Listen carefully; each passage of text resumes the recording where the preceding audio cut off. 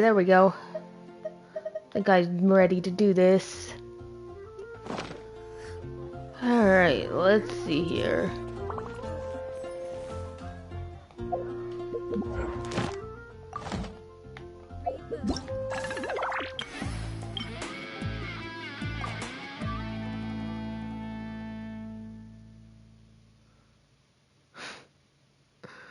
Oh boy, this is gonna be fun.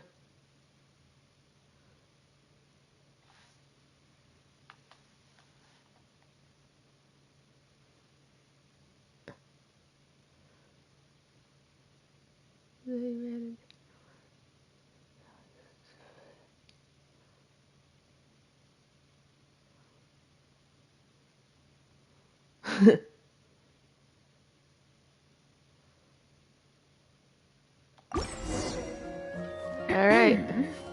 Well, that's Tatsumi. Wow, we're going back to Inazuma after like 12 years.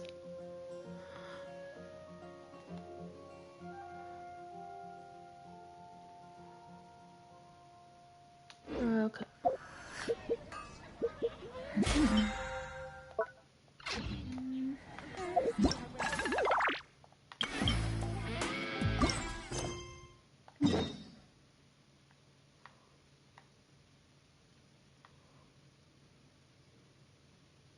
I'm excited for this because I love Ito. Any Ito event is it's a good thing for me.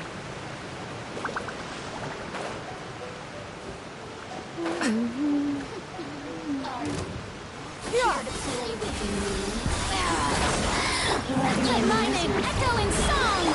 Mind the side effect.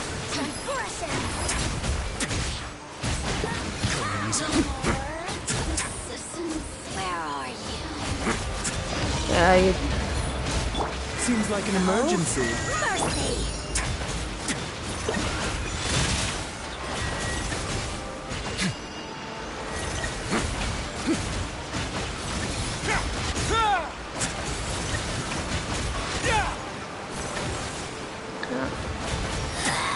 This is Her Majesty's gift! This body belongs to ice and snow. Just on the off chance I need any of these, and we Gucci fam. Skyward!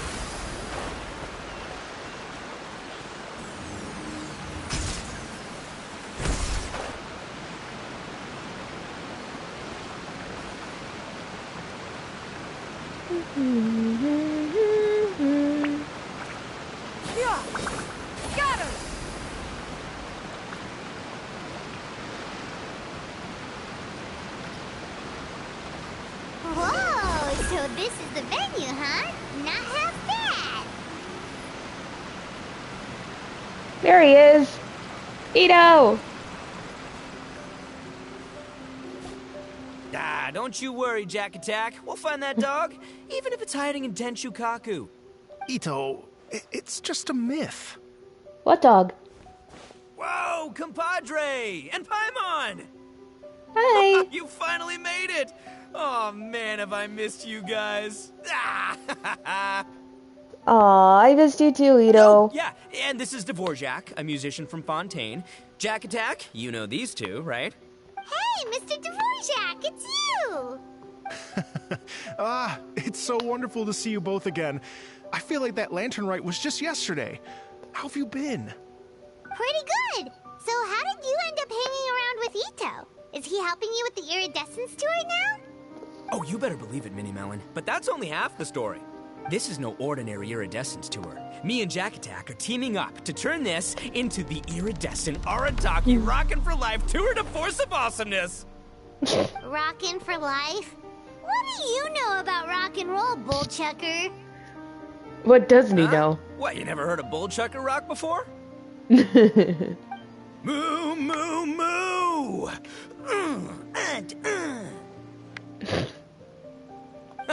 Don't try and understand it, Minnie Melon. It'll melt your mind. It's about letting loose. Come on, give us some lavender melon rock. Okay, speak for yourself, mister. Sounds like you're the one whose mind is melting. Just to backtrack a little, what's this dog you were talking about? Just a local legend I heard about. Apparently there was a war between the islands of Narukami and Watatsumi not too long ago. Is that right? Yeah. Such a waste. When will people learn? Make rock and roll, guys, not war. I thought it was make love, not war. A tragedy to be sure. Countless animals were affected by the fallout. A raven, a bakedanuki, a weasel thief, and many more sustained injuries. Fair point. The animals didn't deserve that. But, and not to downplay it or anything, but didn't even worse stuff happen than that? In the eyes of a rocker, all living things are equally important. So did this dog get injured too? No, the story goes that this dog was something like a ninkin. It would show up out of nowhere in the middle of a battle to rescue the injured animals and take them to safety.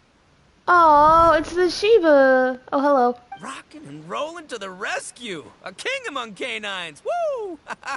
There'll always be a place for him in the Arataki gang. Where did you hear about this? In Rito.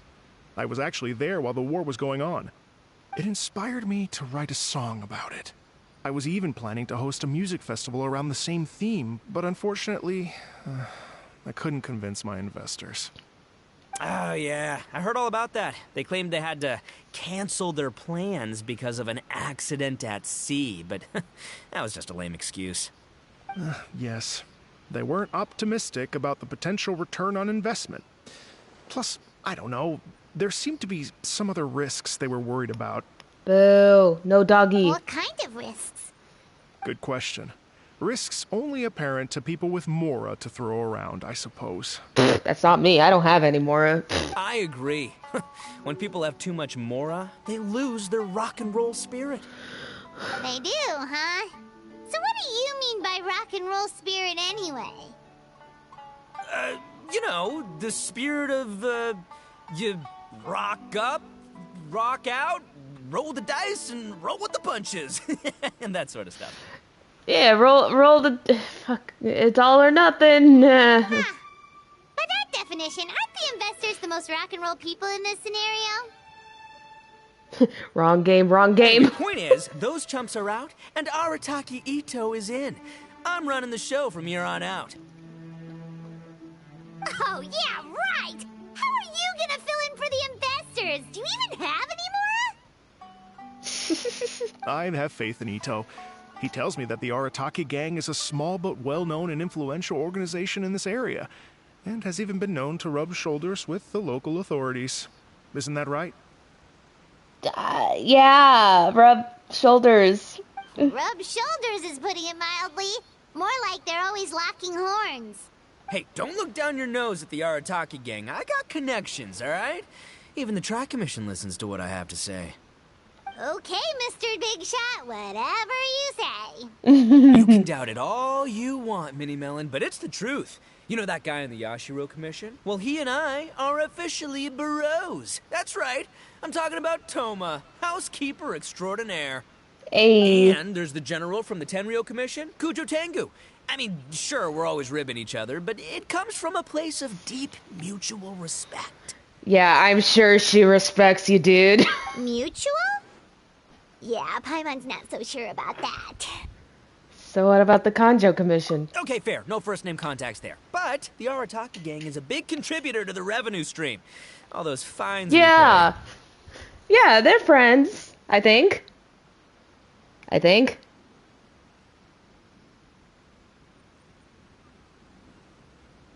Yeah. Fines? Huh? No, I mean the taxes. Yeah. Yeah, they were... Look at him. I love Ito so much. But that's not all. Let's not forget my contacts outside of the Tri-Commission, huh? Amazing, talented people from all walks of life. Like, like the TCG legend, Ayato. Yeah, there's Ayato. He's made quite a name for himself in the TCG Really? circles. In fact, they got a saying now. Ayato of the South, Ito of the North. Ha ha ha! That's right. I'm the only serious competition he's got in Look at all of Lumine. Inazuma. She knows he's full of shit. Did you make that saying up? Then there's the Fox Lady, VIP customer of Yukio's ramen stall and fellow participant in the Ramen Masters Championship. I was her only worthy opponent. Uh-huh. Very... Also, you know that lonely god in Tenshukaku? Well, guess what? Turns out it was her lifelong wish to catch one of Arataki Ito's events. He's full... Yeah, they got into they get into ramen eating competitions. It says in his story, but I think they lost. I think he lost because he's allergic to beans, and his ramen had beans in it. During the Drum-Along Festival, the Tenryo Commission were worried that their almighty shogun might have too much fun and lose interest in running the government. That's why they invited me over to stay for a couple of days.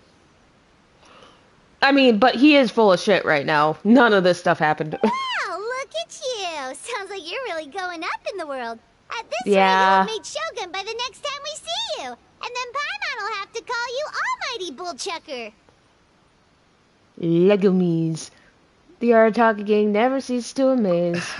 Well, I'll admit I heard a few exaggerations there myself, but regardless, Ito has helped me secure a venue for this event, and for that, I owe him my thanks. Ah, it's nothing. Don't mention it. My bro Goro sorted it all out for me. Let's both go thank him later. Wait, Goro. Wait, you know Goro? Yup. I always knew him as General Goro of the Resistance Fighters. But I had no idea there was more to the story. Turns out, he has another identity. Hey, shut up. What other identity? You've, heard of Miss Hina, right? Oh my god, he learned that Goro's Miss Hina. Miss Hina, so you... What? No need to yell, alright? Yes, Miss Hina. She's the one who told me. Oh, wait. After falling for the Tenryo Commission's tricks at the Drum-Along Festival, I figured I'd find a new location this time, somewhere out of their reach, like, here, for example. So I wrote Miss Hina a letter, asking if she knew anything about the Okay, procedure false for alarm. holding an event on Watatsumi Island. He doesn't know that Goro's Miss Hina. She wrote me back right away and said I could ask Watatsumi Island's general for help, and that his name was Goro. No, he doesn't know. He doesn't know. It was a false alarm, false alarm. He still doesn't know, guys. We're good.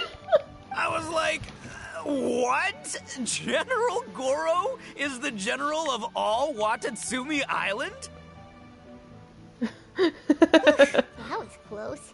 Paimon's with you now, but what did you think general meant? What do you mean? Isn't it like one general per squad or something? No, you idiot. It's the leader of the entire army. Oh, my God. That's called a captain. Ito, he's the leader of the entire army. I love this stupid Oni so much. Yeah. Huh. Well, either way, if it wasn't for Miss Hina, I never would have known. Pretty rock and roll, huh? So rock and roll. All right. Good chat, compadre. I just remembered I got a meeting with Goro coming up. Gonna ask him about that dog situation. Gonna have to love you and leave you for now. So you don't want us to join? We could help. You guys focus on having a blast here at the festival. I think I can handle this little canine conundrum. Okay, have fun. There's still a few days left until the big party, so not everything's set up yet. But, the jam zone and the roasted lavender melon zone are ready for action. Roasted lavender melon. Have fun, compadre. Got a dash. What a character. Kind of admire his enthusiasm, though. Yeah, that's one way of putting it. But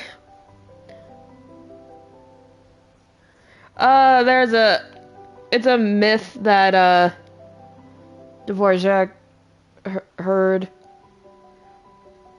that when the whole Inazuma arc was happening, he saved all the animals. So yeah. Well, it looks like it's just the three of us for now. Why don't I show you the jam zone to start with?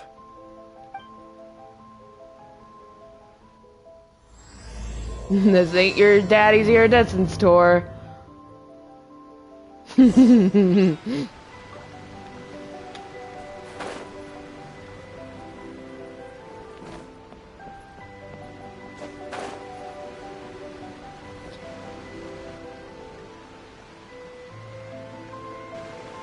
here we are. I've supplied musical scores and instruments from various regions, including a horn I personally brought from Fontaine. You can play whatever music you like. If you get tired, the roasted lavender melon zone is just over there. Ito says that lavender melons are rock and roll fuel. So what do you think? Want to give it a try? I guess that means Paimon flying rock and roll fuel. Hey, cut that out! Oh, lucky Ito's gone, otherwise Paimon would never hear the end of it. Heh. Let's change the topic. What other fun stuff is there to do here, Mr. Dvorak? Well, we're planning to invite some more music enthusiasts, and we're still getting some supplies together, so we can decorate the place a little. But it could take some time. The Arataki gang has shifted their focus to the dog situation ever since I brought it up. Only one of them is actually sticking to the plan. Her name is Kuki Shinobu. She's out delivering invitations right now. Poor Shinobu. How does she have to be stuck with Ito? Yep, that's the Arataki gang for ya. Everyone else goofs around while Shinobu gets things done. She's the only responsible one of the gang. Oh my god. We should help out. We can't let this event get totally derailed when Shinobu's out there doing her part. Oh, I mean, are you sure? Absolutely, we can handle it. That would be extremely useful. We're starting to get behind schedule, and a couple extra pairs of hands could make all the difference. All the difference in the world. No problem. We're happy to help. So you need us to find some music lovers and gather materials for decorating. Was that it? Exactly. According to the original plan, we aim to finish everything in 5 days, and then the big party can begin. Actually, give me a second. I'll make you a checklist of all the outstanding tasks. That way it'll all be clearer. Oh, also, one other tidbit to share with you. Ito is planning to perform a song on stage on the final day of the event. Ugh, typical bull chucker always has to be the center of attention. Well, I used to do a song too, Paimon. Oh, Paimon would steal the show for sure. No one would give Ito a second look after that. Pretty sure he'd yell out, "Paimon's so rock and roll it hurts!" And then he'd run off the stage, bawling his eyes out. Strawberry cheesecake. Those are some bold claims, Miss Paimon, but that kind of confidence would serve you well on the stage. Well, we'll have to see. Paimon's just kidding. Anyway, we'll be ready for that checklist as soon as it's done, Mr. Dvorak. Great. Feel free to take a look around. I'll bring it over in a few minutes.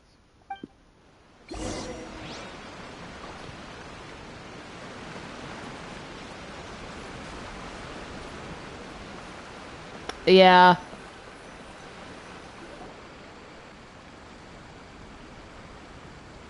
Well, well, well. Heijo! If it isn't the Traveler and Paimon. Oh my god, Heijo!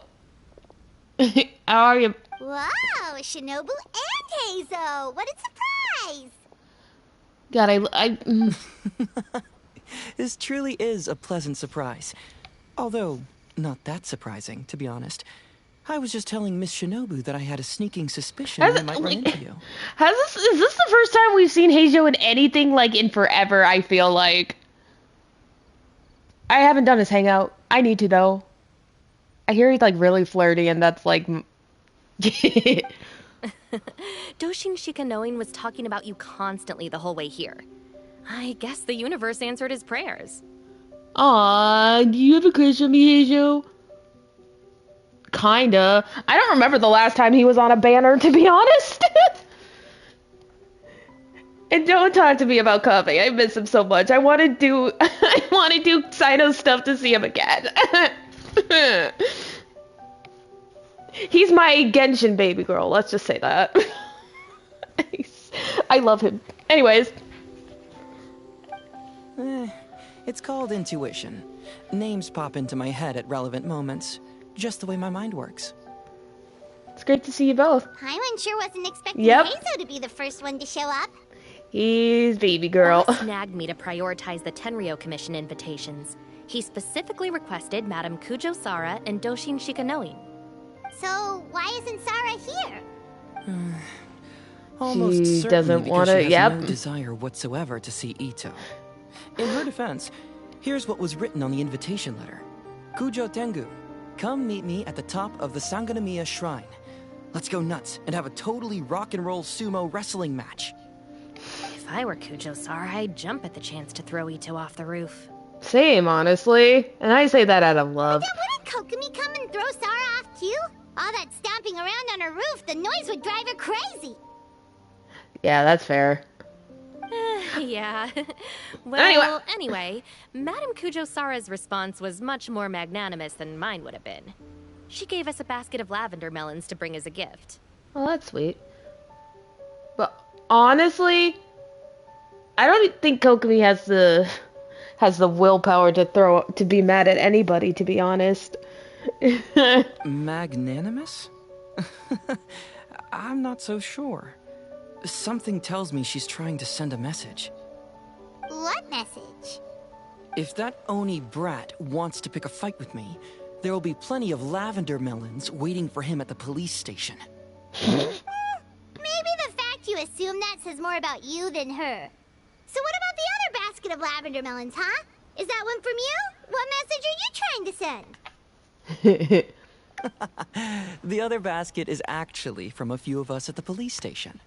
I chipped in, and so did some other Doshin who've arrested Ito before, and so did some of Ito's former cellmates. I forgot. Heijo works for Sara. Because he's a detective for the Tenryou Commission. Whoops!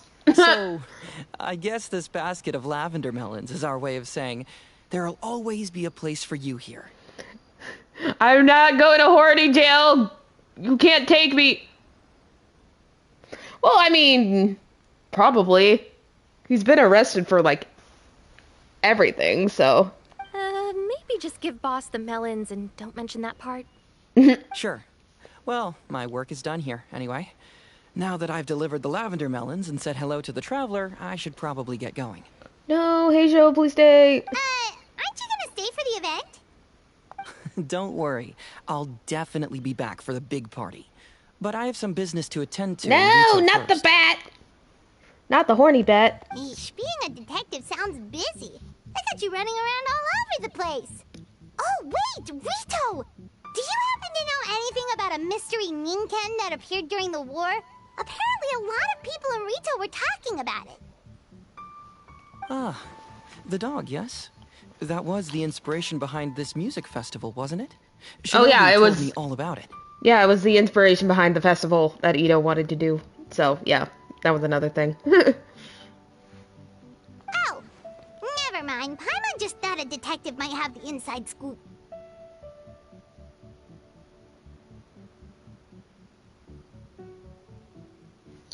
Okay, sorry, I was just...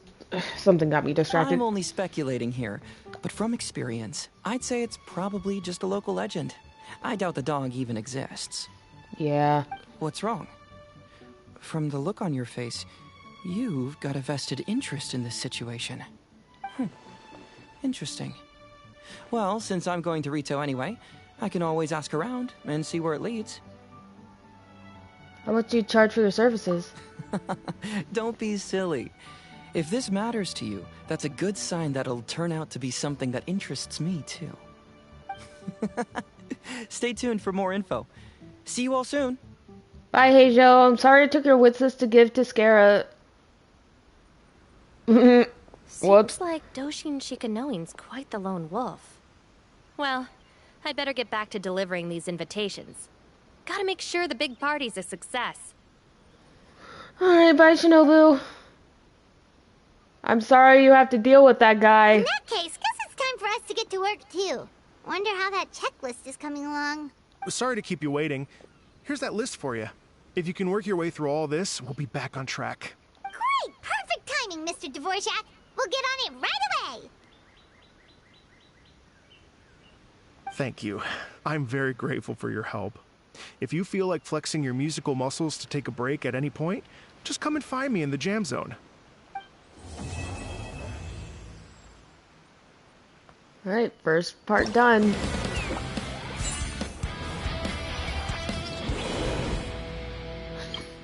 Cool.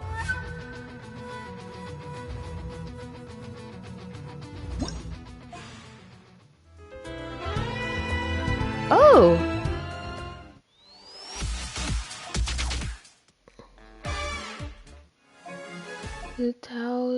Oh.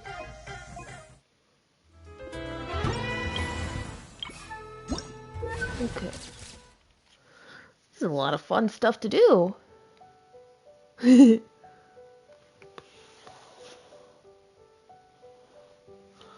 Hmm.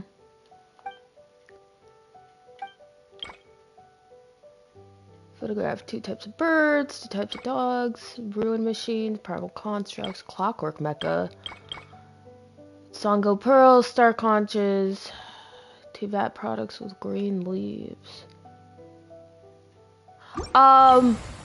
Do we get...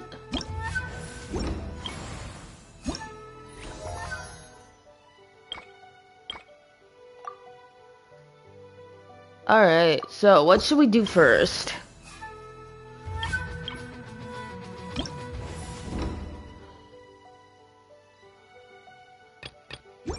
Well, I know what I need, and it's a lot of Mora. So, I will take all the Mora. Oh, I was like, what the does she have a pipe? But no, it was her glasses. Whoops. Alright. Probably at the end.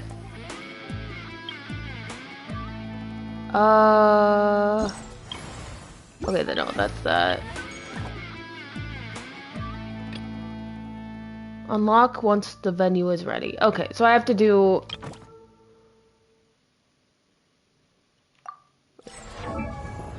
Oh, you get a free Goro after that. Hold on, I want to see where my Goro's at.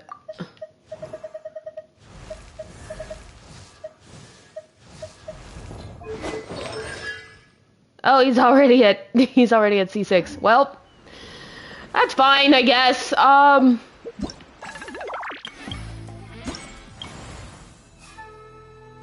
So what? Oh, do Nahita's?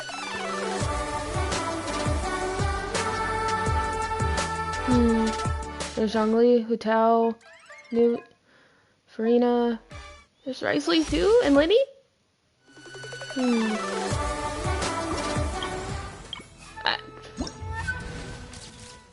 Let's do this first. So, well, since we're here and Songo pearls are here, right? If you are presently unoccupied, perhaps we could stop a while at one's abode for some repose and conversation. So anyways, how are you guys? I'm just gonna look for these things.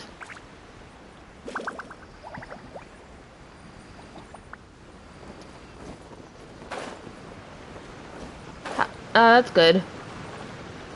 We all deserve to relax.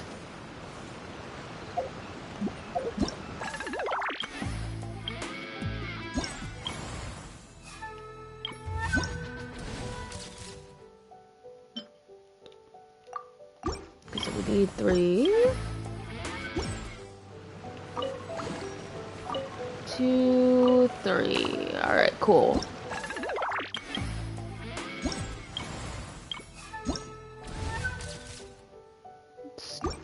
Alright. I know where their star conches are.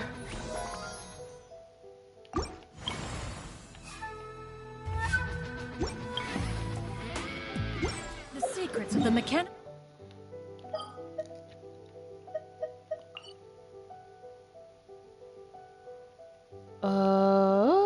Da-da-da-da-da.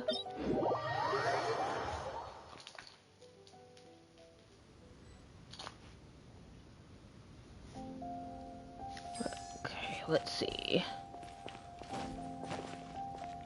Yeah, skyward. I don't know what I'm doing. Ah.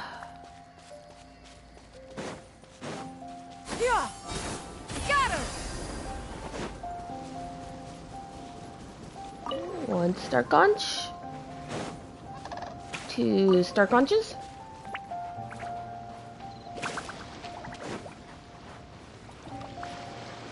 Oh. I still remember where they are from when I was building my gaming. Haha. Alright.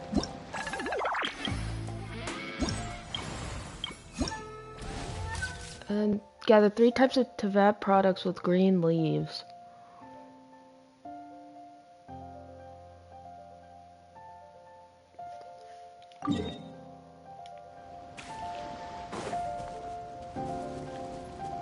Do these count? Shower me with praise. I guess they don't count.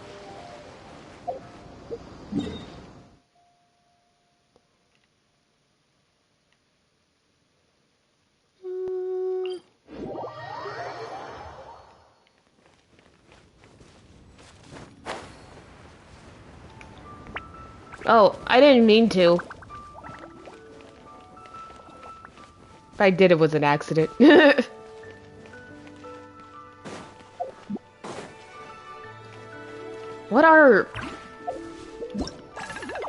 What has...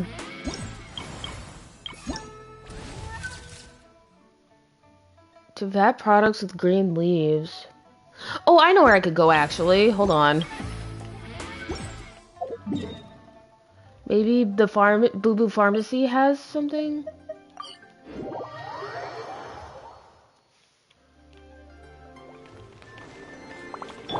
Yeah, skyward.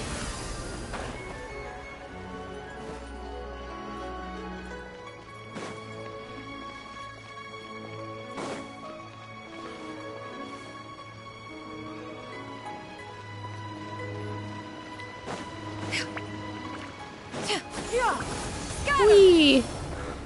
I can't read what this says. That's so fucking fun. Anyways. I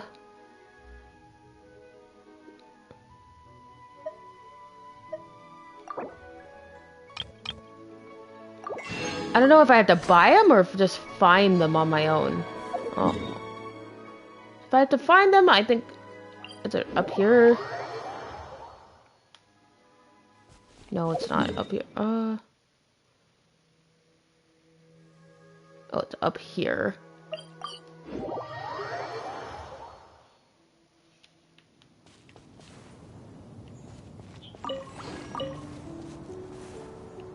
Oh, so it's okay. So it's different things.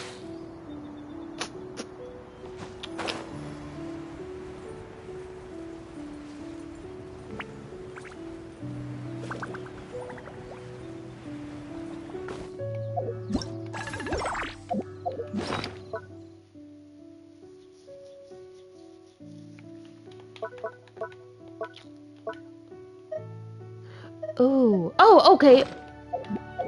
Wonderful. I know where to go. I am a smarty ass pants, smart dumbass.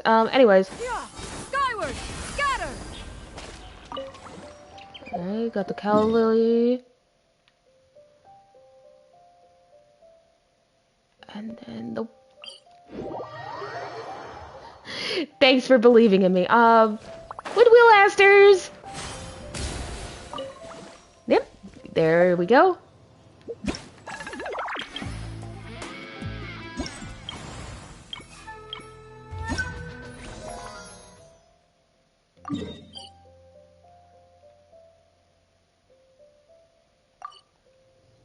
Sorry, I like the music that's playing right now. It's really pretty.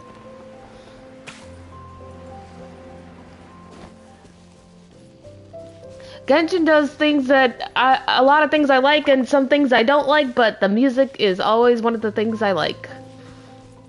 Let's be real here.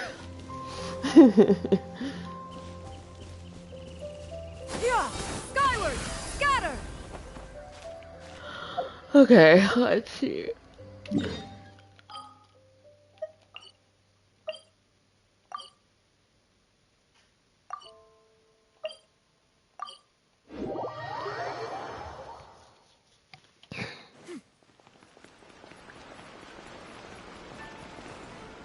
Let's see. Oh, I missed somebody.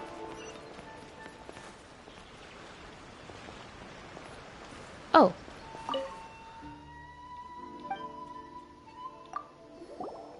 How strange. No one's ever invited me to go to attend such an event before.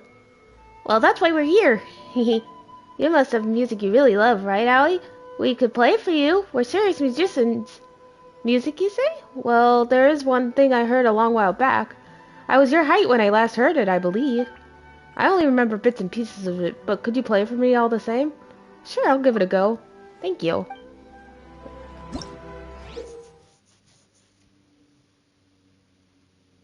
Ah, geez. Meeting of melodies, you must choose the most suitable note from a selection of notes to fit the empty spaces of a track to match the hummed melody of the original song.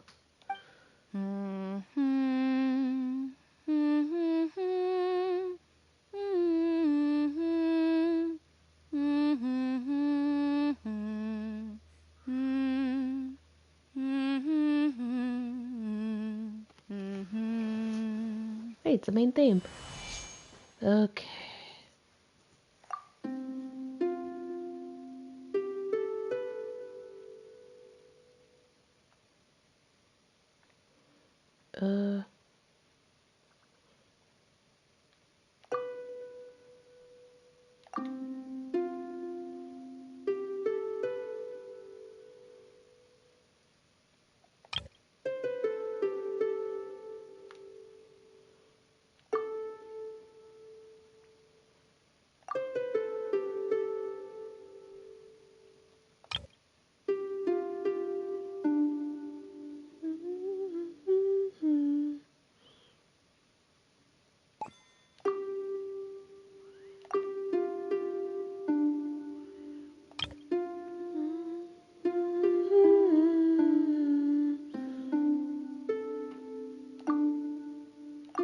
There we go.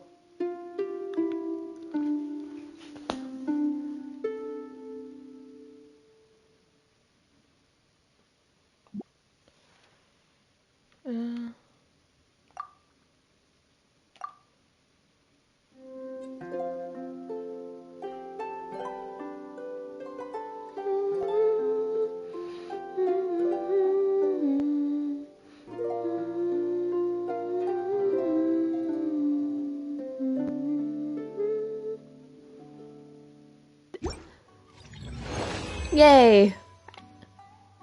Cool. Ah, lovely. It seems you're quite the dab hand at making others' wishes come true. It's been almost 20 years since I last heard this tune. It was a boy in the neighborhood who played it for me. His wish was to travel and see the outside world. It's just a shame I couldn't have been the one to help him. Well, would you look at that? I've strayed from the topic. I know. I'm afraid I can't help with the music festival. Tsukumomono groceries can't do without me right now. Still, I'm glad to have heard this once more. Thank you so much. On to the next. Would you say?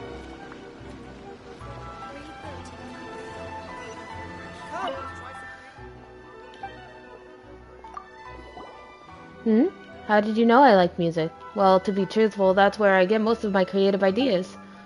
Ooh, then you must have good music you really enjoy, right? We can play it for you. Oh, that's a long list you'd be looking at. If I had to pick one, it might be this traditional piece from Konda Village. That's where I started my culinary journey, in fact. Could you play the piece if I were to hum the tune for you? Thanks. I love music so much.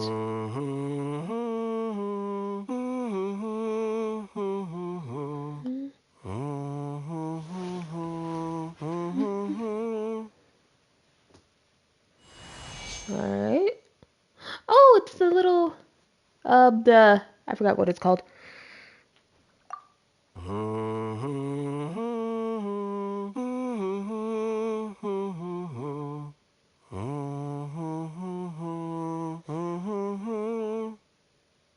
Okay.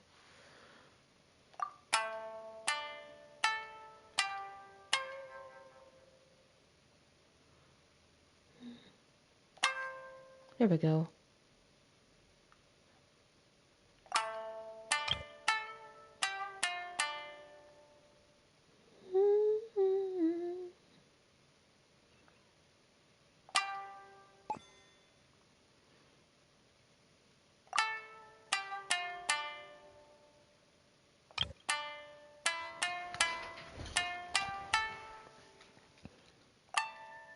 Oh, no, not that.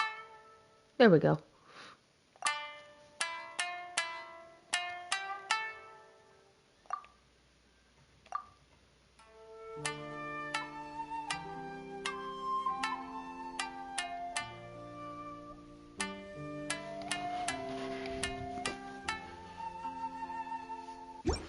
Yay! Absolutely fantastic.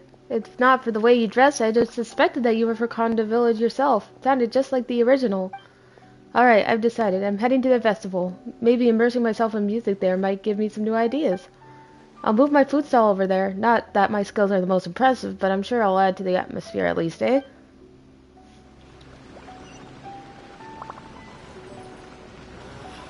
Why do new explorers make the same mistakes? I like this. This is fun.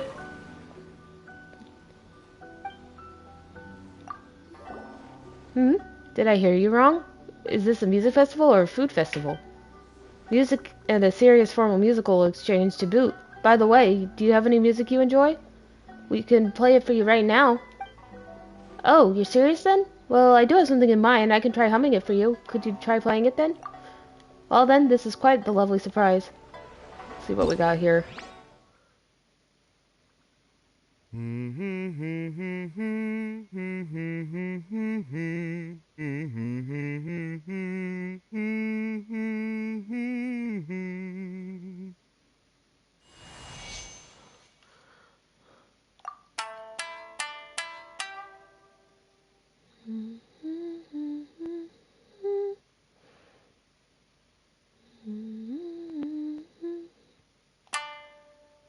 Oh, wait, I don't think that's it. Okay, no. There we go. That sounds better. I swear I know the music in this game.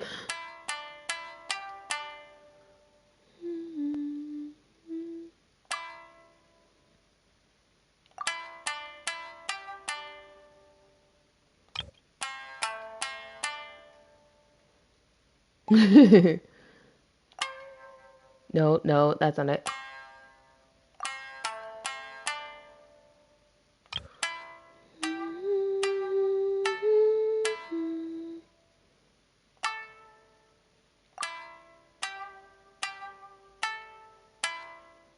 There we go.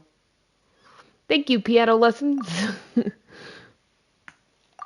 I had when I was like 8.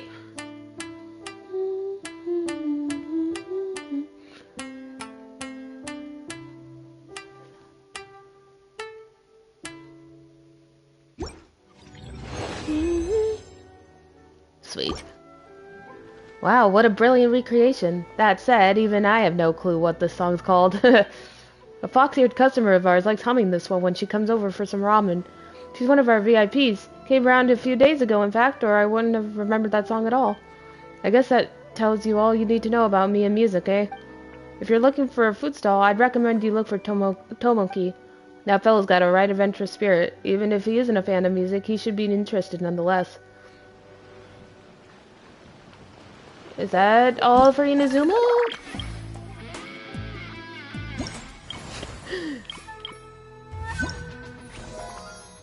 Yep. Alright. Cool. So next... Where do I go next? Leela, my favorite place in the world! Yes. Excited. Alright, let's go. I love Leela so much. Even though we've been to, like, other places since, it's still my favorite place.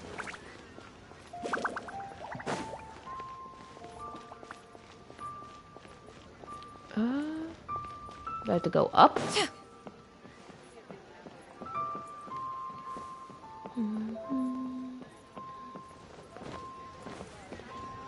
Oh, yeah. Here we go.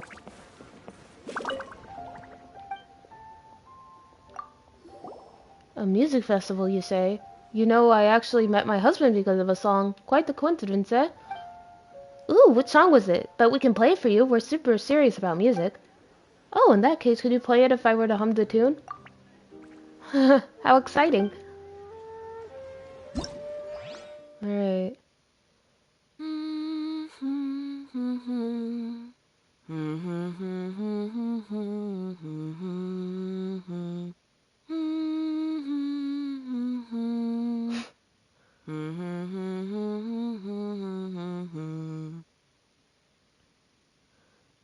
you got together because of Fontaine? All right. Okay. Oh, look, I have a trumpet now for some reason. Uh.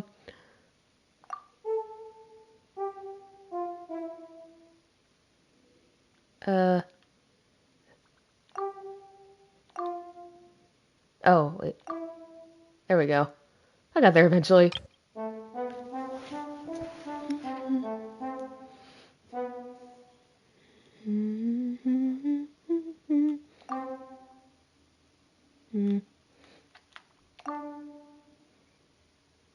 I think.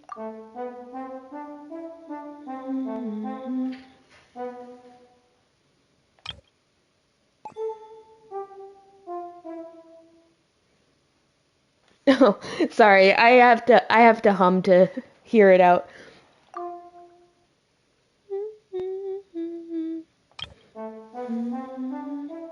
Wait. Oh, yeah, see, that's why I have to hum it out because I don't I don't hear what.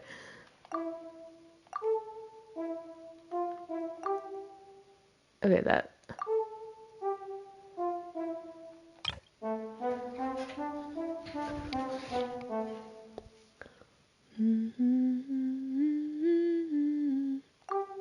No. There. Because I can play music, I can't read music though. You know what I mean? There we go.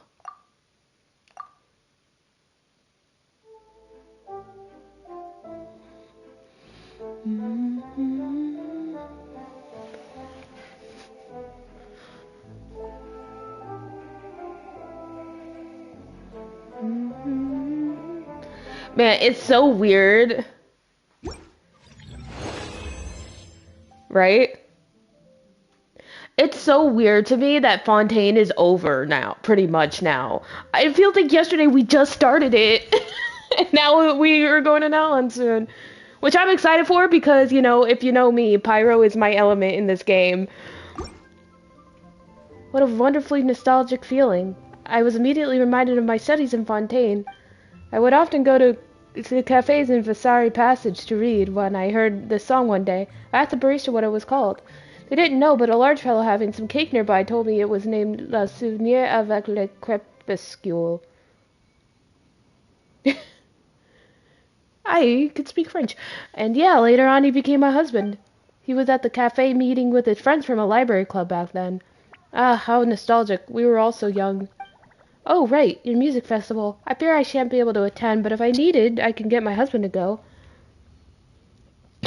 That was that was French. Shut up. He's been fiddling with some old books that haven't been selling well all day, and I haven't been able to dissuade him from doing so. But I'm sure such cultural exchanges would interest him. I'll ask him to bring some souvenirs along that he can give out to boot. So, are you buying or not?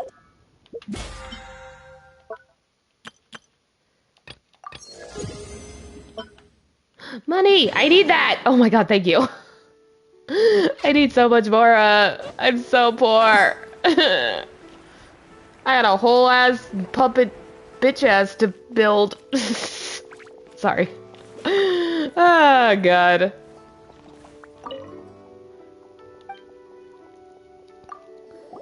A music festival, you say? Thank you. I do confess to being in the habit of collecting radiant spin crystals. Ooh, then you must have music you really enjoy, right? We could play it for you. We're serious musical types. Oh, really? Well, there is this one tune. What say I hum it for you and you play it for me in turn? Thank you for your trouble.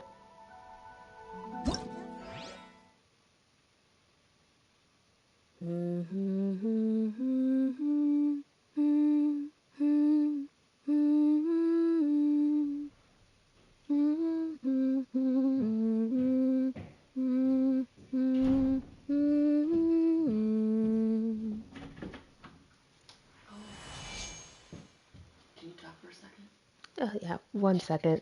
My mom needs me for something.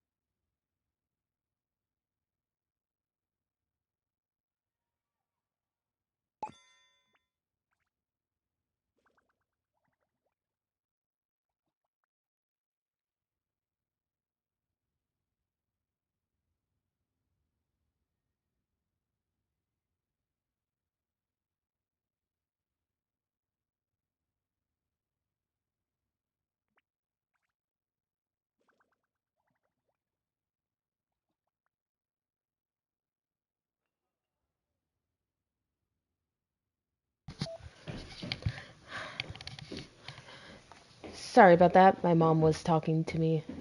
Let's see.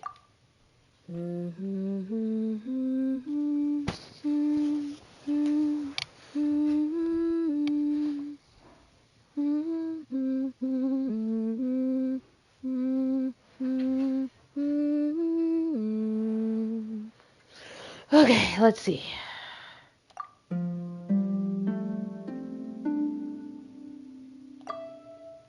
Oh, no.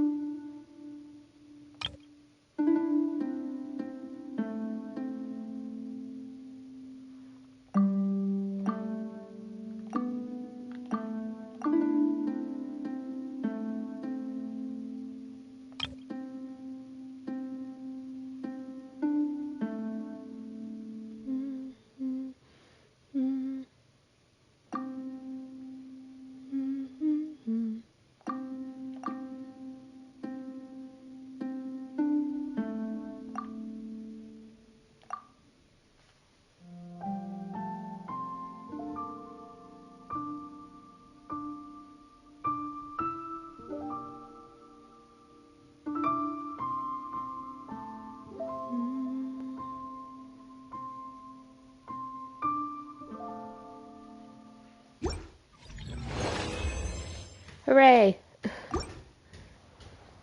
Ah, now that brings back memories. It reminds me of how when I was young I would wake up very early to attend calligraphy classes at my teacher's place. It was so early that it was still dark out, and it was terribly frightening. Fortunately, I would pass by the house of an old granny, and I could often hear this song drifting out from her home. It would give me a sense of peace.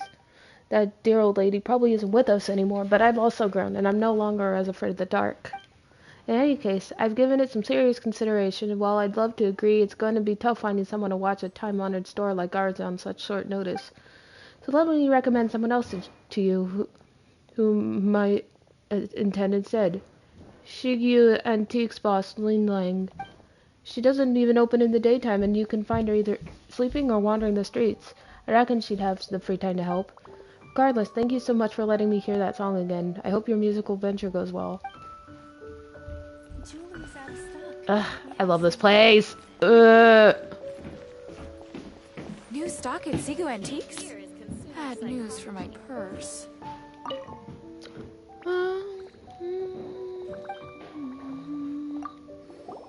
An invitation? As in a date? Ma'am. No, this is about musical exchange. By the way, do you have any songs that you like?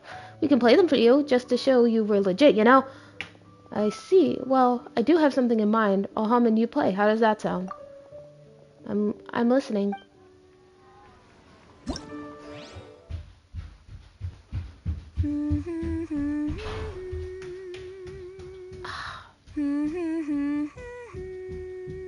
I love this song. Wait.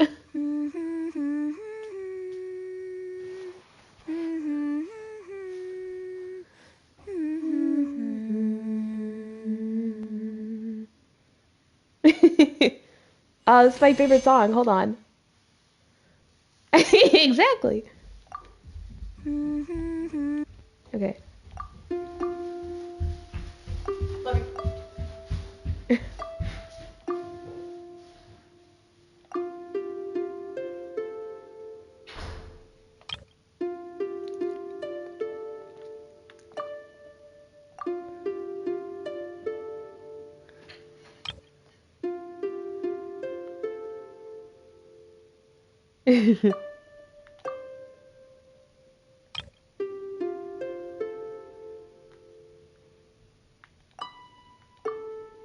Oh god, that was too high.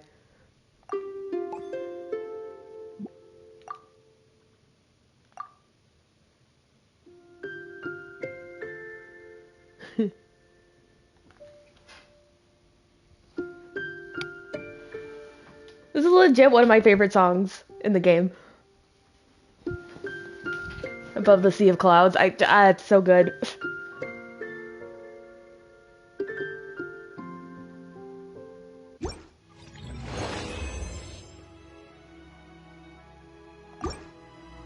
My My dear guest, it would be no exaggeration to compare your performance to an Adepto hymn. When I was just staring in the... what? Wait, that word! When... I could listen to music, I can't fucking read. When I was just staring... Oh my god, okay. When I was just starting in this line of work, I went to Midland to purchase some ancient jade. On the way there, I heard music coming from Chingyun Peak. I was so enraptured that I wondered if it might be the music of the Adepti themselves, you know? Thank you. I thought I'd never get the opportunity to hear it again. As for the music festival, I must say that I wouldn't call myself any kind of music enthusiast. I simply happen to like this tune, so forgive me if I must decline. But allow me to let slip from my lips this tidbit of gossip. I believe Min Xing's jewelry boss, Xing Shi, is a closet fan of music. Perhaps you could ask her.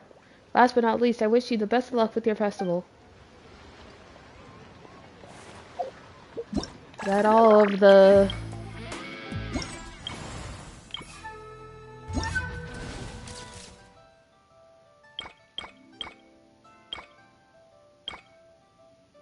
Oh. That's not what I want. Hold on. Oh. Guess we're going to Bond now.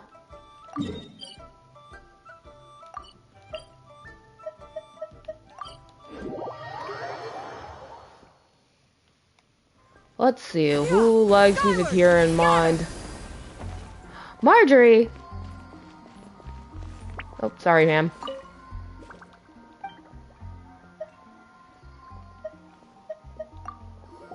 A music festival? Didn't we just hold the Windbloom Festival? This one's taking place in Inazuma, Marjorie, and it's a serious musical exchange. If you got any tunes you like, we can play it for you right here and now. Let me think. Well, I don't remember this one's name, but could you play it if I were to just hum the tune? Oh, that'd be grand.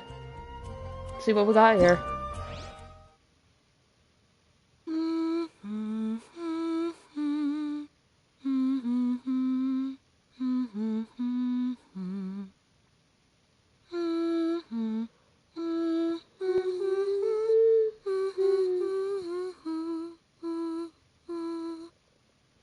Ah, so that's Springvale's music, I think.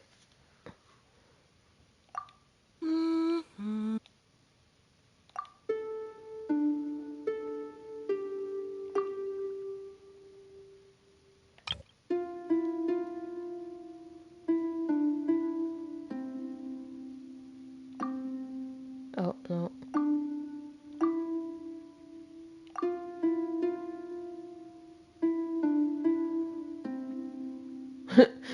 Just pick one until it works.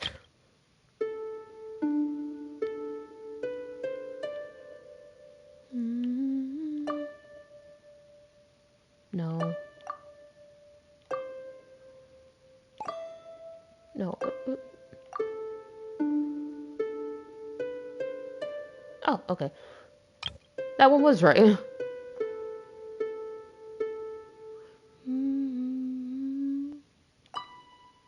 Oh, gee. What does that little symbol in the middle mean? I only know the treble clef and bass clef.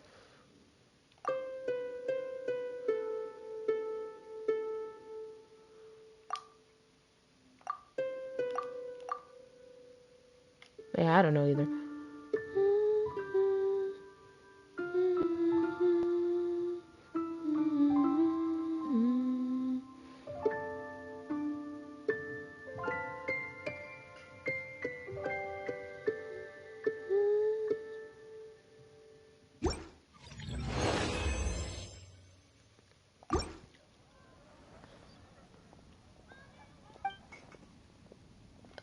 Oh, my dad used to play this one for me on his harmonica while we were on the way back from Springvale.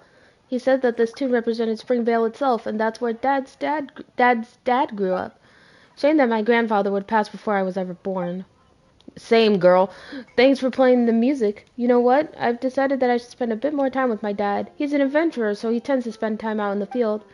So if you don't mind, I might have to give this festival a pass, but if there's another opportunity, I'll come and drag him along as well. Alright, one down.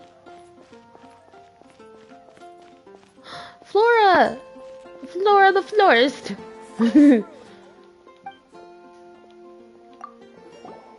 Is there a music event going on in the city? I'm only familiar with flowers, though, not music.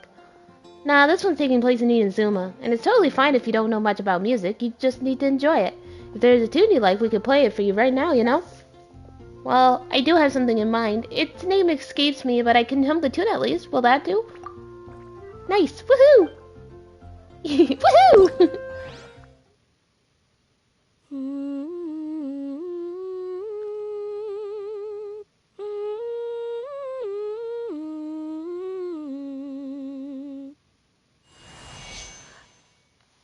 Oh my god, it's Nahita's theme. Yes!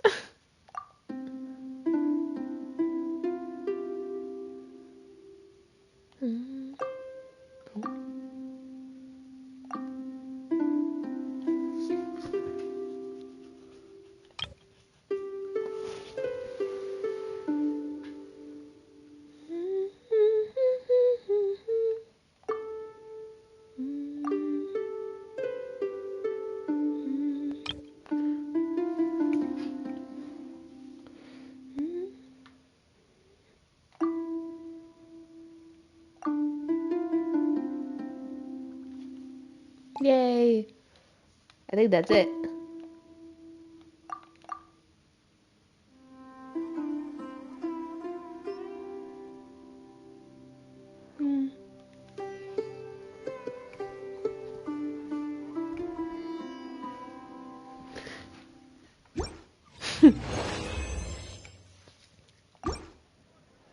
Oh, you're great. This is even better than when Mr. Saeed played it. He performed this one for our last Windbloom Festival, saying that it was a traditional song from Sumeru. Donna said it sounded terrible compared to Master D-Luke's playing, though. Well, Donna, yeah. Well, I've made up my mind. The flowers need care every day, and Inazuma's pretty far away, so I'm afraid I can't go.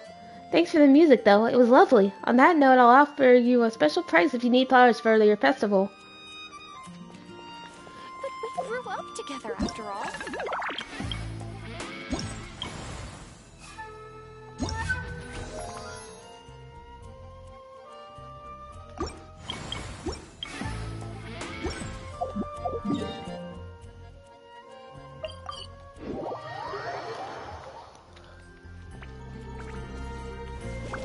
Did you hear about the prophecy in London?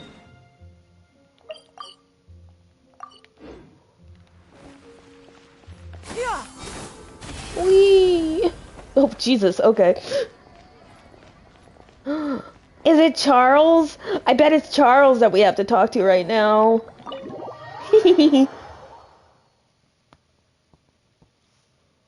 Yeah, Charles, my guy!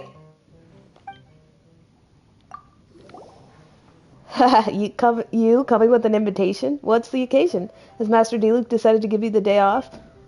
No, this is about a musical exchange taking place in Inazuma. If there's a song you like, we can play for you right now.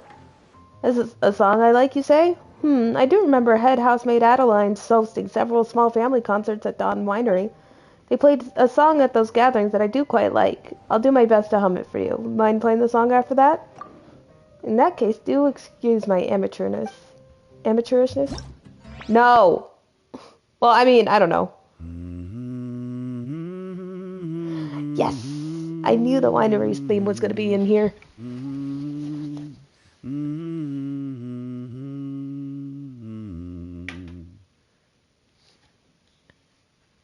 Look at my little trumpet.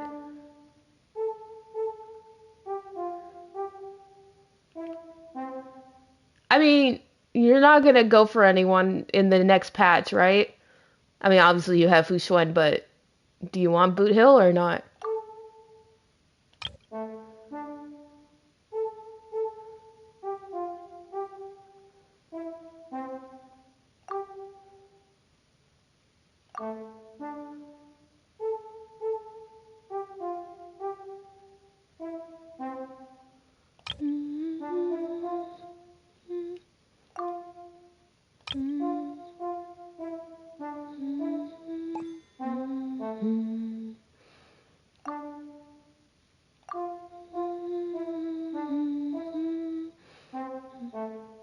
Perfect.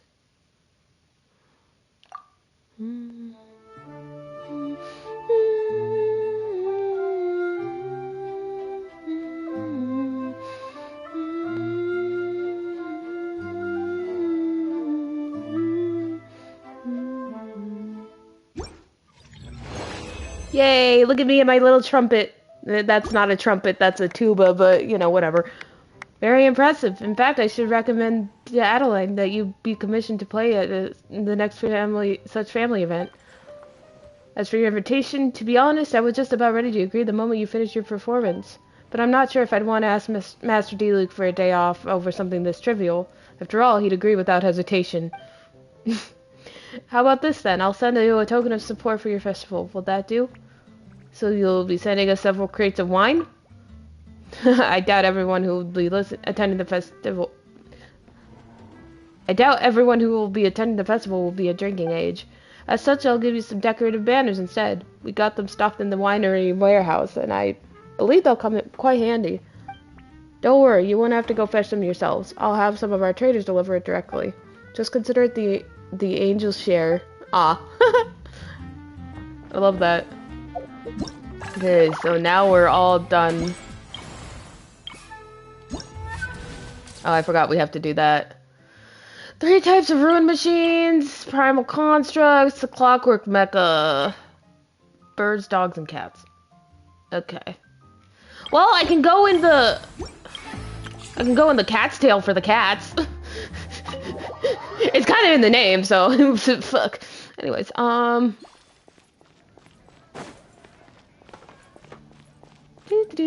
do.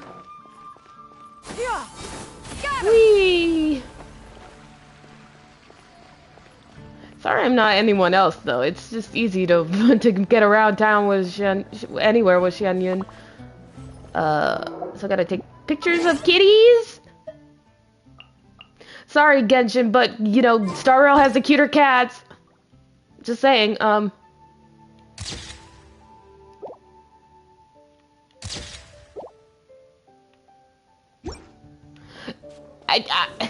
haven't gone yet.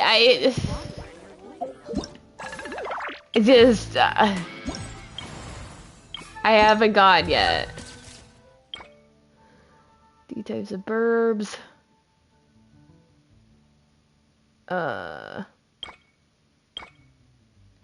Don't stare at me. I push you away. Wait.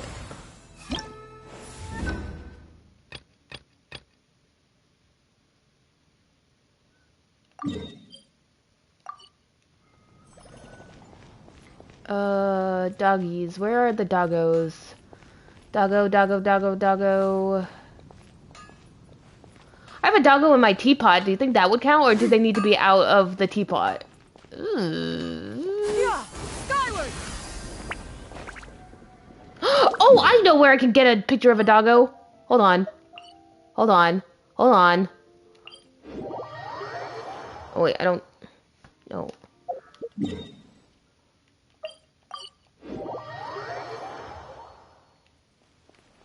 Gotta go to Kamore.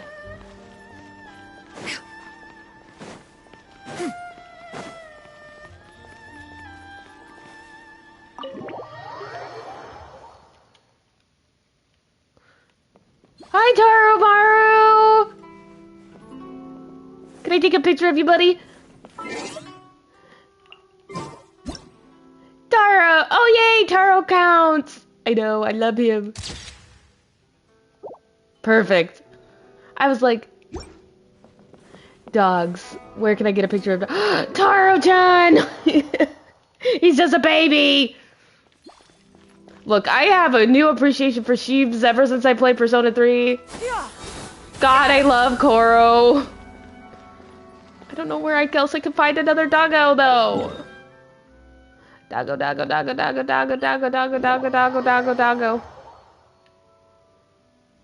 I'm sad I couldn't use it. I didn't use him in my squad, but you know.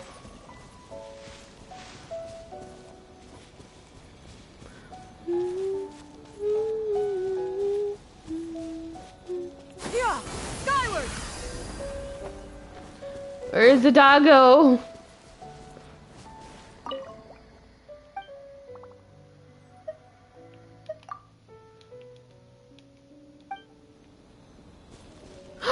Oh, wait, I know, I forgot. Fontaine has those poodles. Those fancy hats. The poodles. I have to find one though.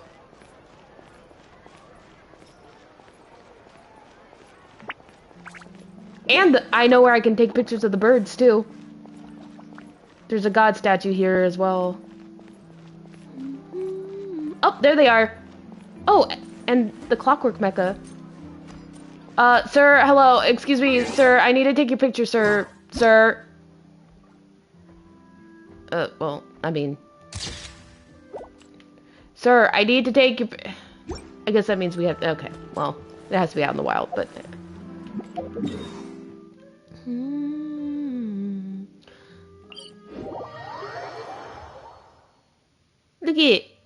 Look at these happy little dudes. They're just bouncing. I love it. I love birds. There we go. Alright, all the birds are done.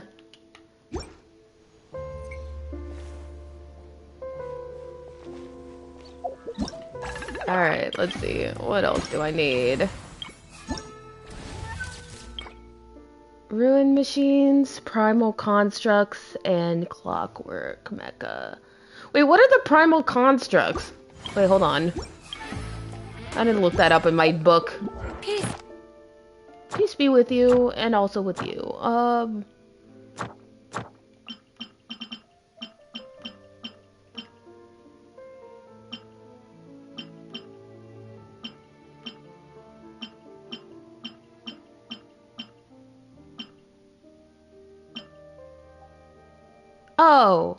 Oh, it's these things. Okay, I'll find... hold on. Let me get the clockwork mecha first. Throughout the land, and all things are made new, as buds in the spring. Yeah! Scatter! Oh, I know somewhere over here, I think. Sorry if this is boring, I just... You know.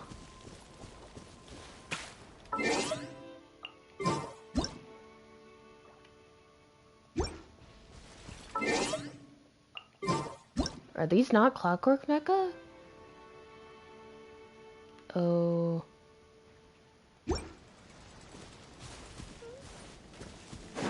Yeah, I can imagine. What about these guys? What about the mecha doggo?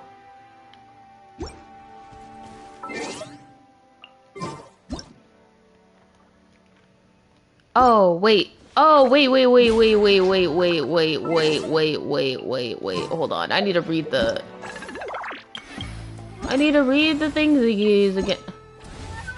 Oh, defeat. Oh, okay. That makes way more sense than what I was trying to do. Cool. That's easy. I can do that. Skyward! Let's begin.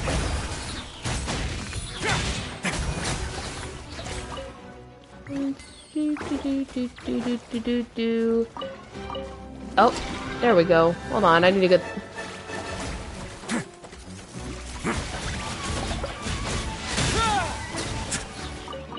There we go. Did that... I don't think that counted. But I know where I can go to get more mechas.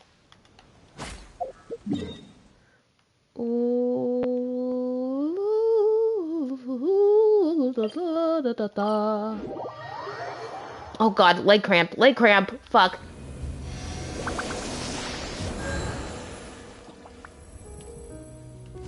Oh, this music is so pretty too. What is it with Hoyo games and amazing music?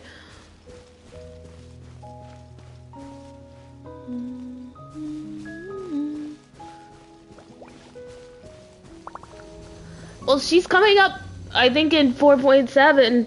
She's getting, or 4.7. This is 4.6. She's getting her first rerun next patch, so you would just have to wait till the second half because she's with Sidgewin. Sidgewin?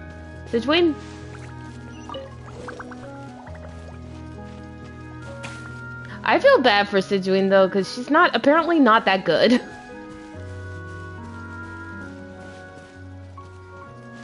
But I like her character a lot, which sucks. But I don't know, I don't want her. So. It's like Chiori. I like her character, but I don't really. Yeah! Skyward!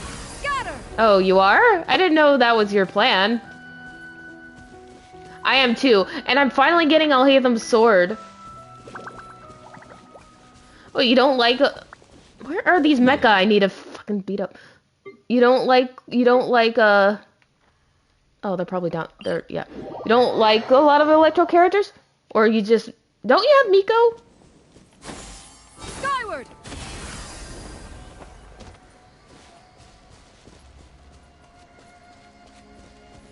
There they are, you little... I thought you did. Yeah! Scatter! Who am I thinking of?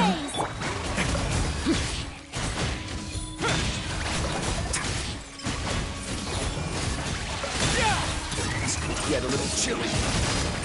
Right in the face, hot people. Ah!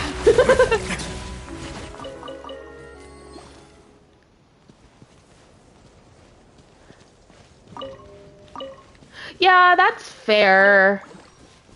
Although, the way I play her now, I don't really use her burst as often. I use her mostly for my Navia team, who just needs crystallized to, like, do major damage. Where do I... Oh, wait, hold on. I think I know. Hold on.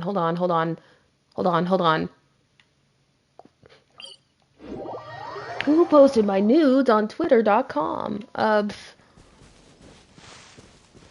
I do want to see one for this hottie McCotter's... Fuck. Okay, Is there a moment where I just don't simp? Actually, no, that's not. But it's sad, because it's probably going to be 4.8, and it's going to make me sad, because I don't want to wait that long. God damn it.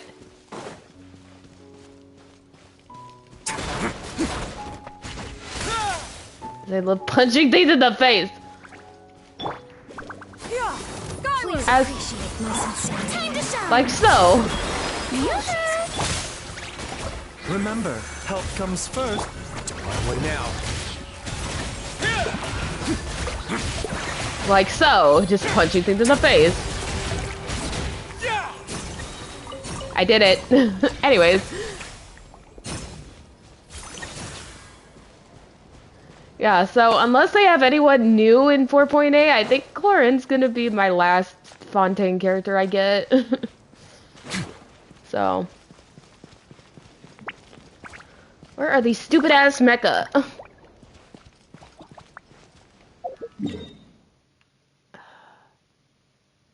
Oh, underwater maybe? Is underwater a good... No, that's the fortress. I don't want to go down there. Maybe underwater is a good place. I'm swimming in the rain. I'm swimming in the rain. What a glorious feeling. I'm happy again. I don't know how the rest of the song goes. Hey, look, a Sealy. A wisp.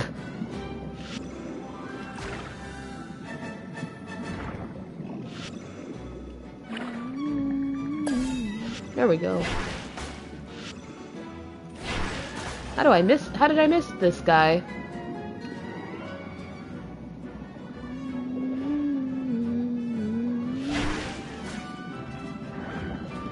Oh, I gotta... I don't know why this thing can't go over, but you know what?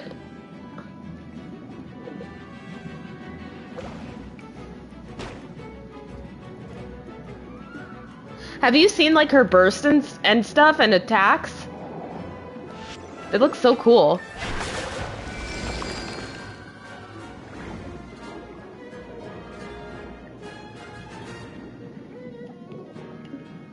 What are you waiting for? There you go. There you go, little guy.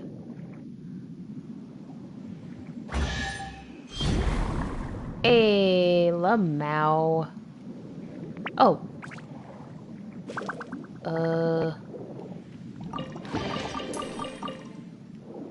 I also want Sethos too, even though I don't know shit about him.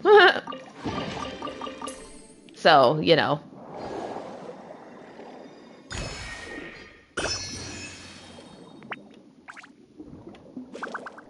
I don't know when though, but I do want to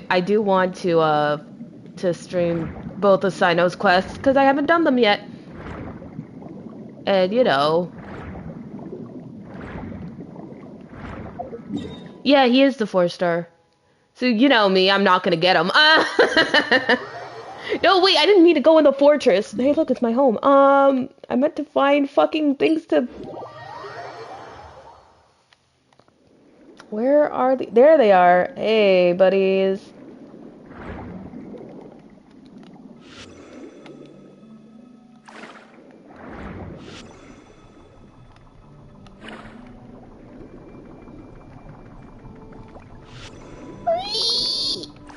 That was my kettle noise. Alright, come here, you little shits.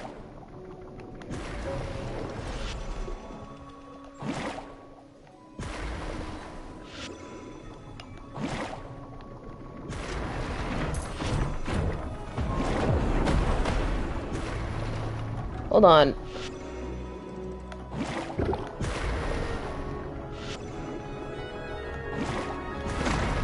There we go. Wait, did I kill all the mechas that I needed? Hold on, I might have. Oh, I did. Oh my god, I suck at everything. Alright, rune machines. I gotta go to Subaru for that.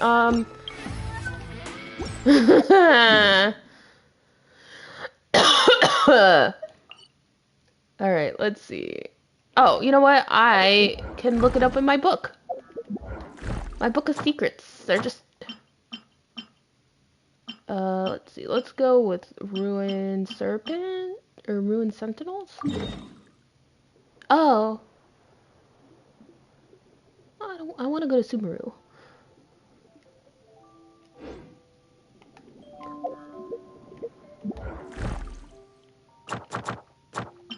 Ruined Drake. Yeah, there we go. Perfect. Whoops.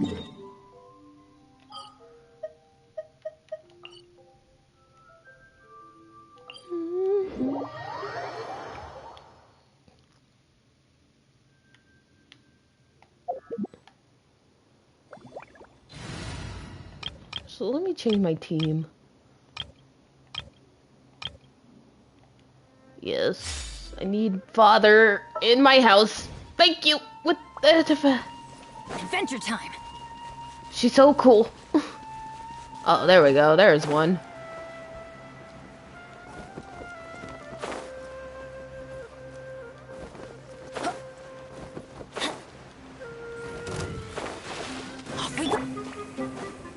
Alright, come here, you little bitch.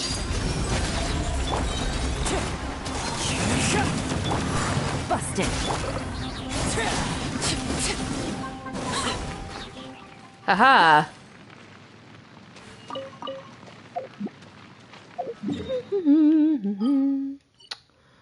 Alright, let's see here. Guess I can go beat up these sentinels.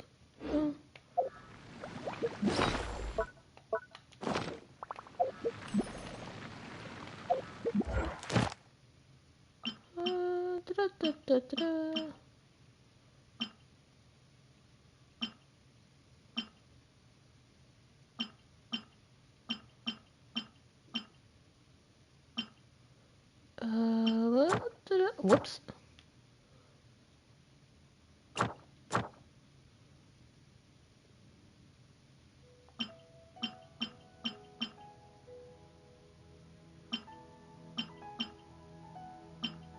Ah, look, it's a perpetual mechanical bullshit. Thank God I don't have to fight that. Ugh.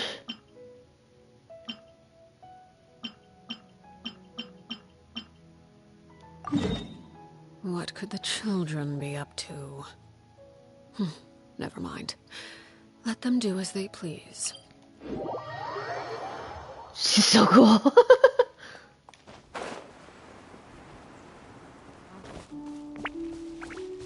I'm sorry, like... women... are the best. Women. You're like... yes, women, indeed. I'm so painfully gay, it's not even funny. Oh shit, what? Oh.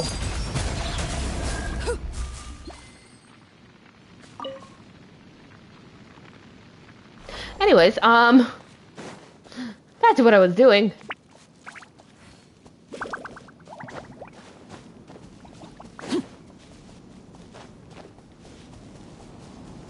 There you are, you little shit stain.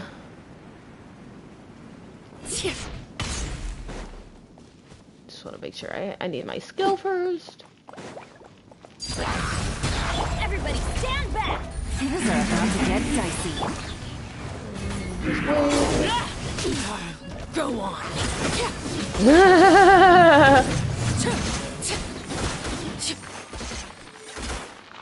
Jesus Christ, fucking Jesus. Okay,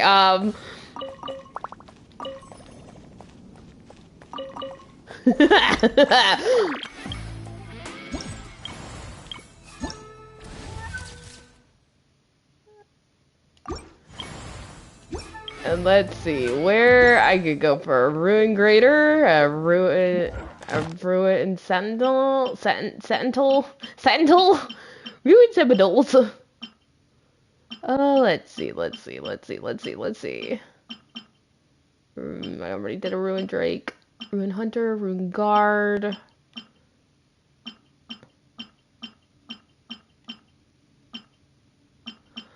Well, actually, I know where some sentinels are.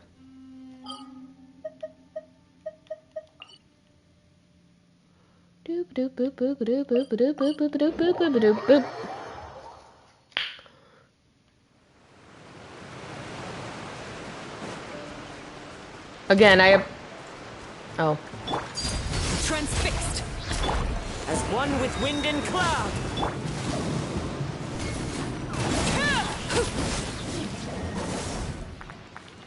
God, this is so cool. Look at that. She's so... I'm sorry. Anyways, she's just so cool. She's so cool. Okay, sorry. Anyway, oh, here we go. Anyways, as I was saying... Witness my rise. Going in! I'll just...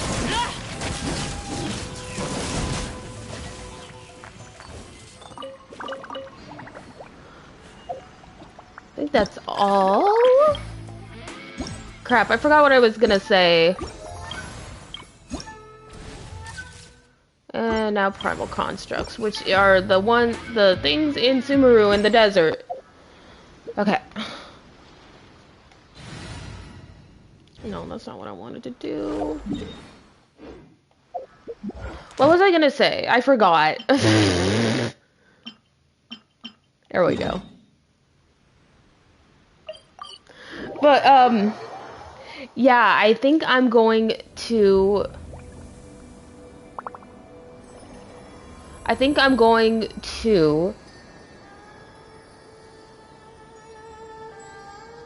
stream Sino story quests sometime later. I can't do it this weekend because I'm doing something... I'm going to Anime Impulse in Seattle this weekend. So, yeah. I can't do it this week. I won't be able to do it this weekend, but maybe Monday or Tuesday, or Wednesday, or anytime next week.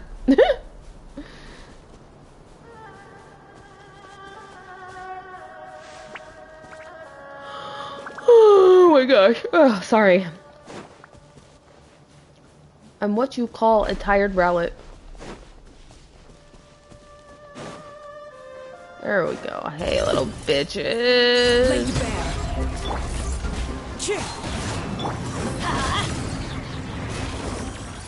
Game's up. Fun's over.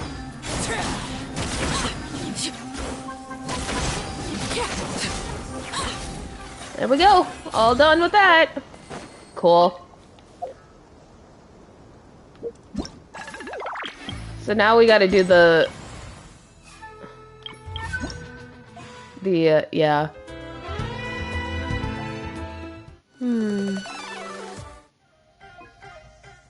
Who should I start with?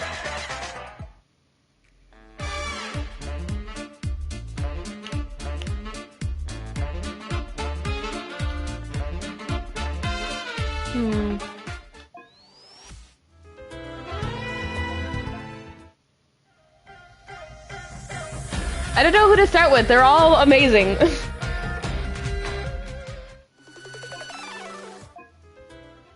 Which one do you want?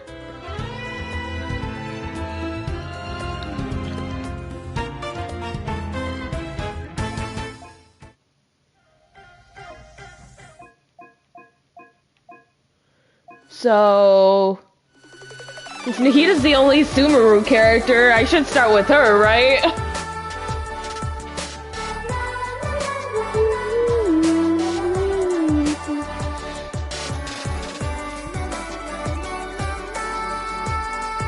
Yeah, we all love Nahita in this house. Come on now. This kind of weather is more enjoyably spent under the cover of shade. Agreed. I hate sun. Anyways. Hello. Would you like to practice some music? No, she's a Cabbage Patch Kid, remember? Nahita's the Cabbage Patch Kid. I always call her Cabbage Patch Kids because it's more fun. Oh. Great. Before you get started, you'll want to calibrate your instrument. Everyone's playing style is slightly different. Let me help you with that.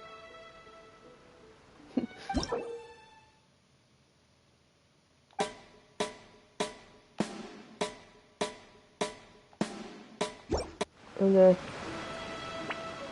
Hello. Great.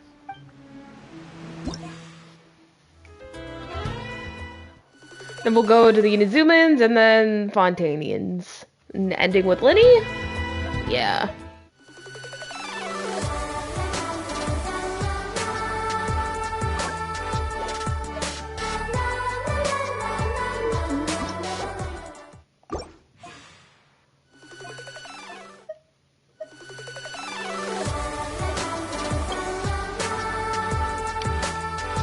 How difficult to tell.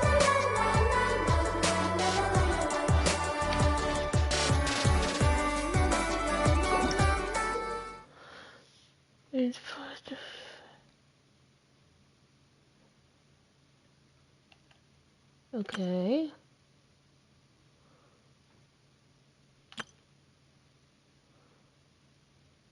Oh, that's so cute. Look at that. Okay. Yep.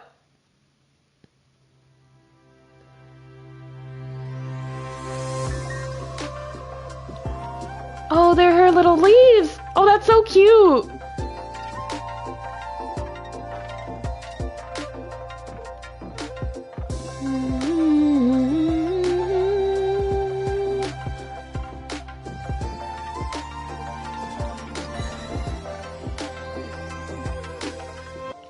Ah, I missed it. Ah! No, I mean, I'm restarting. Okay. I gotta focus. Okay.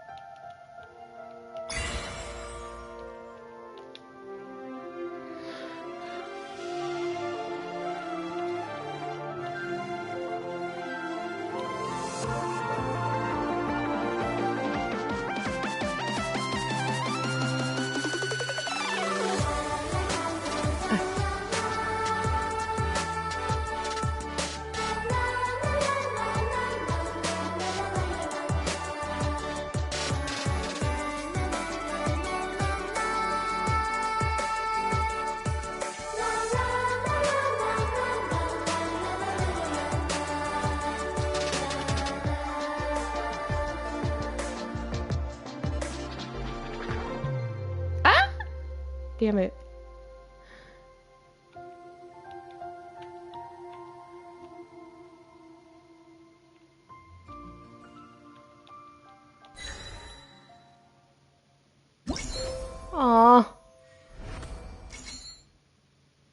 Well, that's not bad. Hmm. Oh, that was a pass. That's so cute, though. The little icons were her little flowers. I love it.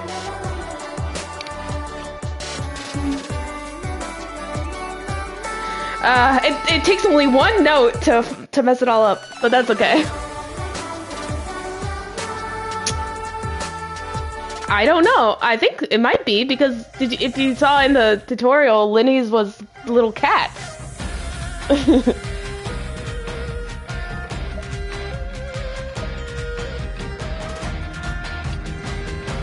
I will do my other. Oh.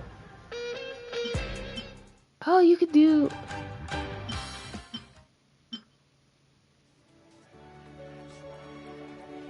Oh. Okay. Alright, let's do my other fathers.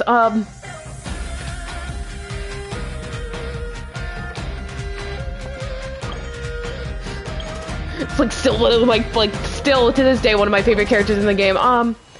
Ooh, look, it's so pretty. Alright.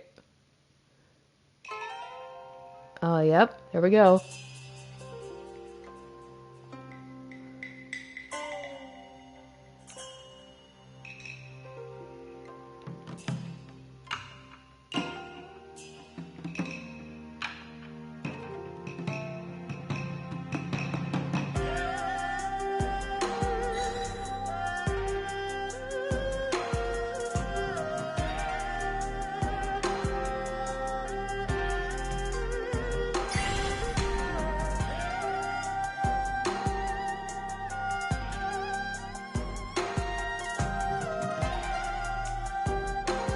Ah, I missed.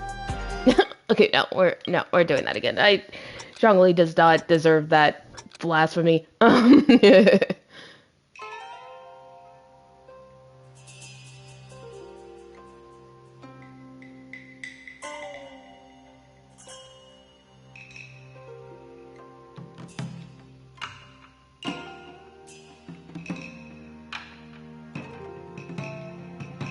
For chunkers.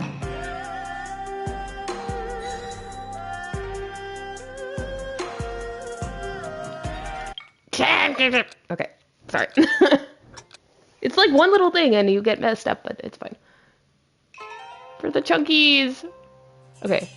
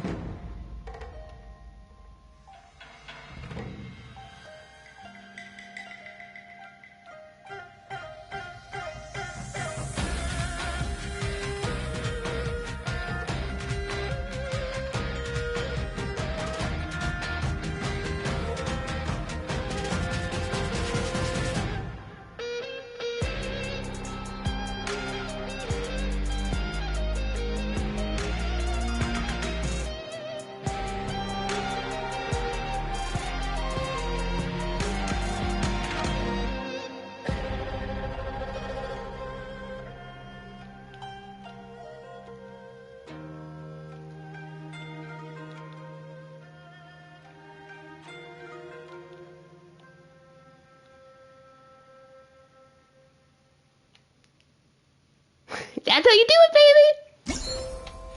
Yes! 100%! This is for my man. Still, after all this time, the best Archon in the game.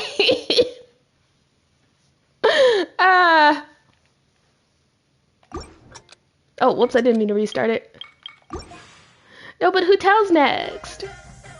I gotta do hotel.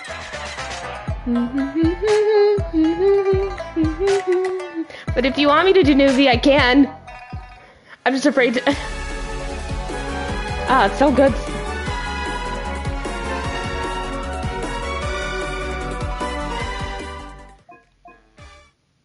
Yeah, let's just go in order. I love Hutao still. Hutao's my daughter from Liyue.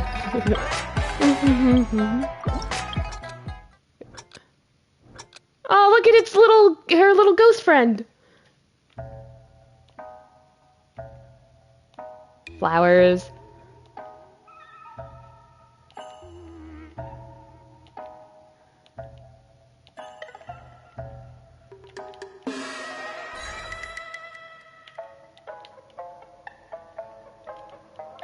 Ah, shit. Sorry. Like, I'm gonna have trouble because this is like the first time I'm doing this, so.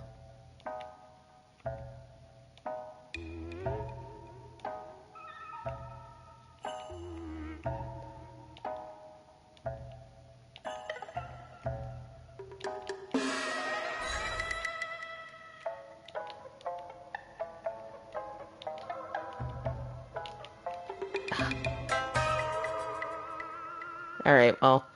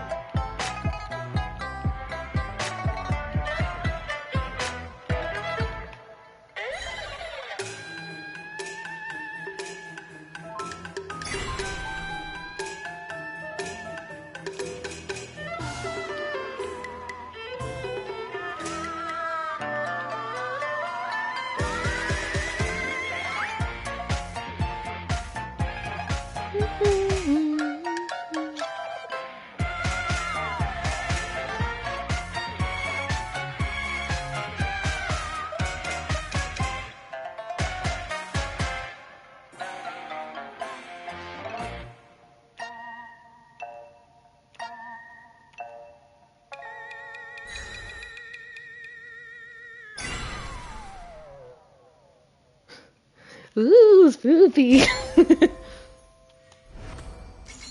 Hey, that's better than I thought I did, so. Tap, tap, tap. Alright. I don't know how this one's gonna do, but it's so... I'm gonna do on this one. But it's so good.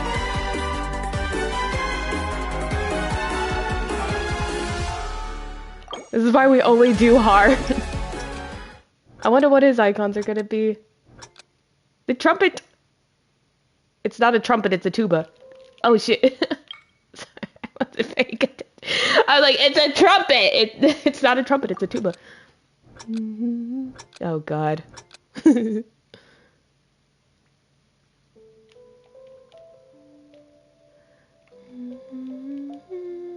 god.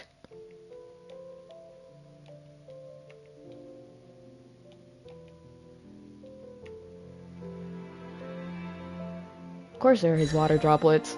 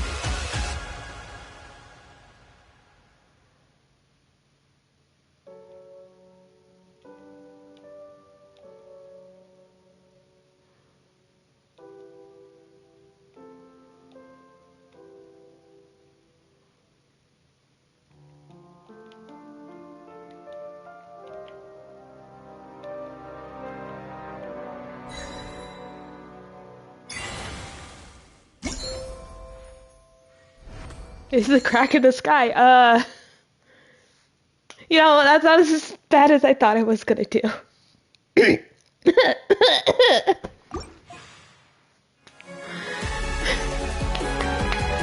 That was kind of insane though, not gonna lie.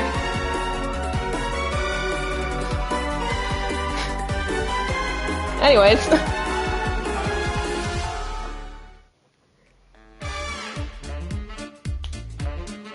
Except it's a queen!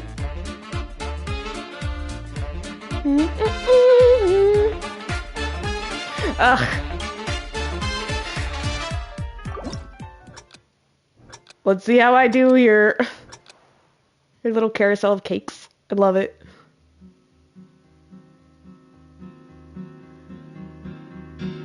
Oh, it's cake! Oh, I love it. Do, do, do, do, do, do, do.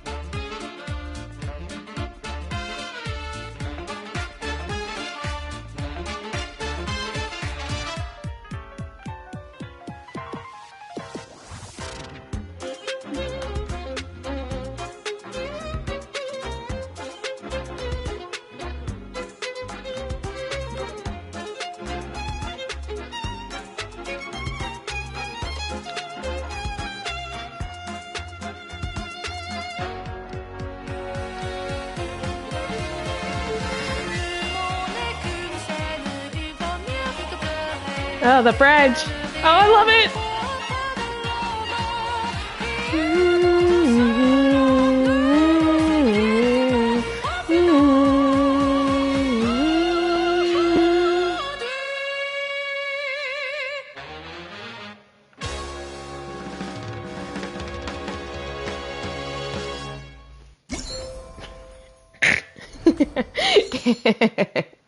God, that one is so fun.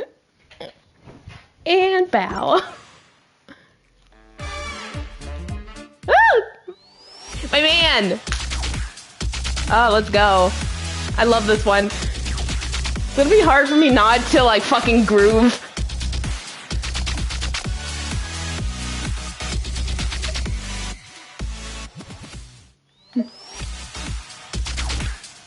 Let's see. What's the symbol's gonna be for this one?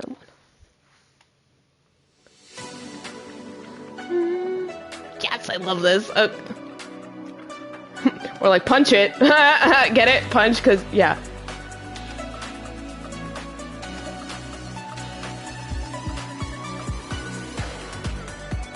Oh, whoops. I got it mixed up again. It's always the faster ones that are give me trip me up rather.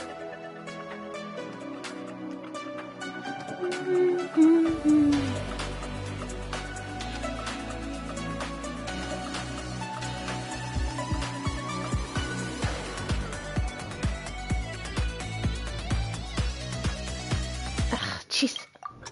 Okay, sorry. I gotta... Why is she playing the guitar for this one? Oh, whatever.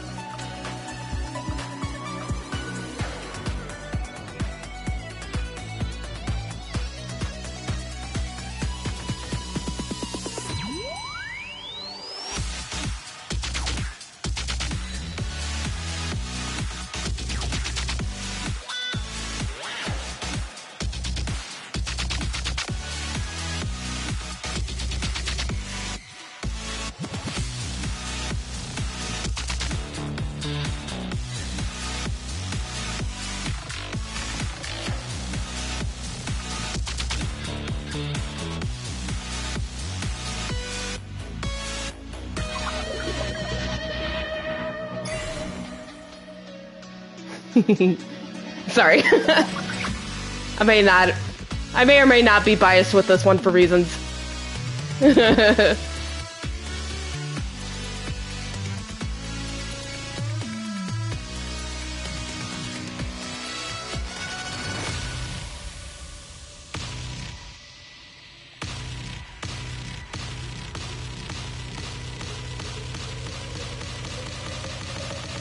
Yeah, for real, for real.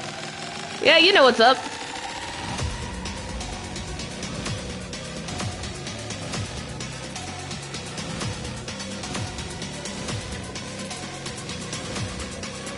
Ah, the build-up is so good.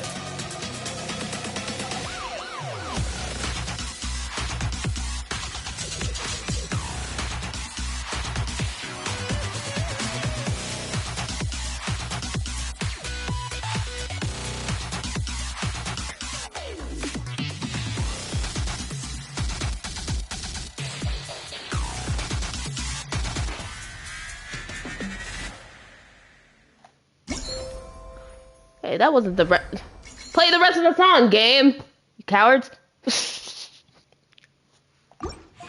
Anyways. And last but not least, the other cat boy. This one's fun too.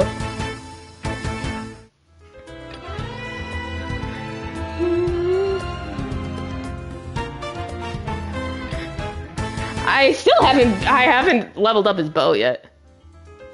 No, I said cat boy, not... I'm talking about Linny, not... Linny's the cat.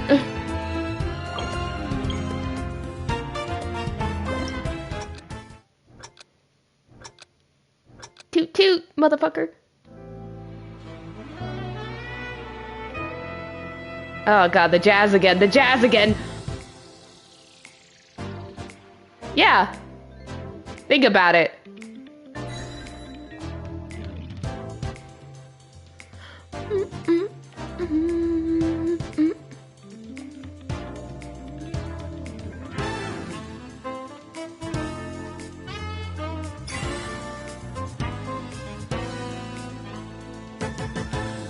Woo! Spicy, mister.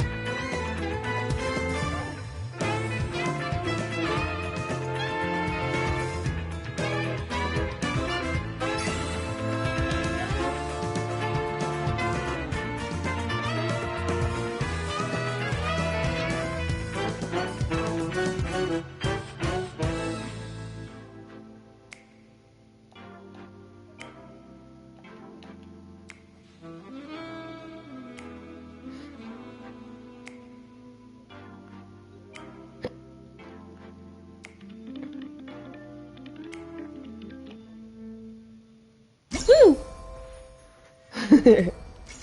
Sorry, I was concentrating. What was the question? Alright, all done.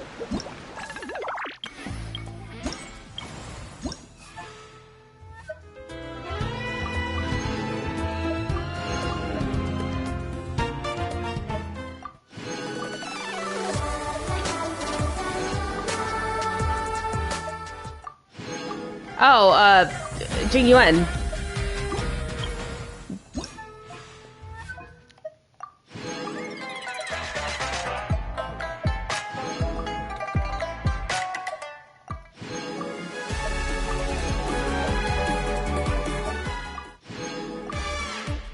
I mean, Karara's a cat girl.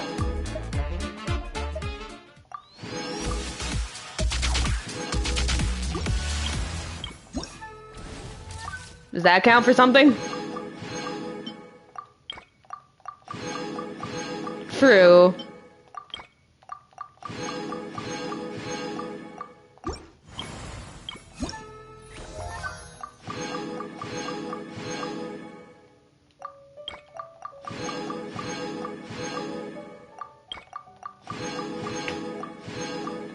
I mean, in Hoyo games.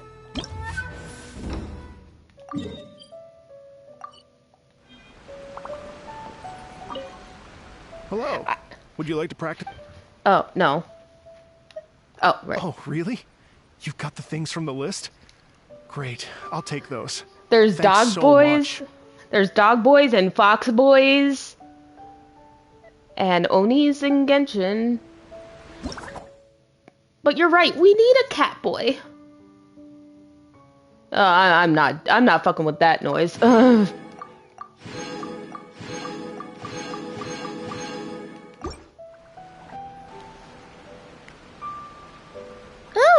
it looks so good.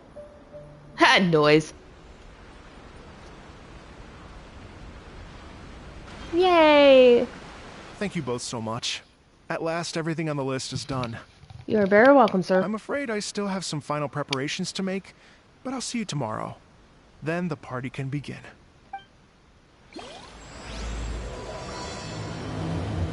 Woo!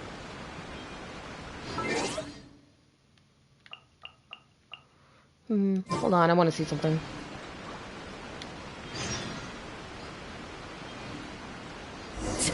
Whoops, sorry, I didn't mean to stab you in the gut, sir. Or in the stomach. Rather.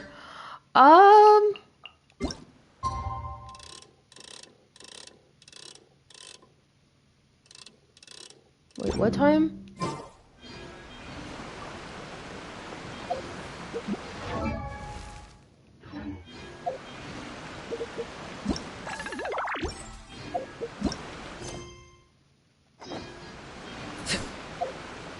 Okay.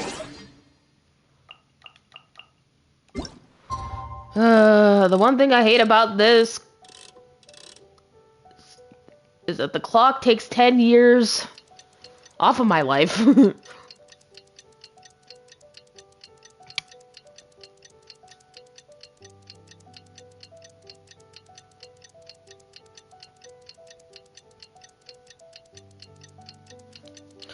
There we go.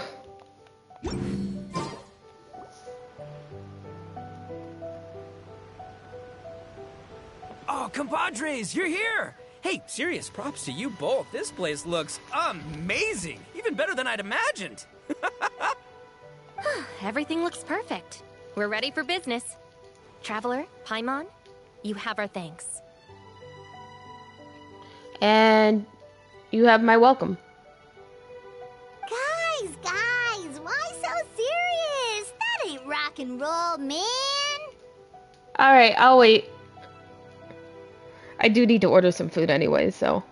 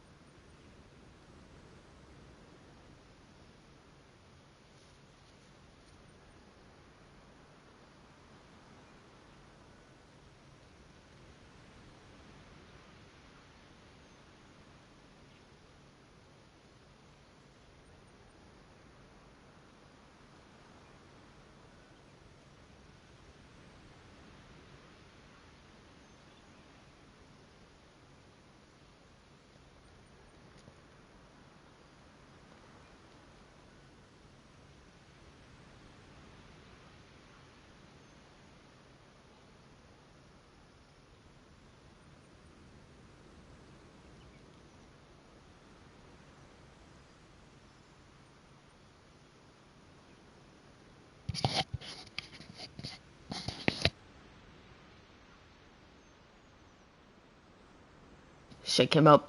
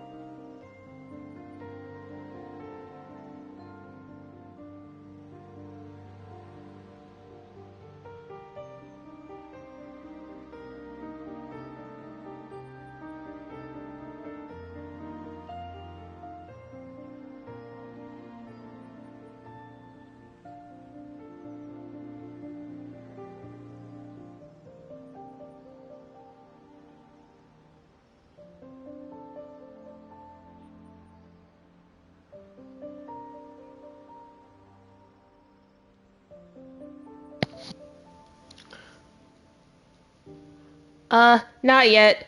I'm trying to figure it out.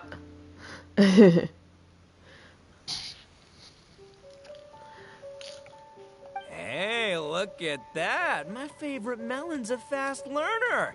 Also, I hear you're gonna be taking the stage tonight. Whoa, itching for a little competition, huh? Look at him, he's so cute. I love Ito. Paimon was just joking. Seriously, Dvorak? Unbelievable. Yeah. Put your money where your mouth is, Paimon. Come on now. Look at Lumine. She's like, eat shit. Getting cold feet? Nah, don't blame ya. I am the reigning champion of the great sing-along after all. Oh, Paimon, backing down from a challenge ain't very rock and roll. Paimon is too rock and roll. Paimon was just being humble.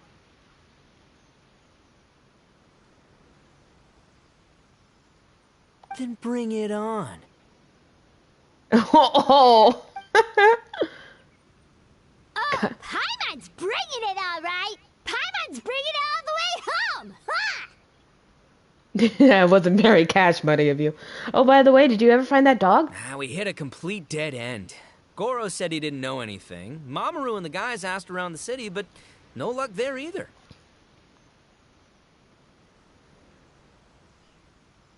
What if it really is in Tenshukaku? Is that why we can't find it? Oh, no, don't go poking around Tenshukaku again. You'll give Kujo-Sara a migraine. Couldn't agree more. If I bother her too much, I'll end up getting struck by lightning. Yeah.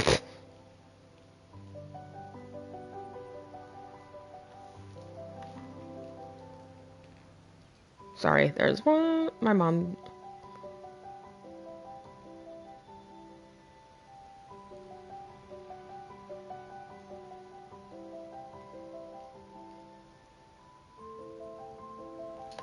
So that's why this time, I kept my distance and just threw some paper notes towards Tenshukaku.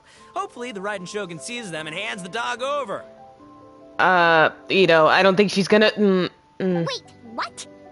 You're still taking a big risk there. If she shows up, I swear to God. And it looks like Doshin Shikanoin was right. It's probably just a local legend after all. Well, let's hope not, because that would really suck. Wish I had more time to look into it, but unfortunately, this guy's got a performance to practice for.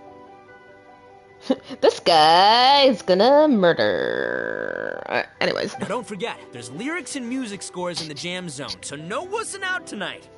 Don't get too cocky, bullchucker. We'll see who's rock and roll. Game on, Mini Melon! Oh, Paimon better get some practice in at the jam zone soon. No way is Paimon gonna lose to Ito!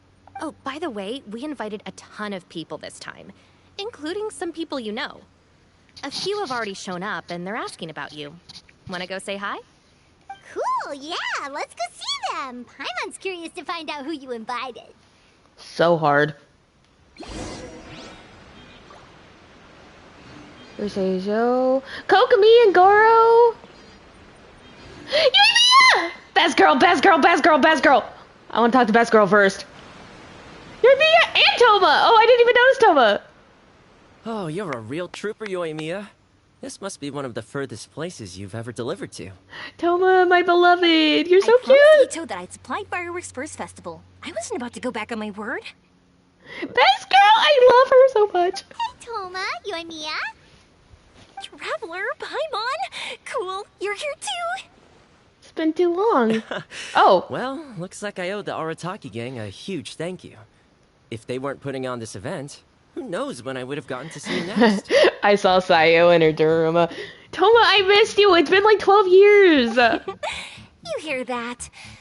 In case it was too subtle for you, Toma's complaining that you guys never make time to come and visit your old pals. Hey, look, it's not my fault. It's the game's, it's Toyo's fault. They don't make things in Inazuma anymore like this. Oh, that's true.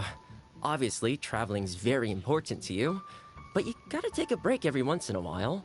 Just remember that you've got friends out there that would love nothing more than the chance to make you feel looked after. Aww, Toma. Toma, I love you so much. Thank you both. That means a lot. Of course. Ooh, Oh, I heard I this love it. really cool thing I gotta share with you guys. So, Ito says that the theme of his music festival comes from a story about a dog that saved animals in the war zone. How amazing is that? What do you know about this dog, Toma? Everyone knows how well connected you are. You love Ambadolls. Give the to Taramaru. For once, not much, I'm afraid. I guess my connections are one key canine short. Aww. But assuming this really happened, I feel like Watatsumi Island would have had to be involved. This is a dog who managed to sneak in and out of a war zone, repeatedly, without leaving a trail for anyone to follow. Whatever the case, it would have needed someone to help cover its tracks. As far as I know, the Shogun's army doesn't do that kind of thing. So you're saying it was the Sangonomiya troops? They had a specially trained dog for rescuing critters from the battlefield? Yeah, it makes sense to me. Sounds kind of far-fetched if you ask me. Do we really think Sangonomiya's forces had enough manpower to fight a full-scale war and run a canine wildlife rescue operation on the side? I mean, this is Kokomi we're talking about, so... Okay, well if it wasn't Sangonomiya's side, it must have been the Shogunate. I doubt they had the manpower either. Right. So, in my view, it's more likely that Mr. Dvorak simply made the story up as something to capture people's imaginations. I mean, he's an artist, right? Isn't rock music about expressing things we don't fully understand? Kinda like fireworks in a way. Don't question it, just feel it. Just roll with it. Yeah, that sort of makes sense. That makes you an artist too, Yoimiya. Fireworks are your art. Yeah, do you guys know how hard it is to make fireworks? Like, for real, for real. I could not do that. You need, like, a steady hand to make the pictures and whatever. And on that note, boy, do I have an art show for you tonight. Make sure you don't miss it. I love you, best girl! Sounds like you know a few things about art yourself, Toma. Art? Me? Does knitting sweaters count? Absolutely. Knitting is totally an art form. He's total male life. I Just forgot! not a very rock and roll one, I guess. I don't think I'll be doing any knitting tonight. Aww. Oh, not with that attitude. You could, knit sweaters with rock and roll and big letters. Then get everyone to wear them. Good idea. I'll look into it next time. Oh my god. Oh, it's so cute. Look at, they are so cute. Ah, okay. Hey, Traveler. Some of your friends are here. Wanna go say hi?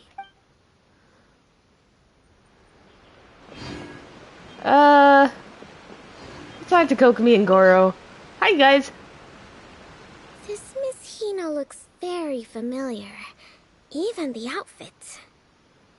Oh, even Kokomi doesn't know who he is. I was thinking the same thing, Your Excellency, but I just can't put my finger on it. Goro, you... I love you, Goro. I love Goro. Spitting image. Kokomi's smart, though. She'll figure it out. She's a general. Of who? Of the doggo. Goro, Kokomi, hey! Damn it, Paimon. Oh, hello, you two. It's been a while. She was gonna say it. I'm so happy to see you again. I was just asking Shinobu if she knew where you were. This is a nice surprise. Paimon didn't expect to run into you two at an Arataki Gang music festival. I heard that Goro helped to secure the venue. Oh, I barely did anything. Oh, you're so A cute. reader for my That's Life column was asking for advice about it, so I figured I'd help out. Turned out the reader in question was Mr. Arataki Ito. Her Excellency was also very supportive of the whole thing. An international rock and roll music festival sounded like a good way to attract tourists. And it's to bring attention to the plight of living things, right? Seems like a meaningful cause. Yeah, apparently it has something to do with a dog that was a war hero? Doggo. Sadly, probably not a true story. Have either of you heard anything about that?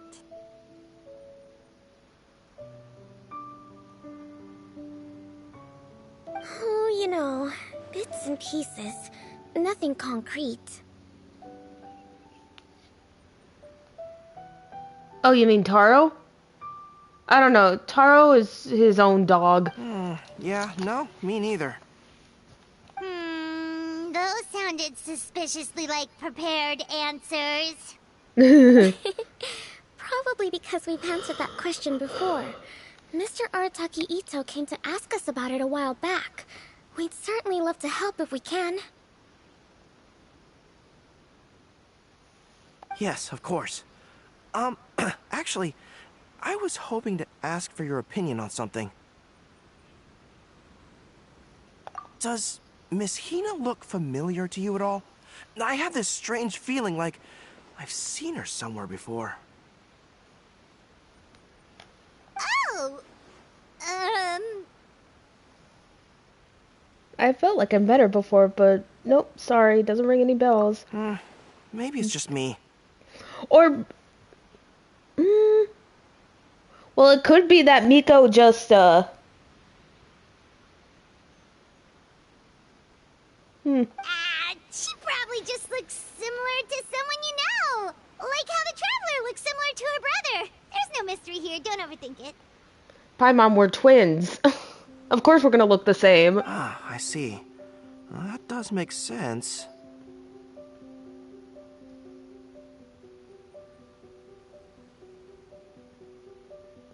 Traveler, let's get out of here. Who could it be? It could be that Miko just made that without his knowledge.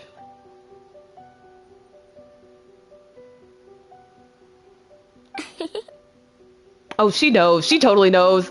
She laughs like she knew! She knows. She definitely knows. Holy shit.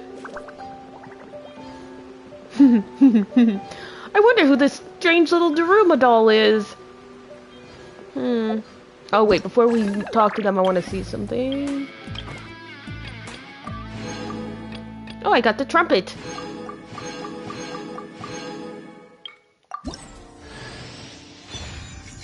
Oh, yay.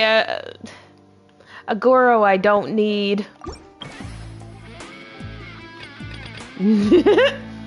Cool. Anyways. No, I don't. How many?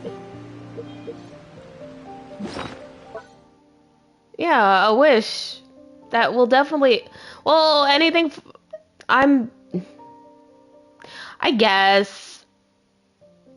I'm keeping my money. I'm hoarding gems for Chlorine now, so. But hey, I have enough. I have more now, so. Hey, hi, Heijo. There you are. I sent you some letters a few days ago. Have they shown up yet? Ooh, does this mean you figured it out? Yeah, you're a detective, Heijo. I've made some progress, but I'm still missing the final piece of the puzzle.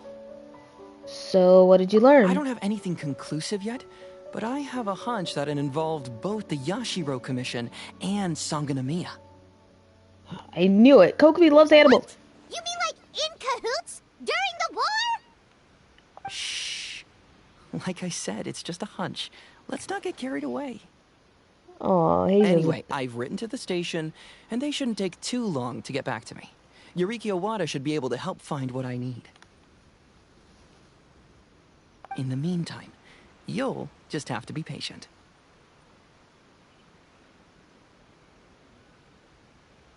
I would have gone back to the station to look into it myself, but I knew Ito was performing tonight, and I didn't want to miss it. Oh, wow! Sounds like I'm in for a real treat. I definitely picked the right place to be tonight.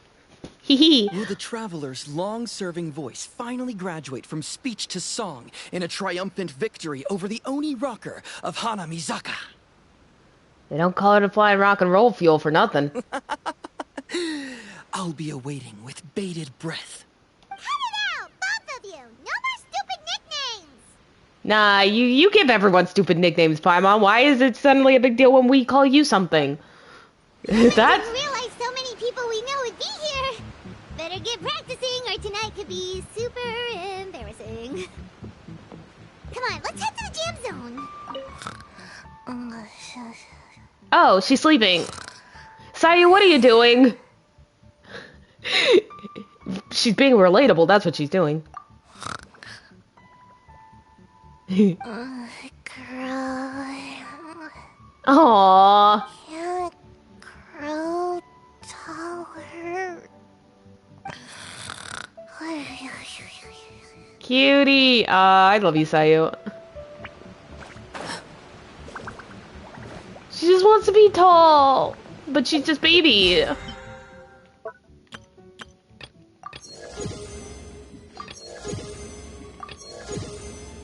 Nice. Look at all the things I got.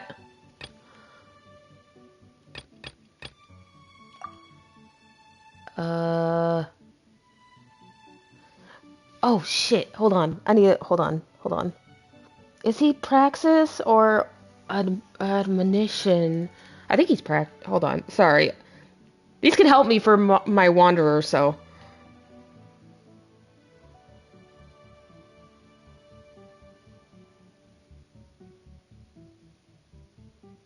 I just need to know what books he had.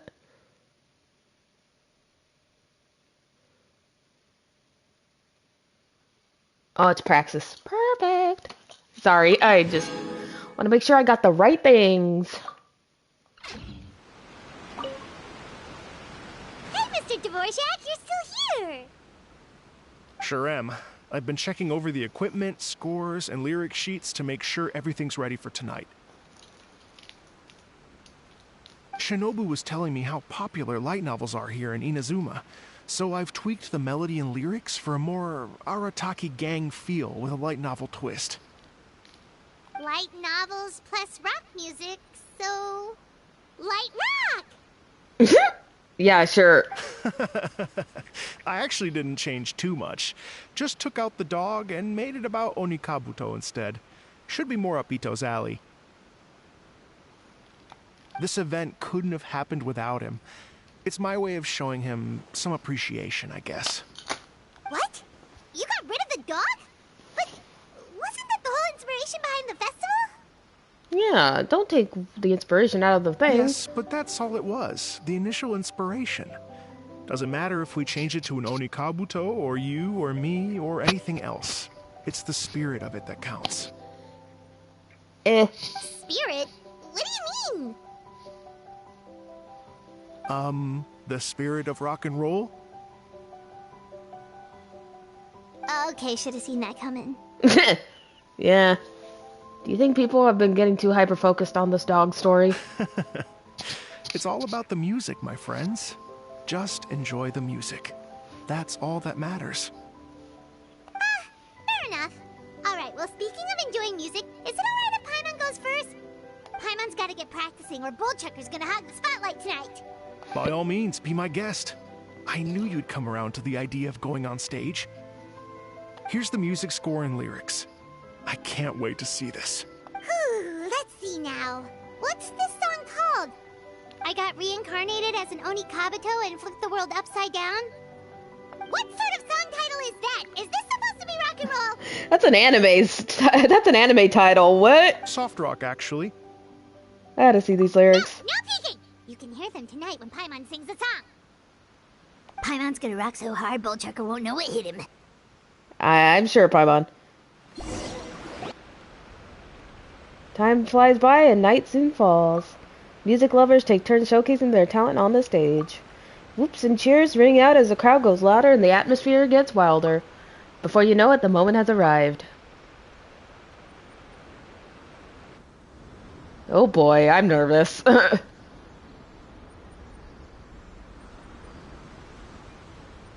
Ladies and gentlemen, tonight is a night to celebrate, and I trust you're all having a wonderful time. It's been a non-stop rock and roll ride this evening, and we're almost at the end. But first, it is my huge honor to invite two very special guests to the stage.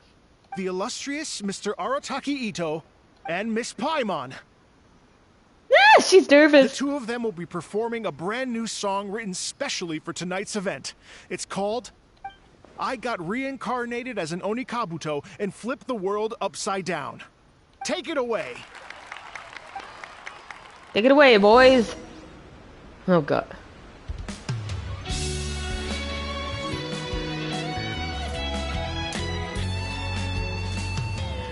Ah, shit, where's my lighter? Oh, look at her little microphone. Raven took an arrow to the heart, and the Bakedanuki shapeshifted into dark. I weasel thief hereby bequeath all my mora. 200 goes to my pa. 300 to dear mama.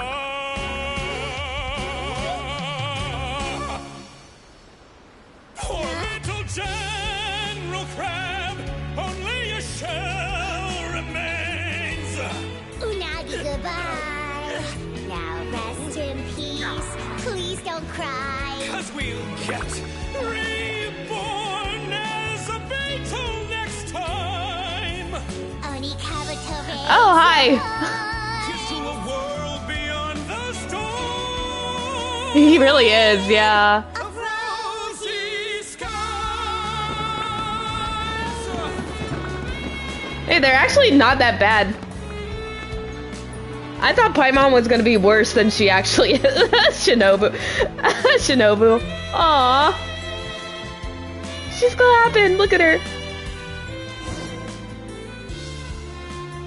After an exhilarating song to end the night, many people begin to leave. But you and your friends approach the stage to congratulate the two rock stars. Hey, she mellowed out at the end. So that's rock music, huh? It's a little different than I imagined. Really? It's different from what I'd heard before. Could be a relatively new genre of rock, I suppose. So, how'd you like my performance? Did I dominate this little melon here or what? Okay, Bull Chugger, you got owned and you know it. Oh, stop it, you two. I think both of you are sensational. Here, here. Really mind-blowing stuff, guys. I call it a draw. You're very evenly matched. I mean, if I had to choose, I think Ito won, but you know. You think? Okay, well, what about you, my compadre? Who do you think is the most rock and roll? Like, honestly, though, I gotta go with Ito, man. Sorry, Paimon. That's right, compadre, you tell him. Behold the majesty of the rock and roll king of Hanamizaka. Traitor! That's it! Paimon's not talking to you for the next minute! Let's not argue Next anymore, minute. shall we? Ito and Paimon, you both gave incredibly moving performances. But I honestly don't think Paimon was as bad as I thought she was gonna be. I honestly thought she was pretty okay. I mean, compared to the rap that Hutao did the cut for Lanterite last year. I owe you all an enormous debt of gratitude. Without your help, this music festival never would have happened. Don't mention it, Jack Attack. Hey, if we had Jack Attack. I wouldn't even know what the spirit of rock and roll means. That's what I call my nephew, whose name is Jack. The spirit of rock and roll? So, what does it mean? What does it mean for rock music to have a spirit? I miss him 3. Oh, by the way, I got 100% on his on the song that we did. I was very proud of myself. Yeah, I'm like, and I still love him. He's still the best Archon. It means you rock up, rock out, roll the dice, and roll with the punches. Just like me and Paimon. Yeah, that's obviously not what it means. Mr. Dvorak, could you please give us the official definition? Someone needs to take this guy down a peg. You're just bitter because you lost. An official definition? I don't know that one exists. It's an emotional experience, as though you're hearing your own story speak to you through the music. Funny you should say that. I was just thinking that the spirit of rock and roll is, well, like the Oni Kabuto in the song. Having the courage to grab life by the horns and survive against all the odds. Oh, I missed you so much, Toma. You're such a cutie pie. Guess I have a better sense of rock and roll than I thought. I miss him so much. What about you, Yoimiya? Oh, well, I thought it was gonna be all about that dog, but then the song didn't even mention it, so, was that supposed to be symbolic? Like, if the dog didn't exist, maybe the injured animals didn't either. If there was no injured animals, then that means there was no war, which means the world is at peace. Yeah. Oh, so for Yoimiya, the rock and roll spirit is all about world peace. Shinobu, what about you? Me? I hadn't given it all that much thought. I was mostly worrying about whether those paper notes Boss threw into Tenshukaku are going to get him in trouble with the Tenryo Commission. Probably. That must mean that for Shinobu, the rock and roll spirit is about keeping the Arataki gang safe. Shinobu, seriously, you've got nothing to worry about. If the Raiden Shogun had seen any of those notes, she'd have come to join the party. Again, I really doubt that. Paimon agrees that you don't need to worry. Otherwise, Heizo definitely would have arrested Ito by now. Yeah, for real. For real, for real. Wait, where is that guy anyway? And where did Kokumi and Goro go? Oh, shit. A rat. Oh, Okay. Doshin Shikanoin had to run back to the station, so he didn't get the chance to say goodbye to you guys. But he did leave something for you. It's over there. As for the other two, they couldn't stick around because they had a government meeting to get to. They did ask me to pass on their regards, though. The fact that these busy people all made time to attend the party is telling. Clearly, Ito wasn't exaggerating about the stature of the Arataki gang. Ito, what can I say? It's truly been an honor to work with you. Aww. Well, Jack Attack, I can't take all the credit. Let's not forget the Traveler's part in all this. Hi, I'm the A Traveler. lot of people only showed up because they knew she'd be here. If we do this again, we gotta make sure to find a way to get her on stage. How's that sound, compadre? Get that rock and roll spirit ready, because next time it'll be your turn to rock our collective socks off. Yeah, sing. I actually legit love singing. Oh, Your hey, look. Excellency, I believe the Tenryo Commission detective is... Don't worry about it, Goro. The Puppy Union was a joint venture between us and the Yashiro Commission. If we can maintain secrecy, then all the better for Aww, it. look at this little But that doggo. was never the main goal. Wait, so the whole thing with them teaming up during the war is true? We saved some lives, and that's what matters. I was more worried about the potential impact on your reputation, Your Excellency. After all, some of the lives we've saved belong to the Shogunate. If someone with an agenda finds out, it could cause an uproar. Don't worry. There might be a way to make it work out in our favor. Really? How? Times have changed. We and Narukami Island are supposed to be working together now. So it's not necessarily a bad thing if people discover that we were already cooperating with the Yashiro Commission even during the war. I see. Goro, if you want my opinion, you should be more concerned about Miss Hina than you are about this. Miss Hina? What makes you say that? I hear she works for That's Life magazine as well. She's young, popular, pretty. I knew she'd do it. And she seems to be just as good at offering comfort to people in need as you are. So it looks like you have some competition.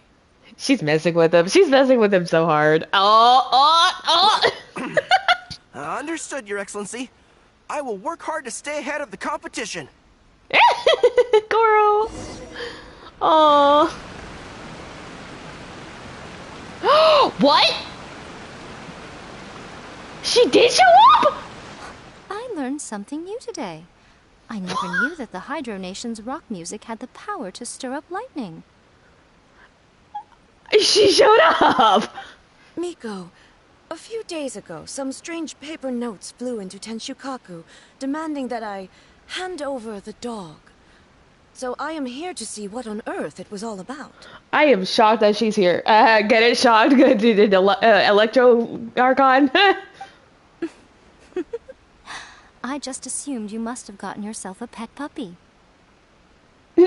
As it happens, I also received an invitation letter via Sarah. I've never heard the name Arataki before, but they must be one of my subjects, and so I thought, why not grant them their wish? Aw, A. Ah, so you came here to make a little Oni's wish come true, hmm? So tell me, how do you plan to respond to the Fontanian musician? It sounded to me like his music was commenting on the war. The war. I'm not sure we can give him the answer he would hope for. Not the war. War. What is it ever good for? But if nothing else, I know that we War must never avoid changes. another war at all costs. The people cannot be made to suffer like that again. I mean, at least you're self-aware, A. Fun fact, in the beginning of Inazuma, I hated A, like, a lot. But that was before I knew she was not the the Shogun herself was the puppet. And she was just hiding in her little pocket dimension. So, yeah. But now I love her a lot. Yeah. Yeah, she's great. I mean, she's still not... Zhongli will never be topped as my favorite Archon, but, you know. But what if the bigger war comes to pass? What then? The bigger war? Like another Archon war? If it cannot be avoided, then... Madam, what did you mean by that? What did that mean? I will have no choice but to fight. Well, if that day comes, I'm sure that everyone here tonight will fight by your side. Look at the girlfriends. Look at the girlfriends. Love it.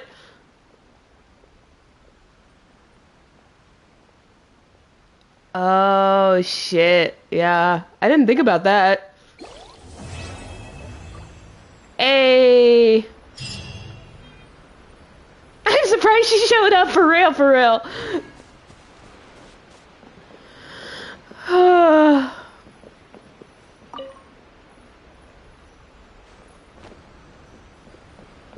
Well, I did what I came here to do. How long have I been going?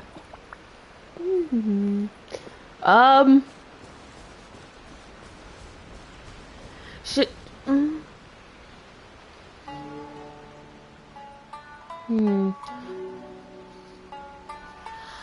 Oh yeah, I should work on him actually. 2 hours and 40. He's good. I mean, he's good. I got a lot of Mora from doing that, so... And books.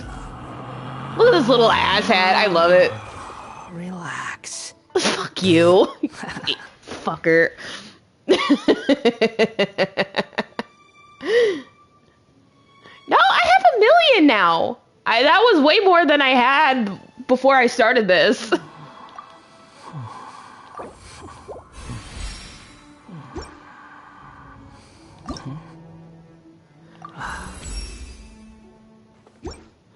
Thank God his ascension stat is crit, right?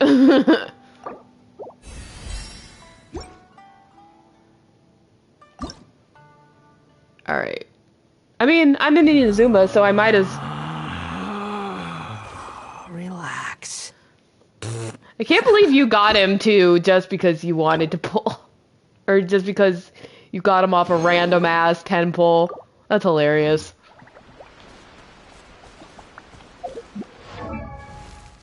Let's see what I can get for the artifacts.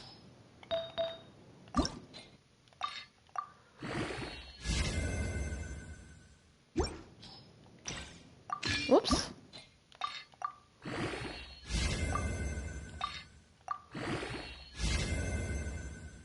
Alright, I'll take that.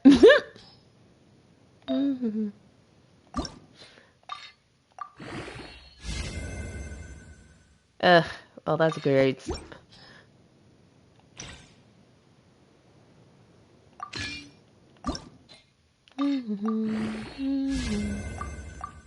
Alright.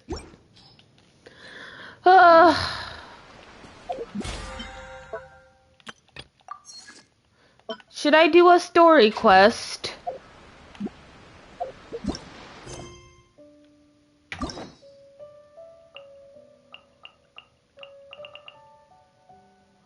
I'm gonna do Sinos on a next week, so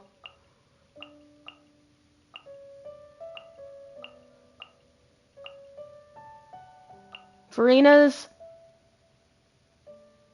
Rowlet, what about you? Is there anyone you want to see?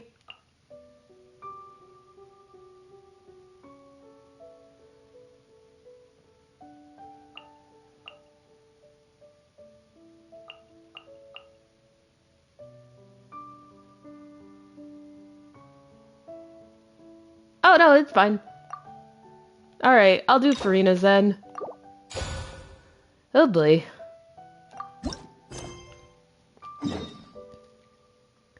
Apologies in advance if I leave for a second. I ordered food for dinner, so I just need to get it from the door. So, alright, here we go. Hey, Catherine, it's us. Got any new commissions? Specifically one with a huge More attack, perhaps? You didn't have to be so direct. Paimon's just being enthusiastic. We're old friends now, she gets it. I ordered chicken strips and fries, which is not extremely healthy, but you know what? It's just a day. It's just for today. It's always a pleasure to see our two most avid adventurers again. Looking for the next challenge, I see. With the chicken strips! Okay, sorry. Actually, we do in fact have a rather urgent commission that is still open. Having read the details, however, I don't believe you'd consider it to be lucrative. Don't worry about that. We were just kidding. Sure you were. So what's the situation? To put it simply, the requester is looking for a temporary replacement actress for their musical. Oh. The original cast member ran into some issues and is currently unable to perform the role. But the troupe has also been experiencing some financial difficulties, so unfortunately they cannot afford to pay the replacement actress. That does sound like a tricky situation. So basically they're looking for a volunteer? That's right. Our adventurers reached out to many actresses, but none of them were willing to take the job. Let me guess, Farina? There are only a few days left until the performance. If they can't find someone in time, they'll probably have to postpone the show. And delays tend to create all sorts of new problems. Got it. Oh, this one's a doozy. What do you think, Traveler? Any ideas? Even if we took the commission, neither of us have any experience starring in musicals. Very true. If you're interested in helping, why not start by having a chat with the requester? He's right over there. Maybe you can't fill the role yourselves, but you might be able to help him figure out another solution. Maybe there's something he hasn't thought of. Oh, it's that guy, huh? No wonder, he looks like he just ate a sour lemon. Got it. Paimon approves, let's go! Hello there, are you the guy looking for a new actress? Wait, I know you two. Are you really willing to act in my musical? Wow, sounds like we're pretty famous in Fontaine already. I mean, we did save it from everyone turning into nothing. But to answer your question, neither of us have any experience in musicals. But we heard that you're in a bit of a bind, so we figured we could at least try to help you think of a solution. Ah, I see. It's okay. I knew that asking for a volunteer was a long shot. If we can't find someone to step in, we'll have no choice but to cancel the show. It would be such a shame. Can't you cover the budget for a new actress with ticket fees? That's the thing. We're not some high-profile theater troupe, just a group of amateur enthusiasts. All our sets and props are very crude. We're grateful enough just to get an audience, never mind ticket fees. Hi, welcome back. We're doing Farina's story quest now. Finally. Like 4 patches later, If we had a way to make this profitable, things might have turned out differently. Yeah. But now, it looks inevitable that we'll disband. Disband? You're splitting up the troupe? Oh, I guess the lady at the Adventurers Guild didn't tell you? Yeah, this is supposed to be our final show together as a troupe. One last show. And after that, we go our separate ways. So we were really hoping to end on a high note. Nobody wants things to just fizzle out. Not after all the time and effort we've invested into it. Catherine mentioned that one of your actresses can't make it? Yeah, the leading lady, in fact. She's been dealing with a chronic illness ever since childhood, and unfortunately, it flared up again recently. It really drains all her energy, so she's in no state to perform. The show just won't be the same without her.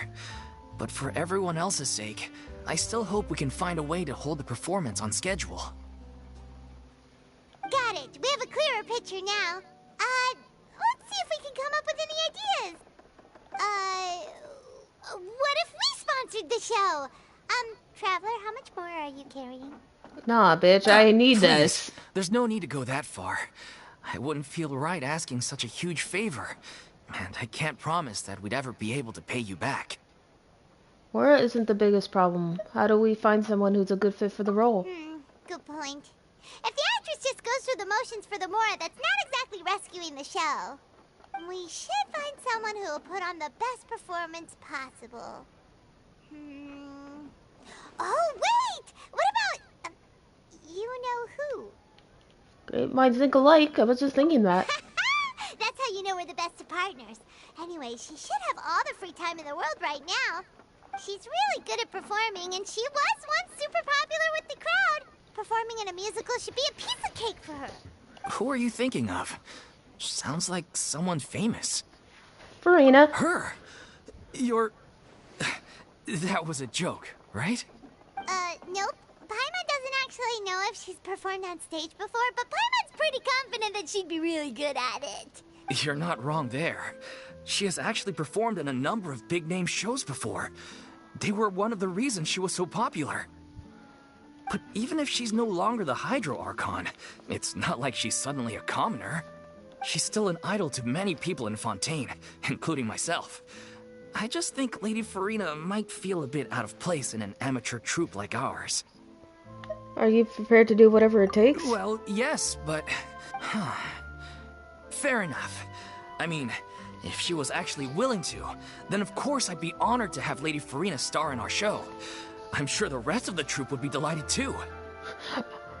From the way he said, like, is this a joke? I thought they would start hating her and I was gonna be like, oh, hell no. I'm sure everyone in our troupe has probably dreamt of performing on stage with her one day. Of course, it all depends on whether she's interested. She might consider this opportunity beneath her. No point in stressing about that. We'll only know if we ask her. And besides, things are different now. There's no reason for her to be all high and mighty anymore. Let's go. It'll be good to check in on her anyway. Thank you for your help. I guess I'll just stay here and wait for the good news. Good luck. Wait, where does Farina actually live nowadays?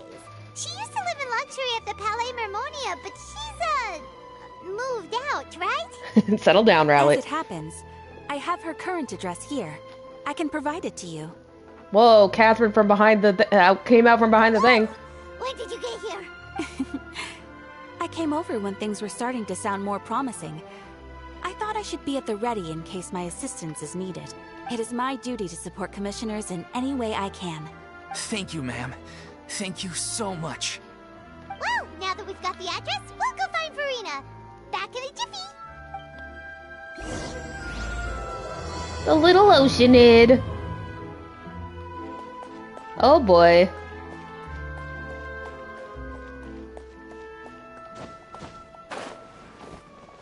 Whee. I'm going totally the opposite way of the way I should be going. Love. I need to get out more.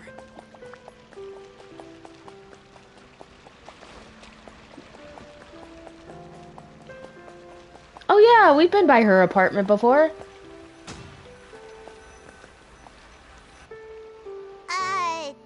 Did Catherine really give us the right address? Oh, there she is. She lives here?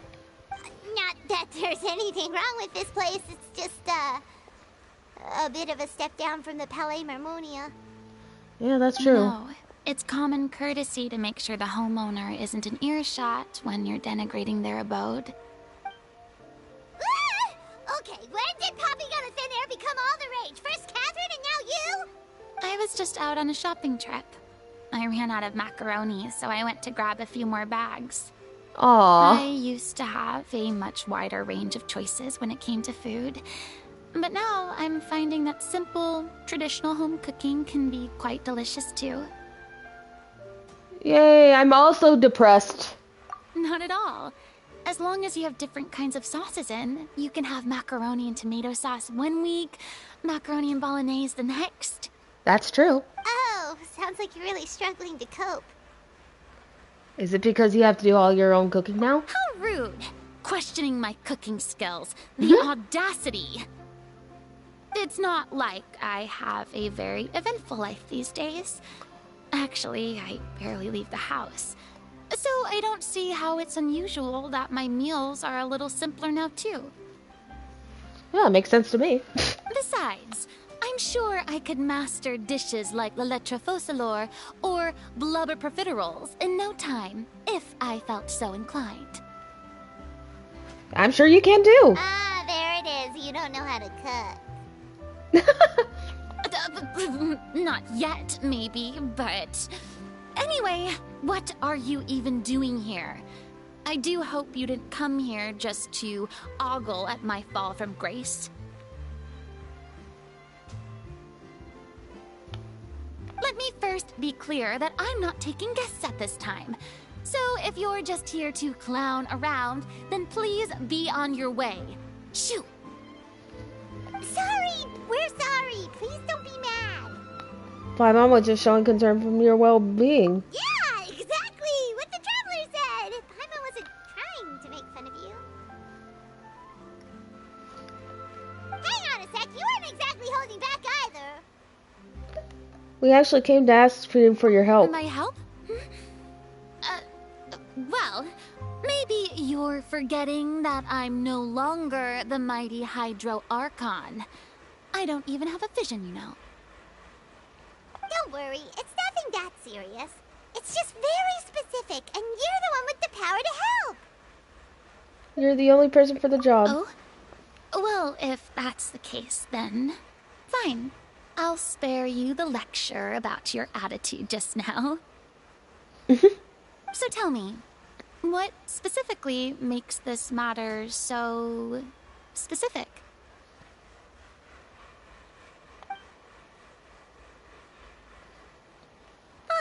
I see. I knew you couldn't have come all this way just to amuse yourselves at my expense. Yeah, come on. After all, I was once the brightest star in all of Fontaine, well-versed in all the various performing arts. A mere musical is well within my capabilities. But given the present circumstances, I'm afraid I must regretfully decline your casting request.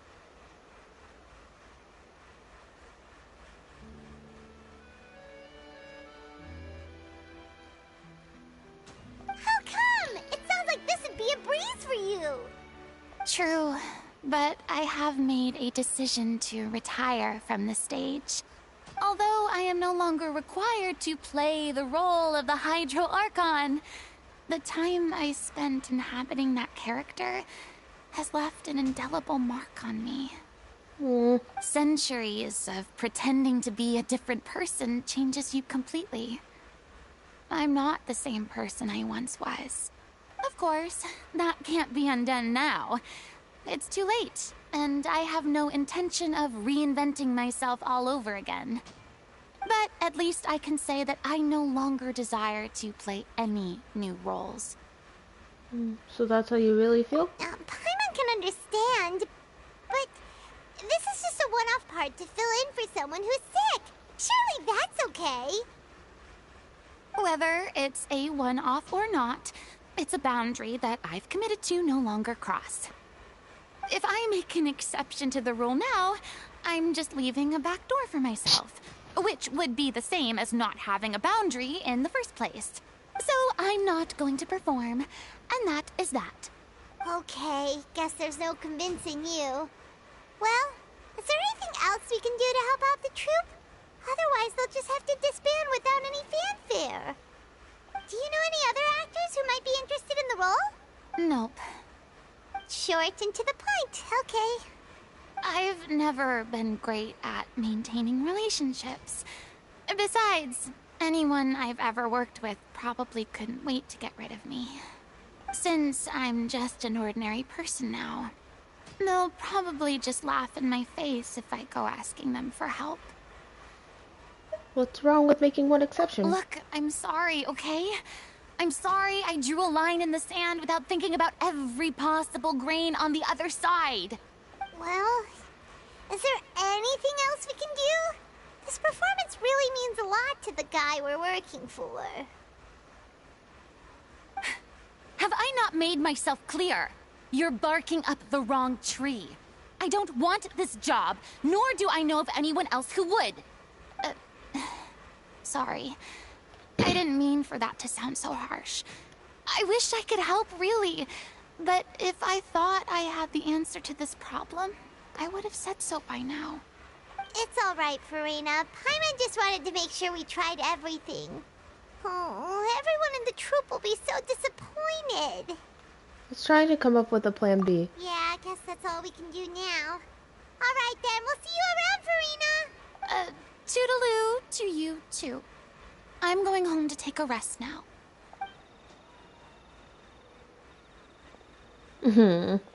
She is a little dull.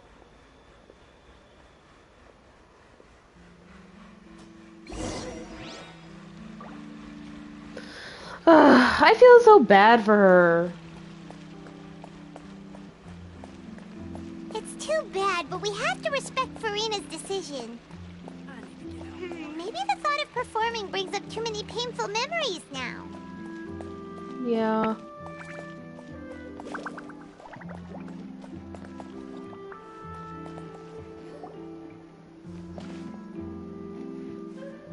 Huh? What's going on? Are they arguing? Uh-oh. That's besides the point. I'll ask you again. Why did you start looking for a replacement without my consent? When did I tell you I'm going to take a step back? You didn't need to say it. We've known each other for how long now? We know the signs. But you never tell us about your illness, even when it's clearly flaring up. And that gives you the right to make a decision on my behalf?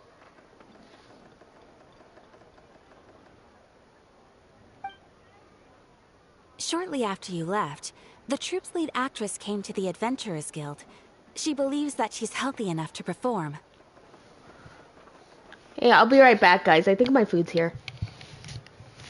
Just a second.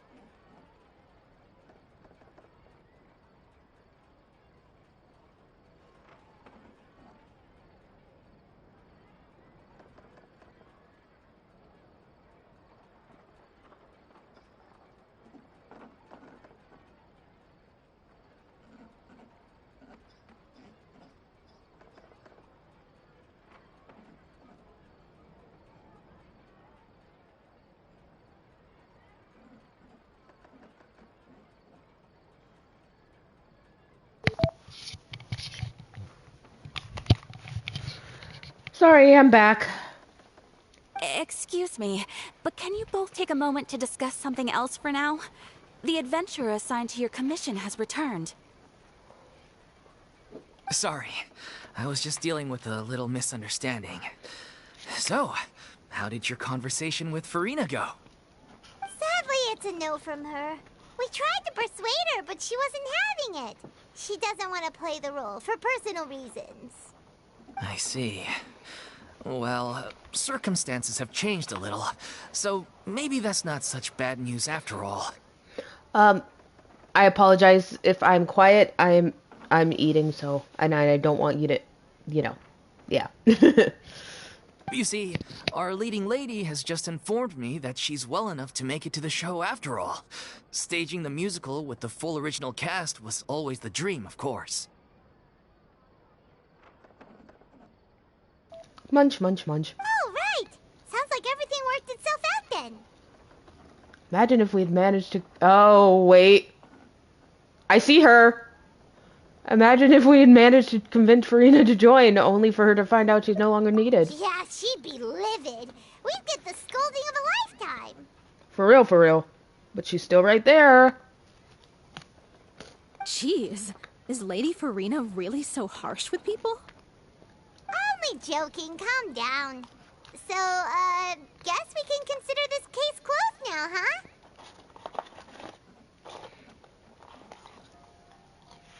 Despite the fact that we failed to complete the commission, we were still racking our brains for ideas on the way back here. Look, there's no point arguing with you about this anymore. You've made yourself very clear, so I'll stop looking for a replacement. This is the last chance we have, though. If your illness flares up again, there won't be time to find anyone to replace you. So, are you absolutely sure you'll be able to handle it? The whole team is putting everything they have into this final performance. We have to make sure it goes ahead. Yes, I'm completely confident. I've been taking a new medication from the doctor, and it's working brilliantly. I'll definitely be able to tough it out until the performance day.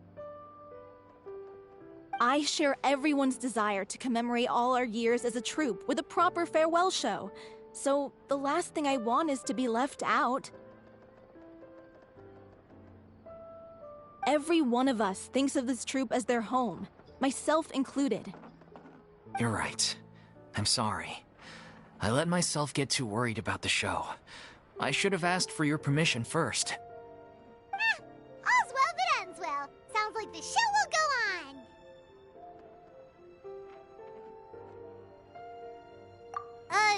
Sure.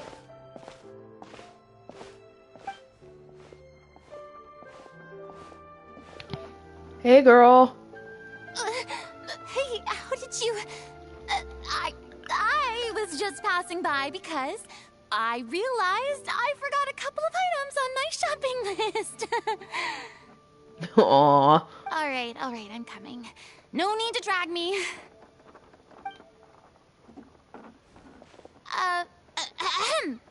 Hello, one and all. I couldn't help but overhear your conversation just now. Farina? Didn't you say you were gonna take a rest at home? What are you doing here? I was just ever so slightly concerned about the situation you mentioned. Yes, a teensy bit concerned, that's all. Girl, you can't get away from the stage. When you came to talk with me earlier, I jumped right to explaining my position and said some strongly worded things. And all before I even had a full grasp of the situation. Anyway, I just feel a bit bad about how it went down. I'm sorry, Paimon. Oh, it's totally fine. Paimon didn't take any of that personally. Then why didn't you just show yourself? You really have a knack for asking the most uncomfortable questions, don't you? Yeah. I felt very sheepish, having had a change of heart after flatly refusing you. And then, to make matters worse, you caught me. But in any case, it sounds like the issue has already been resolved. Yeah. When they said they were gonna ask for your help, I almost had a heart attack. I mean, How could we be worthy of having Lady Farina star in our show? There's no need to think like that. And no need to keep addressing me as lady. Just Farina is fine. I was wondering, if this troupe is so important to all of you, why does it have to disband? If the difficulties are purely financial, then there must be a solution. You could put the shows on pause while you look for a sponsor, for instance. Everyone seems so devoted to the troupe. I'm sure if you keep chipping away, you'll find a way through.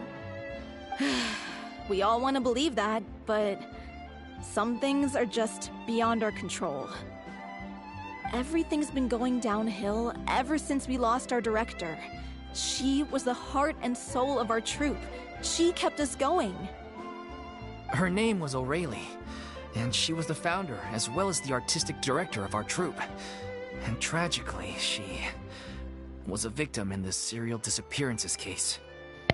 Oh shit. What? That's actually how I recognized these two.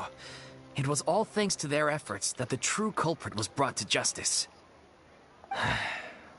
But still, no sentence can bring our director back to us. She was a loyal fan of your performances, Miss Farina. They were what first inspired her to get into musical theater. She rallied many people around her who were destitute or had lost their sense of purpose in life, and convinced them to join her troupe.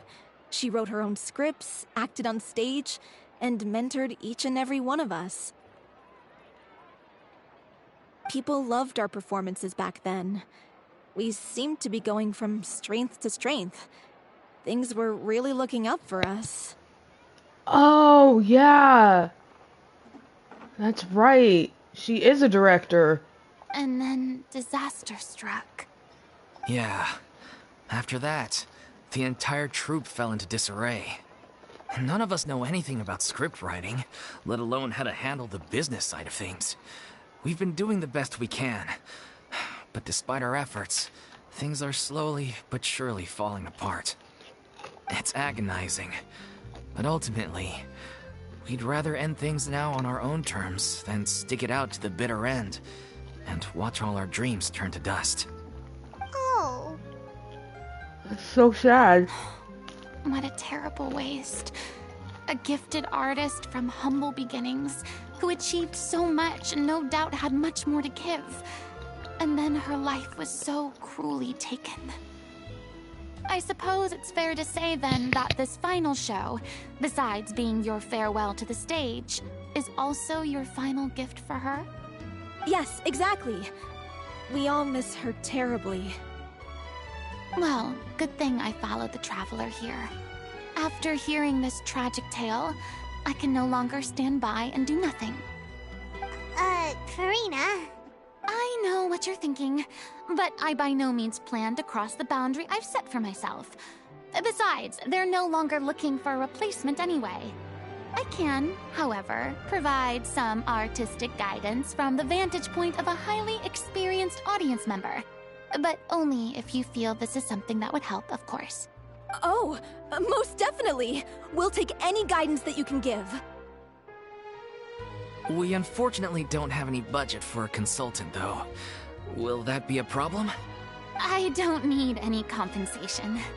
All I'd ask in return, if you're willing, is that you tell me some more about the life and work of your late director.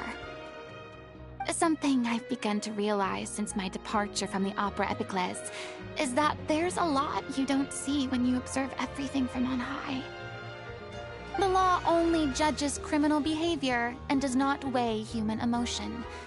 The court's verdict can settle the question of criminal liability, but what about all the unresolved emotions of the parties involved?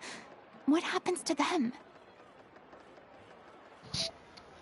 An interesting answer. But if you ask me, I think all emotion shall ultimately return home to the heart and slowly settle with the passage of time. Take, par exemple, how this troupe pines for their late director.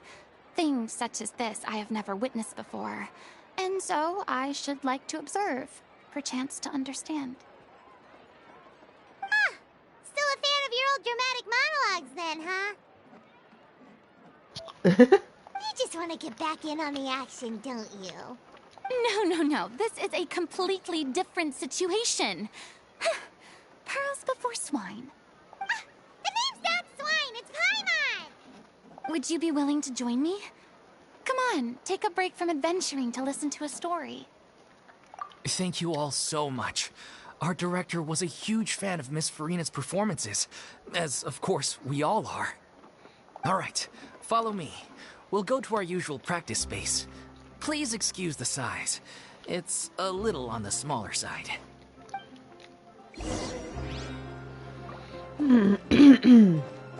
Let's see here. Where are we going?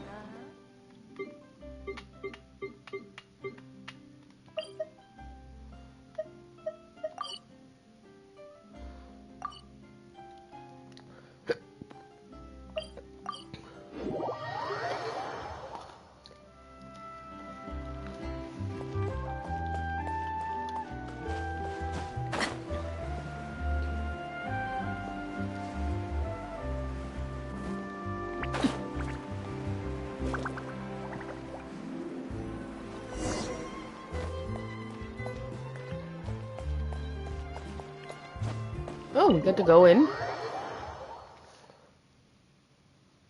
Yeah.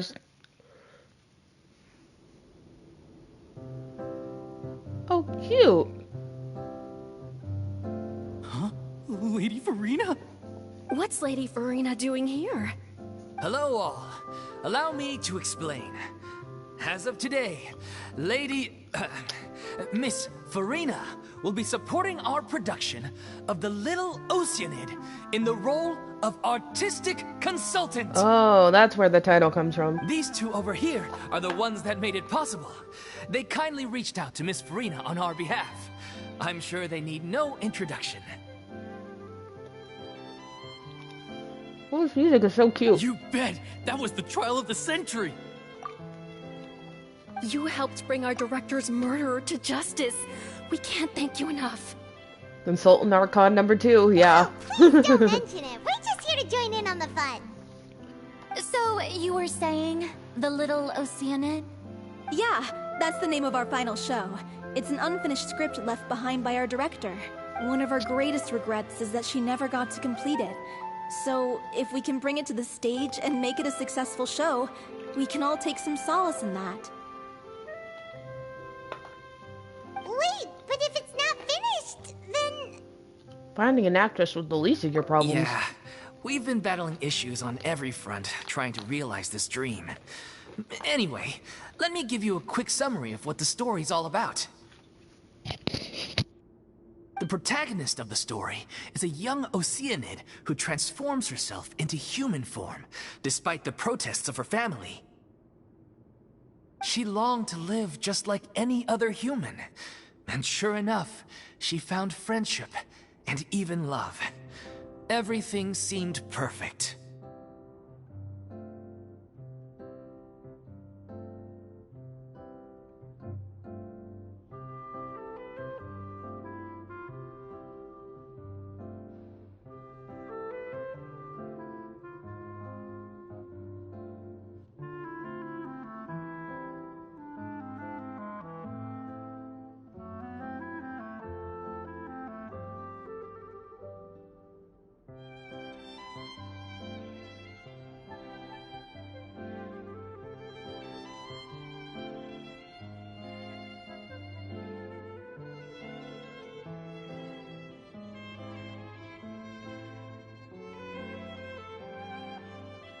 But one day, her true identity was exposed, and her world came crashing down around her.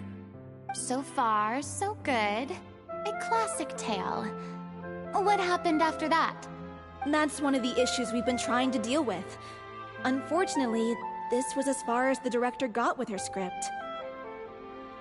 We need a proper ending so we can bring this musical to the stage, but people have different opinions on which direction to take it in. We still haven't decided between a happy ending or a true-to-life tragedy. By true to life, you mean the director's sudden disappearance? Yeah, like they say, truth is stranger than fiction. But then there's the question of whether we really want to use the stage to pass our raw pain onto the audience. Exactly. A lot of the time, people come to watch a show just hoping for some light entertainment. We have to consider their emotional stake in this, not just our own. And one last thing. We're still waiting on confirmation from two of our main actors. The first is Paulo, who plays the protagonist's lover. He's locked himself away to focus on writing an ending for the script. But the deadline's passed, and we still haven't heard from him. The other is Villemont, who plays the main antagonist. He took the director's death pretty hard. Hasn't set foot in the city since. He did write to us, promising that he'll be there for the final performance, but we haven't seen or heard from him since. So we're not really sure what to make of that.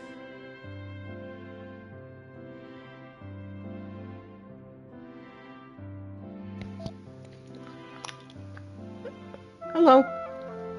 Sorry. I was eating and I didn't want you to hear my crunchity crunches, but I'm done now. By the way, Paulo's dead, guys. I just wanted to say. Huh. Hello. Although, now that we have Miss Farina helping us, maybe we should take the opportunity to get everyone back together. What opportunity? What do you mean? Maybe you're unaware, but your name has always been like a rallying cry for us. Our director was constantly singing your praises. I know. All of us look up to you as a role model. I love calicos. They're so cute and fluffy and pretty. Oh, stop. You're making me all flustered. Although, not in a bad way. Aww. I suspect the reason they're dragging their feet is that they have their doubts about whether the show will really go ahead, considering all the issues you've been facing. I'll be right back again, guys. I gotta throw my food away. Or my containers away. Technically, I'm not supposed to be having junk food, so I don't want my parents to know and yell at me. Anyways, I'll be right back again.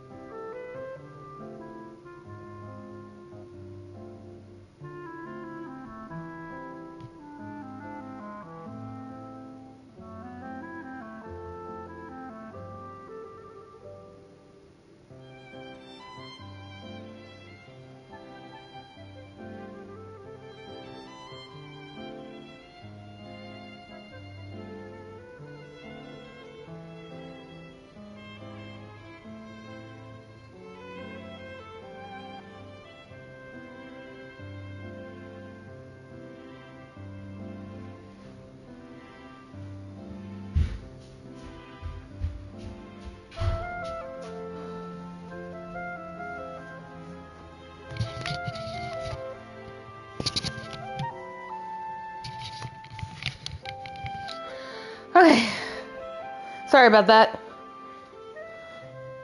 But one by one, all the obstacles are being removed. Now is the time to rally the troops. Makes sense. Okay, priority number 1.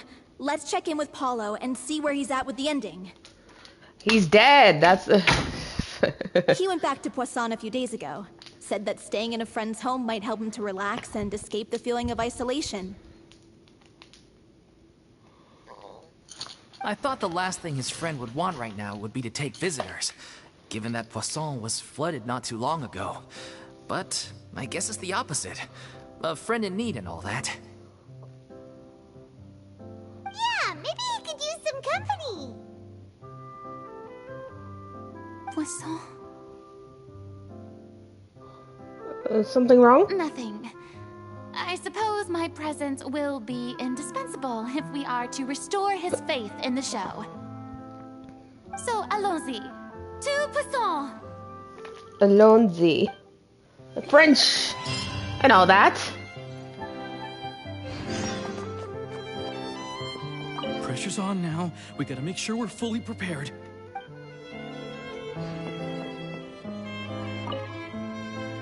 You're off to Poisson to find Paulo, right? Have a safe trip. We'll take care of the troop while you're gone. Yeah, I remember.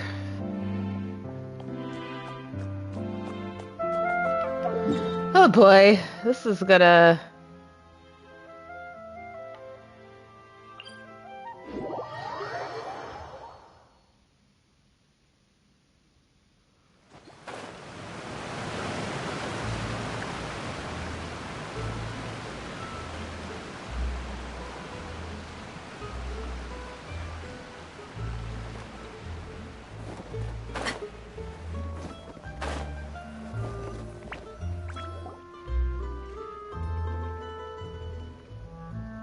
If I remember correctly, this is where he's staying. Knock knock. Pizza delivery. It's me. Is the script ready? You came all the way here for that? All right. Forget that for now. Just come on out. We've got some great news. Nice try. Look, just give me some time, okay? I'm just wrapping up this last part of the script. I'll be out once I'm done. Okay then. Looking forward to your masterpiece. So, as expected, he's missed the deadline. The ending is one of the most important parts of the show. Even once he's done, it isn't final until we've all had the chance to read through and make sure we agree on it.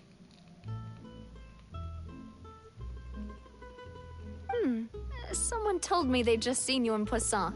I assumed it was a case of mistaken identity, but sure enough, here you are. And Farina, too. I was wondering if we might run into her. So, you're here for Paulo? Looks like he could be a while, so feel free to take a stroll around town in the meantime.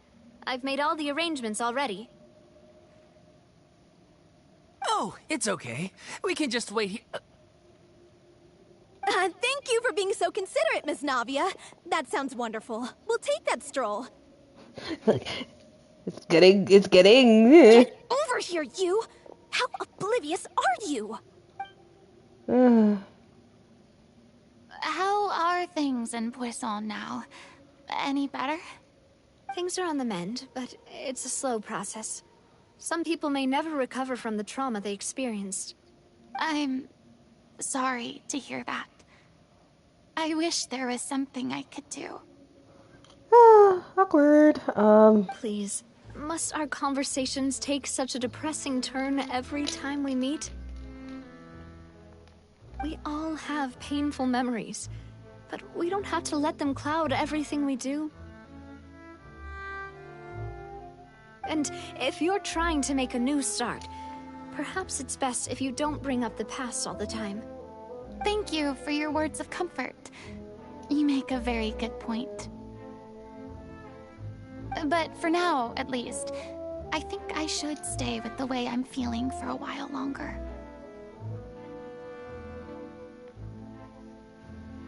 It's okay. These things take time. Moving on from a painful experience is easier said than done. Which brings me to why I'm here. I thought you should probably know that not everyone here is ready to forgive and forget after the Hydro Archon's inaction in the face of catastrophe. To avoid upsetting the peace, I told the townspeople that everyone here is a member of the theater troupe, and that you are just an actress playing the role of Farina. It's not a perfect solution, but hopefully it means you won't have to lie low while you're here. That's so thoughtful of you, Navia. Well, what do you expect? I am the courageous and considerate president of Spina di Rosula, after all, like my father before me. Anyway, that was all. Look after her now. Got it, Navia. Off we go then. Let's take a look up there. I don't have any friends that I can be frank and honest with, so maybe she's right. You're the closest thing to friends that I have. Aww. And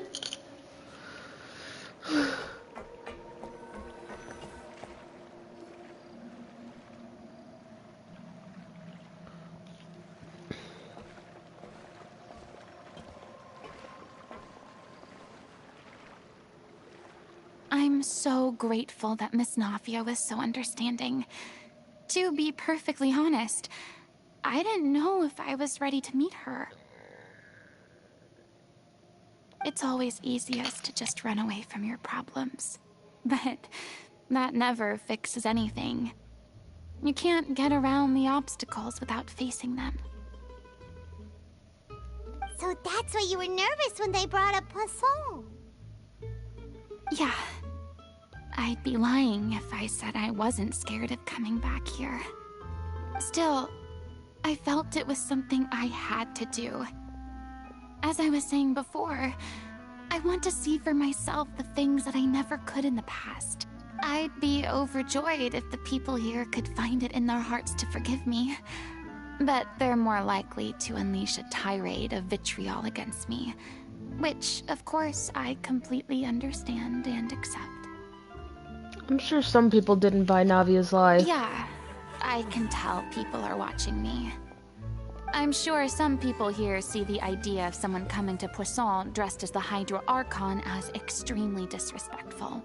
I used to be terrified of the gaze of other people, especially when they had suspicion or resentment in their eyes. I guess I wasn't quite ready for this after all. I'm not surprised you're making yourself go through all of this. Maybe you've taken on a bit too much in one go? I can't let myself see only the things I want to see. How would that make me any different from before? Look! There seems to be a crowd gathering over there. They're not staying quiet either. Probably time we made a move. How about we check out Spina di Rosula's ship? We should have a view of the whole of Poisson from there.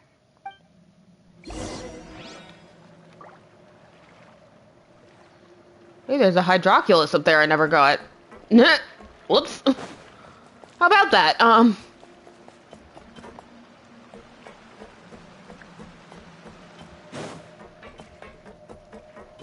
Whee. Whee. Oh, I'm like, can I go up? Yeah, I can. I'm just stupid.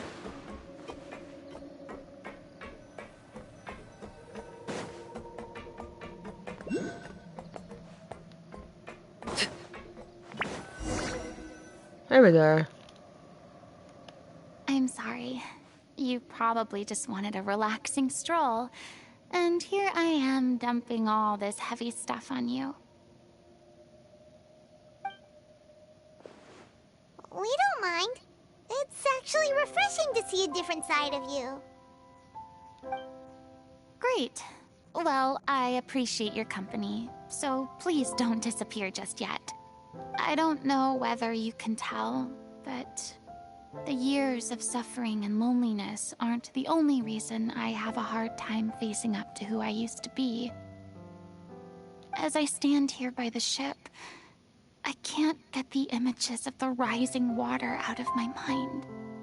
One after another, people were taken by the water.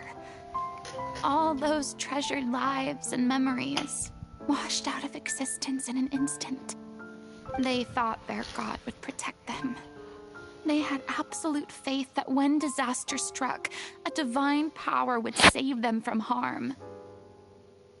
And all the while, I played my part to perfection to convince them that was true. But then the floodwaters finally came, and the Hydro Archon did nothing. You shouldn't look at it like that. You're only doing your duty. Yeah, don't be so harsh on yourself. I've had to go through so many moments like that for the sake of protecting the truth. As time went on, it got harder and harder to bear, and I became more lonely and isolated.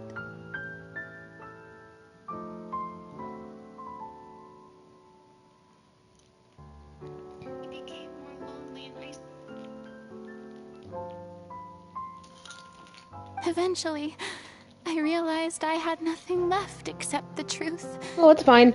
I became terrified of completely failing in my task, and was haunted by the thought of being left all alone, weeping on my throne.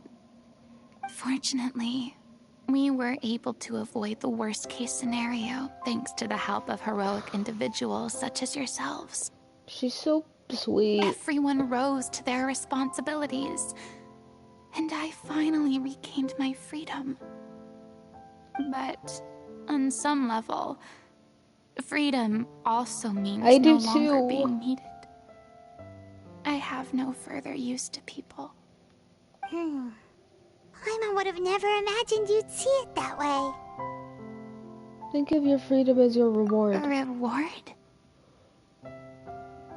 Because now you can finally speak your heart. I guess so. You don't have to be anguished and alone anymore. Back then, I didn't even dare to dream about having someone to confide in. I was scared of someone recognizing me for who I truly was, and exposing the secret I swore to protect. Believe in the Farina you see on stage. She is the one you can trust.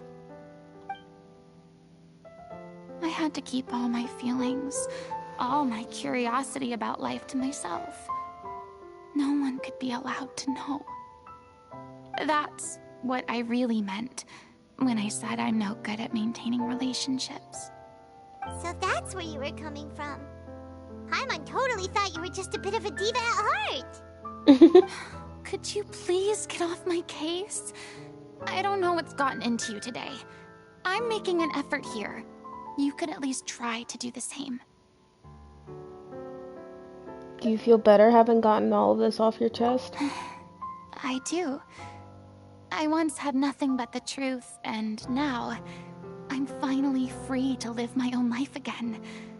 And even though I have no idea where I'm going right now, at least the choice is in my hands. All right, it's about time to head back. Paulo should have finished the ending by now. Sure. Okay, let's head back and check it out.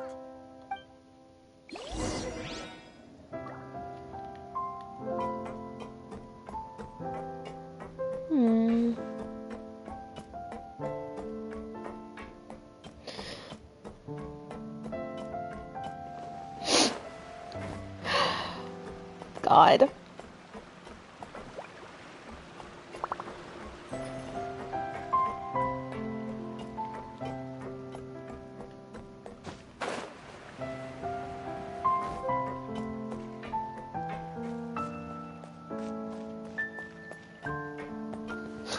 Sorry, I'm just...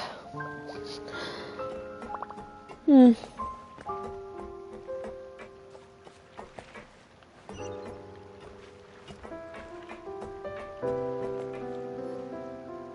you say you needed to watch what you eat? You're supposed to be cutting down on fried foods, not wolfing down copious quantities of fish and chips, you know? Get her! She's gonna rerun next patch!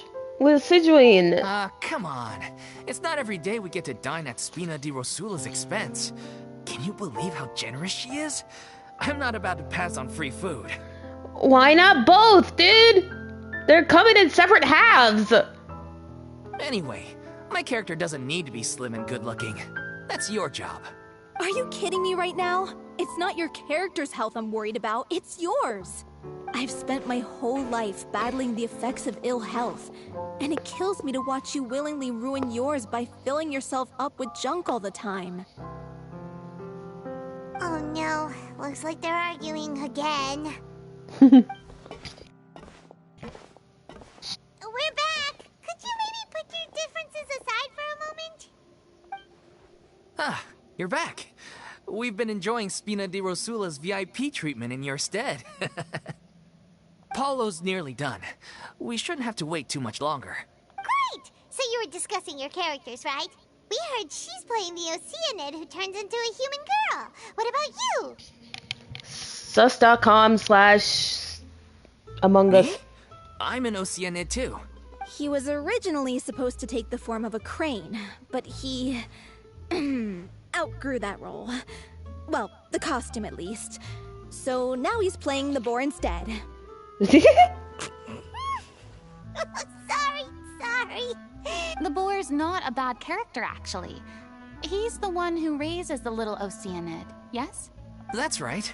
He has some pretty memorable lines too, like when he imparts some solemn words of wisdom to the little Oceanid.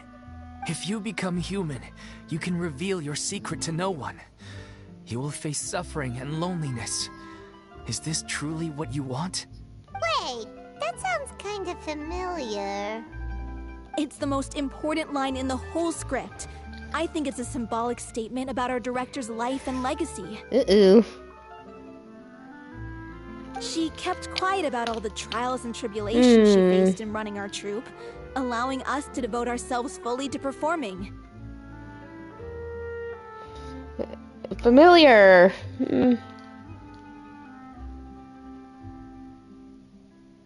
It was only after she was gone that we realized how tough her job really was. You mentioned earlier that the troupe is like your home. Yeah. I was born with an incurable illness, and once my family found out it couldn't be treated, they decided they didn't want me anymore. I spent some years taking whatever work I could find and trying to manage my illness with various medicines. But whenever I had a bad flare-up, I'd be lying in an alleyway for days at a time. It was like that until the director found me one day. She told me I had a great voice and asked if I was interested in studying singing from her. I said yes. She took me under her wing, taught me to both sing and act, helped me find Mora for my meds, took care of me when my condition decided to flare up. I know it was all a huge burden on her. She sounds like a really incredible person. She really was. She gave everything she had to her troupe and the people in it. All of us were so proud to call her our director. I was a lost child too when she found me. As the child of a murderer, my parents weren't around when I was little, so I got sent to an orphanage. The other kids were always picking fights with me. They'd say things like, "Come on, you must be pretty tough if you're the son of a murderer." It was just to taunt me, though. I was an easy target, and they knew it. One day, I got beaten up so bad that I just couldn't take it anymore, so I ran away. I lost all faith in humanity by that point. Thought the whole world was out to get me. Let me guess. Fortunately, the next person you ran into was the director. Yeah. For the first time in my life, I was somewhere I felt safe. And I promised myself I'd stay here until the day the group parted ways. The day you hoped would never come. How times change. Oh, you're finally done? Get your butt over here. There's someone I need to introduce you to. This is our new artistic consultant, Miss Farina. Farina? The Farina? Oh my god, how did you manage to wrangle that? Please, the honor is all mine. I was profoundly moved to hear about your troupe and your wonderful director.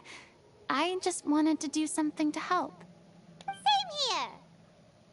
Even so, this is just... Oh, wow. I'm sorry. I'll try to calm down. Now, where was I? Ah, yes, the script, of course. Let me give you a rundown of how the story unfolds in my version of the script. We have to follow the script, guys. I'm sure you're already familiar with the beginning of the story. A little Oceanid decides she wants to become a human, against the wishes of her family.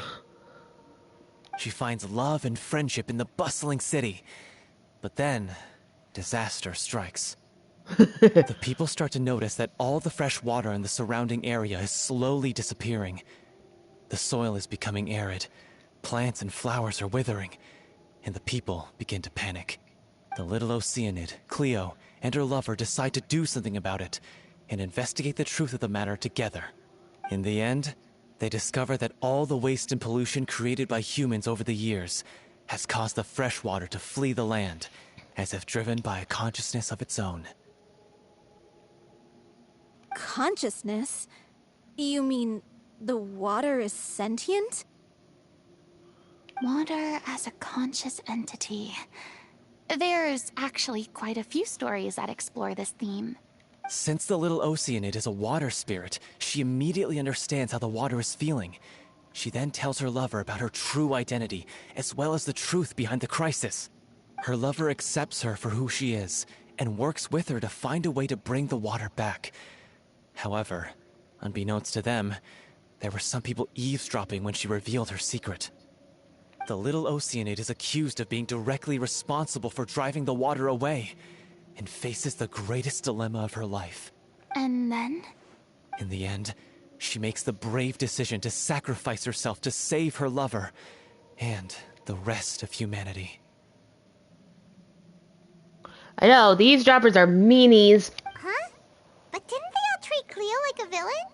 Why would she want to save them after that? Well, she mainly wanted to save her lover, plus everyone who'd stood up for her. Through her love for her human partner, she was able to find an even greater love, one that extended to all of humanity. Surely the biggest strength of Cleo's character. There's actually something else that bothers me. You know the protagonist is supposed to represent the director, right? And she never had the chance to become a hero in our world. If we're serious about dedicating this show to her memory, we should make the ending as true to life as possible. What about if the little Oceanid is hounded to death by people who hate her, her lover makes sure her secret never gets out, and humanity continues down the path to extinction? I like the first option better. I don't know about any of you guys. But I'm also I'm also a huge romantic, so yeah.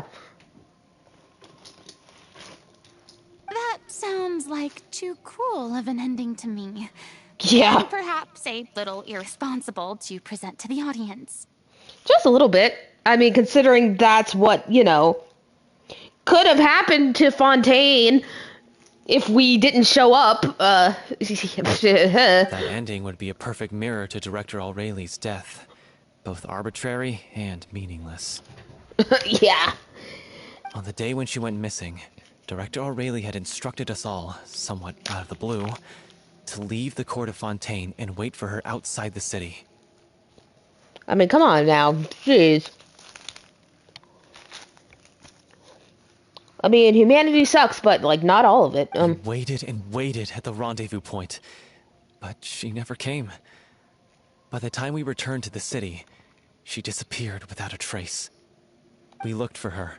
The Gardamex looked for her, but she was nowhere to be found.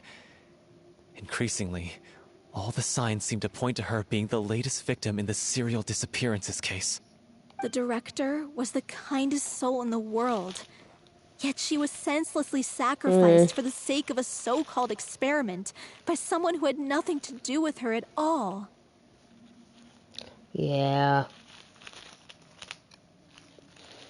I forgot. What was the experiment for the serial disappearances case? But doesn't the way she suddenly told you to leave the city suggest that maybe she had some sense of what was about to happen? Yeah, I know It who. almost seems as if she was moving you to safety. I meant like what though? What was it about again? I've been trying to follow up on that ever since, but all my efforts so far have turned up nothing. Villemont might know something, but he won't open up to me. Villemont? The one who's playing the role of the villain? Yeah. He's been overwhelmed by grief. I think the director's death hit him hardest of all. Oh, right. That's right. Grief? Guilt, more like. Also, I have a hard time imagining that anyone took it harder than me. Because, well, speaking of the play being true to life, I was deeply, madly in love with O'Reilly. Sounds rough, buddy. What? You kept that one quiet. Oh, yikes. It's time to be upfront with you all. No more keeping secrets from each other. We'll never be able to agree on the ending if we can't be honest about how we feel. I did tell her how I felt once, but she turned me down pretty much straight away. My girlfriend, my crush turned into water. That's rough, buddy. She said that we were all like brothers and sisters to her, and she Damn. never considered us as potential romantic partners. And that doubly sucks for you, but then, huh? Not that it came as a shock or anything. It was what I was expecting to hear. So I told her I'd always be there for the troupe, and I'd always be there for her. I said, maybe one day in the future, when everyone's settled into their own lives and on the up and up, and look, there's managing the troupe no longer required her constant attention. There's a Hydroculus on the mask that I didn't get. Well, maybe then she could reconsider what she really wanted in her life. Really? You think so? And now, that day will never come. Hollow. So if I'm the one writing this ending, then I'm gonna make sure it does right by O'Reilly. I won't let anyone get in the way of that. In that case, you have to straighten things out with Villemont once and for all, face to face. We've all had our differences of opinion over the ending, but those two have never seen eye to eye on anything. One of them has to compromise if we're ever going to reach a final decision. Well, if that's where we're at, looks like it's time to go visit Villemont. Are you ready to face the truth? Honestly, I'm slightly terrified. But for the sake of our final performance, I'll do whatever it takes. Funny you should ask, though. You really do get what I'm going through right now. I certainly do. Come on, everyone. Allons-y! Aww.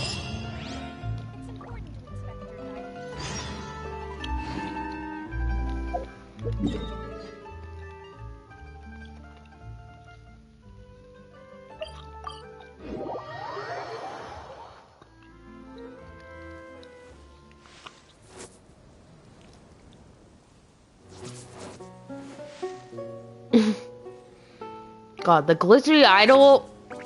God. I was like, why is she, when I first saw it, I was like, why is she glitching? I'm scared. Mom, come pick me up. Oh, this is tough going. Delphi, are you sure you can manage in your condition? Oh, whoops. Oh! As if this journey wasn't tough enough already without a roadblock. Dude, they're just slimies. It's fine. Watch, I'll kill them in like 2 seconds. Don't worry. We should all be fine with the traveler here. We don't need to take a detour. Yeah, don't worry about it. They're just slimies. Wait, why are you all looking at me? You're not seriously expecting me to fight, are you? We're just curious, that's all. I don't think anyone's ever seen Farina in a fight before. Yeah, but don't you remember why? The Hydro Archon willingly gave up all her power so it could be converted into indemnitium. Miss Farina said so herself. Precisely. And I'm not even the Hydro Archon anymore, so all my power is gone anyway. As much as it pains me, unfortunately, I should just stay put. I'm more like a damsel in distress more than anything. I'm sure Farina. That sounded so smug. Ugh, secondhand embarrassment is unbearable.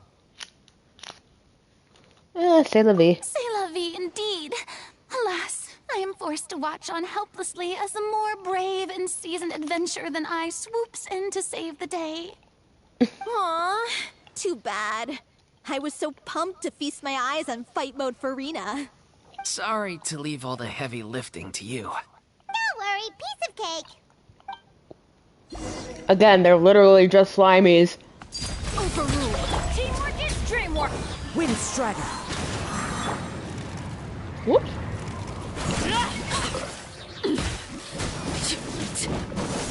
Everlasting as the moon. Laid bare. Fallen leaves, adorn my night! Things are about to get dicey. Bravo! Good show! You certainly live up to your reputation. Easy. Yeah, thank you. Anyway, the path is cleared now, so onwards and upwards. They always say that, you know, Oh, it actually is upwards. Whoops.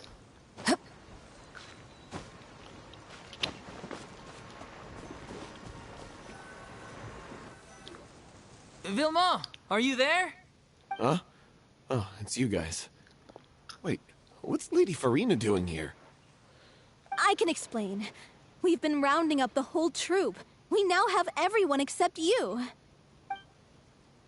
Dolphy explained the whole sequence of events so far to Vilma. So, you think knowing the truth about the director's disappearance will help you write an ending to the script that pleases everyone? I care just as much as everyone else about making the Little Ocean Yeah, for a real. success. That's why I wanted to wait until after the show. If I open this can of worms now, I just don't want to make things difficult between us. We're supposed to be a unit when we're on stage. A unit? A G unit? Sorry. Vilma, avoiding the truth will not help anyone. Unless you mean to suggest that Aurelie's death had something to do with you. Oh. I don't want to talk about it. Oh, shit. Listen, Vilma. I used to think that my love for Aurelie was a point of shame. I never brought it up to anyone. But now, I've made up my mind to put it all on the table. I'm prepared to face everything, to sacrifice everything for the sake of the show. The Little Oceanid cannot be complete unless we do justice to Aurelie on an emotional level. This is why people think of you as not being the smart one. As you all know already, the troupe was kept afloat not from ticket sales, but donations from the audience. Of course, that was nowhere near enough. We took on side jobs when we weren't performing, but even then, the troupe's financial situation was pretty dire. So, anyway, one day after a show, a merchant came to me and offered us a huge sponsorship. In return, we just had to provide the audience with their drinks during performances. It seemed like a win-win, so I said yes to it on the spot without consulting the director. It was only when the merchant came to deliver the goods that I realized the drink in question was synth. Isn't that the drink peddled by the culprit behind the serial disappearances case? Remember that it induces a state of euphoria, but it also causes significant harm to the body. I freaked out when I saw the boxes. And I told the director everything right away. She was completely shocked as well. But she didn't reprimand me for making the decision without consulting her. Instead, she contacted the merchant and stated that the troupe could not agree to this collaboration. The merchant was furious, berated us for going back on our word, and threatened to sue us for damages. The amount was astronomical. There was no way we'd be able to pay. And then? I was going to sort it on my own, but the director stopped me. She said that this was an issue for the whole troupe, and it wasn't my fault. But things only got worse from there. The synth merchant just wouldn't let up, and then suddenly the director told us all to leave the city one day. I knew then that things must have reached a boiling point. I admit this whole thing was my mistake. I didn't dare to tell any of you the truth back then, and after the director disappeared, I was even more afraid to say anything.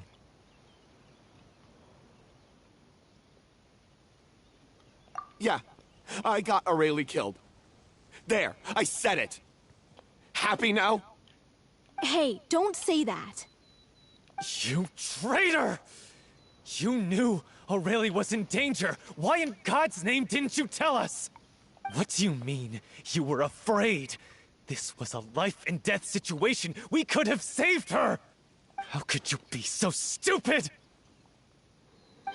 Please, try not to get too worked up. Yeah, listen to him. You need to stay calm. Stay calm? How can I stay calm? This guy got Aurelie murdered. She was the love of my life. And he has the gall to try and high-road us, claiming that he kept his mouth shut for the sake of the show. How about taking some responsibility for what he's done? All I can say is I'm sorry. Truly. I wanted to apologize to everyone in the troupe, but that won't bring back the director. What good is my apology now? Damn. I'm just a coward who made an awful, terrible mistake that I can never take back. Beat me up if you want. Kill me if you prefer. It's what I deserve. End my life so I can meet the director and apologize to her in person. Get out of my sight. Go, get lost. I don't ever want to see your face again. That's enough! You've screamed and shouted at each other for long enough. Now pipe down, both of you! Yeah, for real. Can you stop conflating the show on stage with your real-life relationships in the troupe? You keep saying that you want to use this final performance to pay tribute to your director and celebrate her life. How can you do that if you're just using it as an excuse to vent your own emotions? You're right. I'm sorry. On stage, the lead role is the focal point of the audience's attention. And you're all used to seeing the director as the heart of the troupe. But in her own life, her greatest desire wasn't to be the center of attention. I can tell how much she loved you all, and how much she loved the troupe.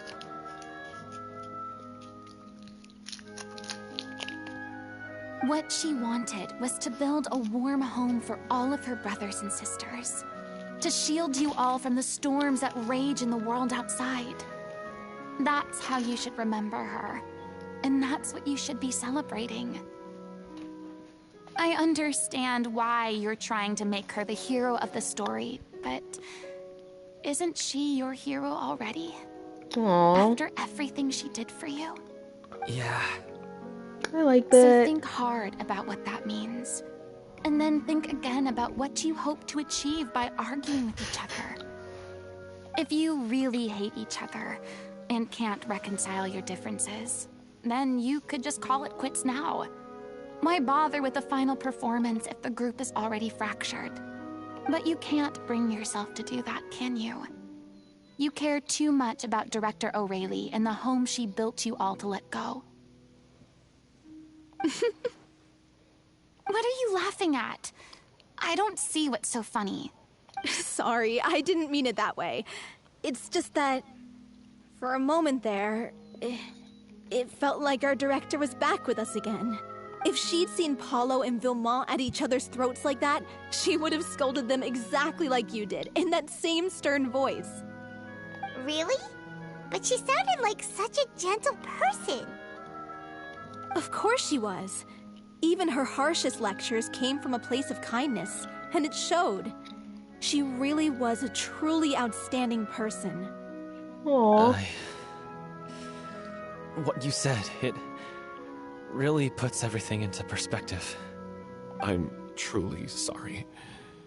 I really meant for this to be a genuine apology, but I ended up making it all about me and my self-pity. It's all right. Let's save all this for after the performance. So, the ending. What are we gonna do about it? Clearly, everyone needs to take a step back for now and reflect on what really matters. When emotions are running high, things get lost in the fray. The end of the story needs to focus back on Aurelie herself. She's the true star of the show. It might actually be possible to find out more about her fate. What do you mean? The Traveler is right. You once investigated that underwater synth base and recovered items belonging to the victims. If you could find anything that Aurelie left behind, perhaps we can get a better sense of what she went through in her final days. You really think that's possible? I trust that nobody would object to the ending of the story being based on Aurelie's true feelings. No. Well, we'll leave this in your capable hands. Come, let's pay a visit to the Palais Mermonia. The rest of you, head back to the rehearsal location for now, and wait for our good news.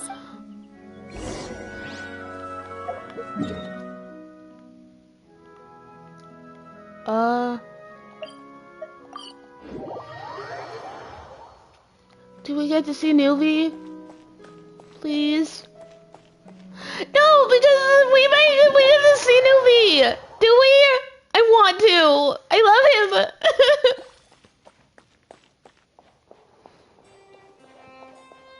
Oh, no, I guess not. Aww. You want to review some recovered items connected to victims of the serial disappearances case? But, that case has been closed for quite a while now. So, indeed, now's not the time! Still, since you were the ones who discovered and submitted the evidence in the first place, you don't actually have to submit an application. Okay, please hold on. I'll have someone dig them out.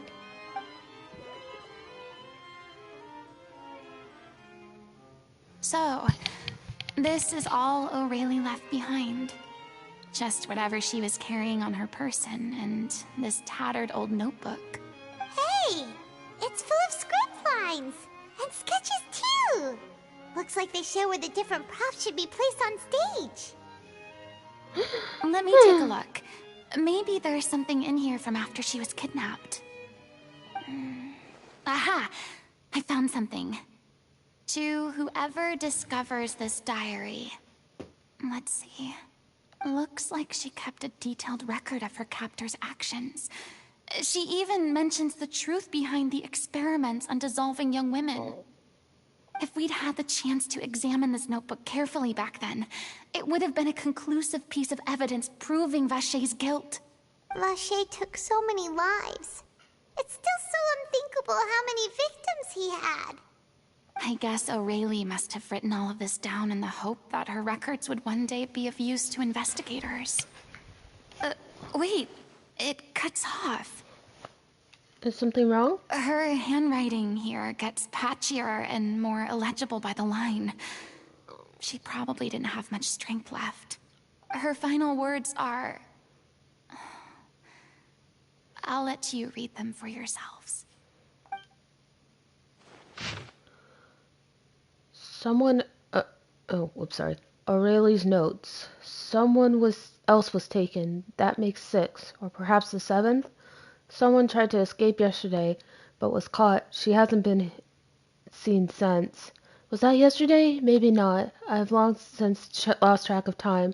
Sorry. I don't know if writing this is of any use or how much longer I can do it for. I can already see my fate approaching, but what terrifies me even more is the thought of seeing others from the troop here. Have I truly protected them? Sorry. I'm so sorry. I can write no more. I think I have a fever and my old stomach troubles have returned, but nobody has given me any medicine. Suppose I'm more fortunate than Creasy. The pain keeps her awake all night. I suppose they think that anything goes so long as the experimental subjects can be used up before they die. It is so damp here. I have given her my blanket. So cold, so cold, so cold. As long as one persists, all things will pass. There will be a reward for hard work. I like to tell them such things, but it is I who am losing my grip. To anyone sees this troop safe, I, them, important. Please, farewell. Apologize. Life, perform, future, regret, Cleo. This page is an absolute mess, and the writer's pen seemed to have wandered its surface at random. Only some words can be made out, and barely at that. From this page onward, the diary stops to be replaced with lyrics from musicals. Some are in the form of newspaper clippings, others are handwritten with many crossings out and changes. It is apparent that the pages have been referenced often, and that this was the personal notebook of artistic director Aurelie. She was so terrified.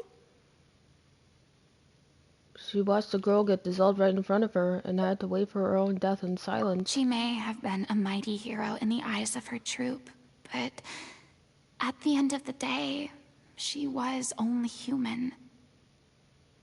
I can't bear to think how painful and lonely her final days must have been. Wait. This part on the last page sounds strangely familiar. Flipping through the notebook, the lyrics continue. However, one page has been torn out, folded up, and placed next to the last blank page. At the bottom of the folded note are 2 new lines Aurelie has written, in handwriting much more legible than before. But it seems that they took her both great effort and a great deal of time to write. If you become human, you can reveal your secret to no one. You will face suffering and loneliness. Is this truly what you want? Because I am an older sister to them. I love them. If you become human, you can reveal your secret to no one. You will face suffering and loneliness. Is this truly what you want? Isn't that the most important line in the Little Oceanid? Because I am an older sister to them. Oh. So she didn't regret her decision. Even as she sat in silence, waiting for death to come. I'm sure this is what the troupe would have hoped to hear as well. She had their utmost trust, admiration, and love, and she truly deserved it. Let's go. It's time for them to learn Director Aurelie's final thoughts.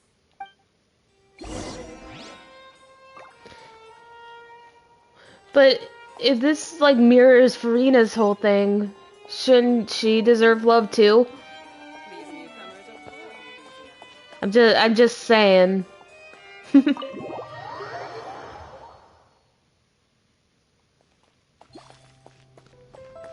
You know?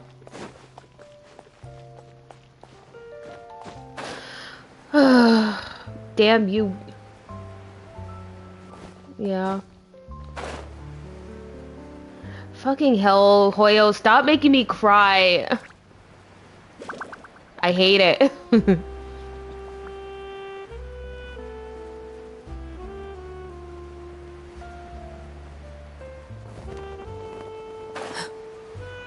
No! I hate crying. I'm a baby. I hate it so much.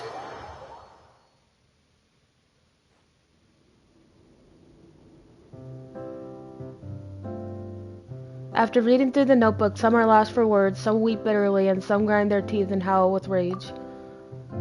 As long time passes before the group is able to calmly come together and finally make a decision. She deserves a hero's farewell.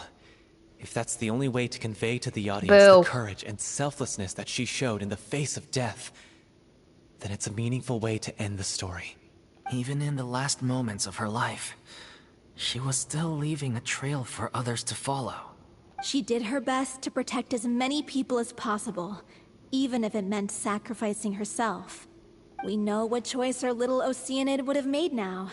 I don't think any more discussion is necessary. Well, Vilmont, if we put the past aside for now, do you think you can bring yourself to go ahead with the show? I will channel all my regret and put it into my performance. to make this a show worthy of our director. I won't ask for your forgiveness, and you don't need to worry about my feelings. This final farewell show should be about Director O'Reilly and her alone. Then it seems like we've reached a consensus.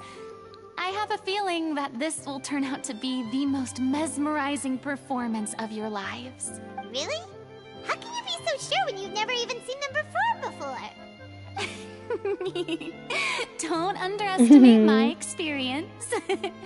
After watching a countless number of musicals, I've learned one important thing. If you want to move the audience with your music, you must fully commit and immerse yourself in your role. I know, she's so all your emotion into she's so adorable. I love her. And aren't human emotions love, hate, regret, and hope just the most mesmerizing things in this world? I don't believe anybody could be more committed to bringing this story to life on the stage than they are now. Thank you for the vote of confidence, Miss Farina. And thank you for supporting us through all this. Then, let's not delay things any longer. We need to discuss the details of the ending and get it nailed down once and for all. Actually, before that, I'd like to make a proposal. During the curtain call, please allow me to use the director's name instead of my own. Huh? But then... After all, this role was originally meant to be played by the director. I'm just filling in for her. Besides, a role commemorating her life should be associated with her name. Well, if you're sure you're okay with that, I have no objection to it. No. Now we're talking like a serious acting troupe. All right, I'll leave you to fine-tune your musical while I go and procure a stage. Procure a stage? Yes, Paimon, procure a stage. Do you not know what that word means? Oh, it's okay. Our usual place doesn't need a reservation. That place? Oh, don't be silly. For an extraordinary show, we need an extraordinary stage. By which I, of course, mean the Opera Epiclese. Whoa, wait, what? No. That's never going to work. It's far too fancy for the likes of us. What are you afraid of? Surely you don't think that O'Reilly's story is unworthy of the grandest stage in Fontaine. No, that's not what I meant. It is supposed to be your grand finale, right? Go big or go home. I have no problem with it then. How about the rest of you?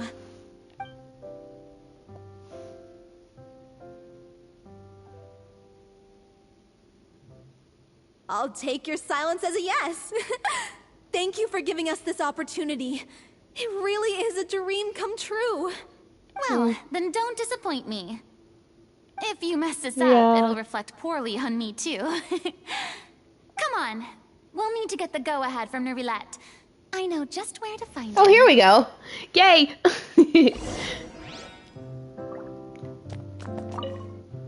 First Miss Farina, now the Opera Epiclese? If only the director was still with us. Hey, come on. There's no point in dwelling on that now. We have a lot of work to do. Yeah, you're right. Now's not the time to get all melancholy. I might know someone who could help. During the final scene, maybe we should stop the music just before Cleo takes the stage?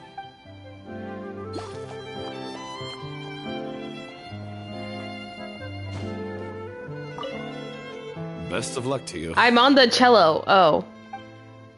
I'm standing on the cello. Oh god. Okay, sorry, I poked holes in your instrument, with my, dagger heels. Look at those things. Jesus Christ. Anyways, I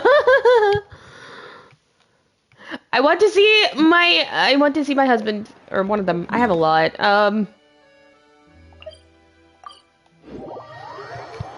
Father!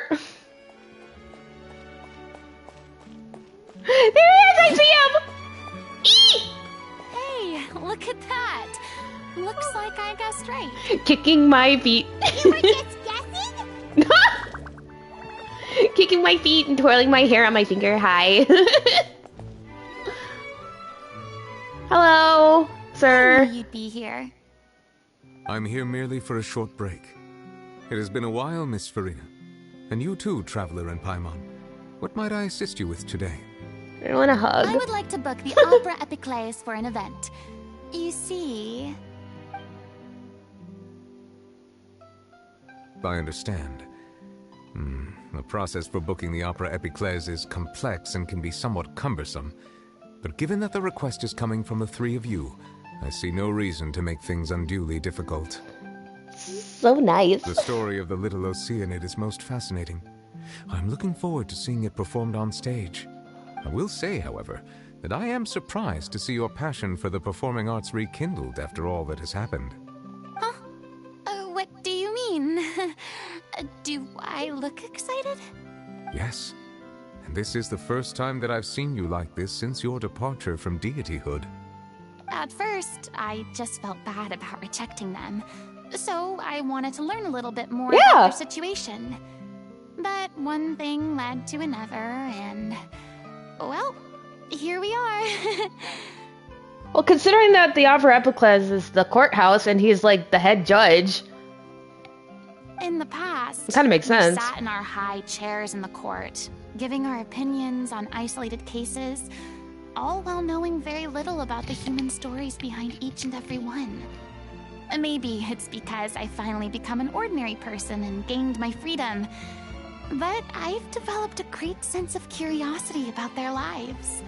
I am truly delighted to see you find a new lease on life. Aww. Now that you've regained some confidence, have you had any thoughts regarding a return to the stage? Why would you suddenly ask a question like that?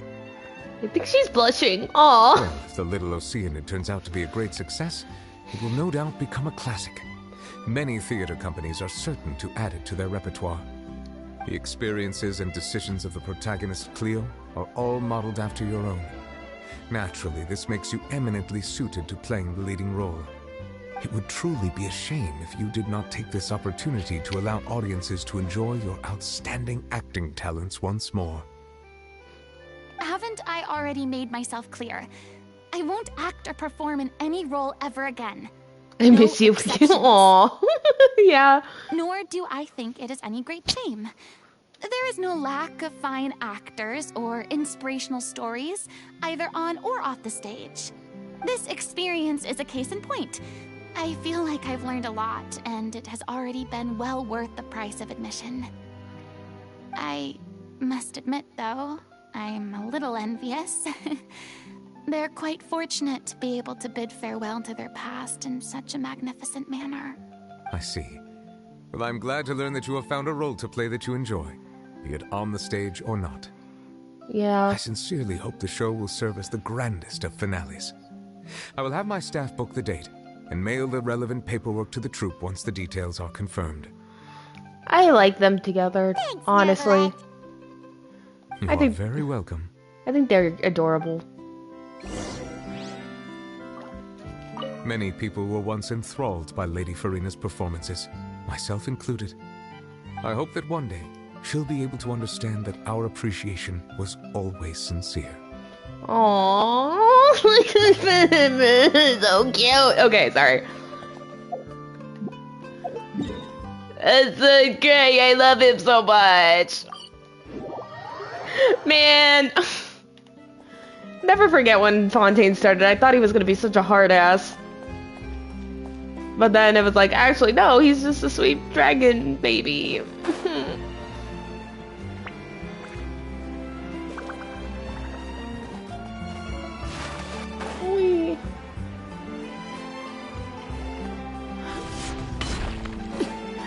You were like, oh, I don't think I'd like him, but then you were like, oh my god, he's so sweet. Good news, everyone. It's done. The Opera Epiclese is booked. Thanks to my eloquent and impassioned speech, Monsieur Neuvillette was moved to provide us with a fitting stage for this special performance. She says that, but you know, like, all she has to do is like give puppy dog eyes and say please, like, please, and he would do whatever she wanted. Come on now. He loves her. We've had to fight every step of the way for this opportunity. But we now have all of the ingredients necessary to stage a truly spectacular performance. A touching story, a magnificent venue, and last but not least, a passionate and dedicated cast. Now, let's work together and make this show the best it can be. This is truly wonderful. The sooner we can finalize the ending, the more time we'll have to rehearse. Fiumon and I just went over some parts of the script and tweaked a few things. I think it's really going to resonate with the audience now. Wow, you two had a constructive conversation? That's great! Communication is vital to any good performance. Look at us. We've come so far. I never could have pictured this scene a few days ago. It's amazing. Even though Farina's still being a bit of a drama queen about it all, she's really fired everyone up. I'm really looking forward to the final production. Please feel free to give us any comments or suggestions you have. We really value your input. Hey, Loic, get over here. Time to practice the opening number.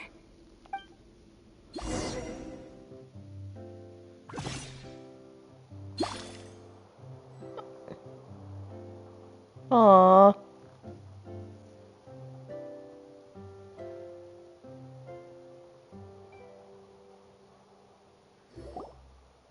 Cursed Cleo. She stole the waters of life Oh, from suddenly. us. She's a fraud, and she must pay for her crimes. This has nothing to do with her.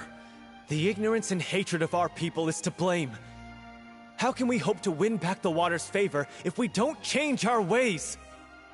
This guy could be useful. Take him hostage. If Cleo wants him back, she'll have to show herself. Leave this place, O little Oceanid, and never, ever look back!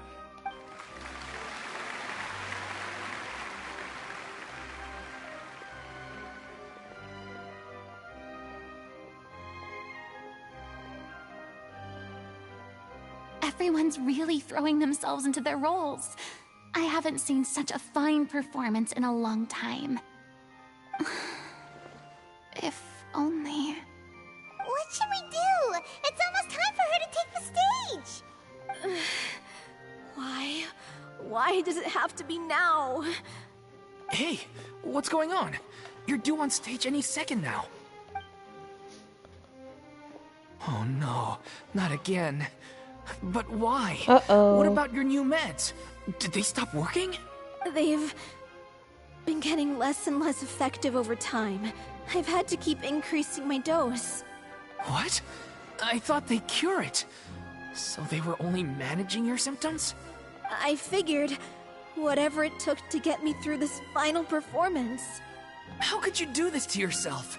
And after that lecture you gave me about not looking after my health. I'm sorry. I've let everyone down. You... This is a conversation for another time. How can the show go on without its star performer? Go, Farina. Miss Farina, I'd like to make a request of you. Say no more. If you're sick, you need to rest. I know what you're going to ask. Loic, your character has no more scenes, correct? Oh, yeah. I think my scenes are all done. Although, I do have one more line. But I guess another guy in the troupe with a similar voice register could take it. Why? Please take Delphi back to her place to rest. I'll sing the finale.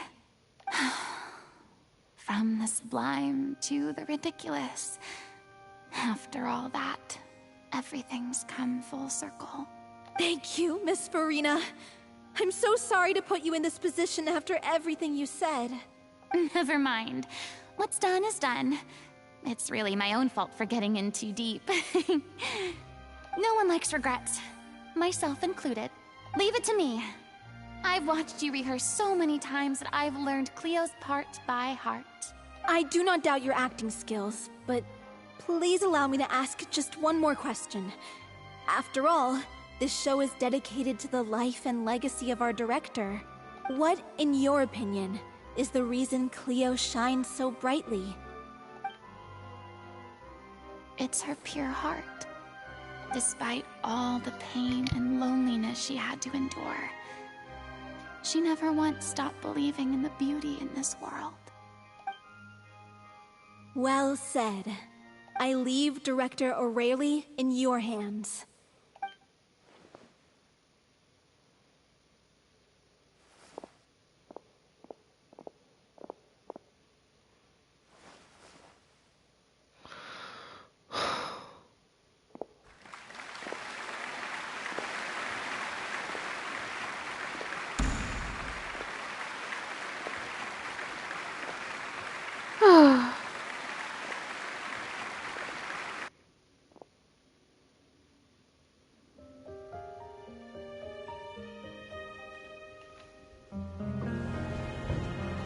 Is she here yet? Let's get here! She's not coming! You're wrong. She's here.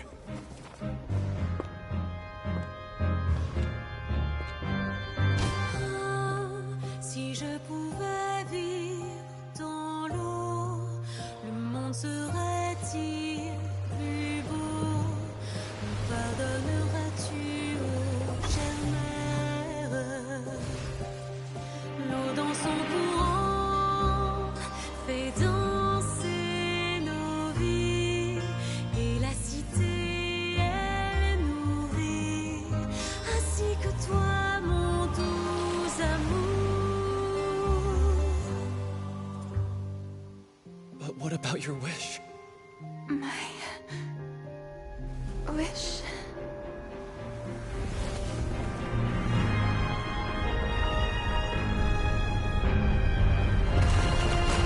If you become human, you can reveal your secret to no one.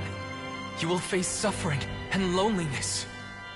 Is this truly what you want? Le grand amour ne suffit pas, seul un adieu fleurira. C'est notre histoire de vie, douce et amère. Moi, je serai toujours là, à voir le monde et sa beauté, et ça ne changera jamais, jamais.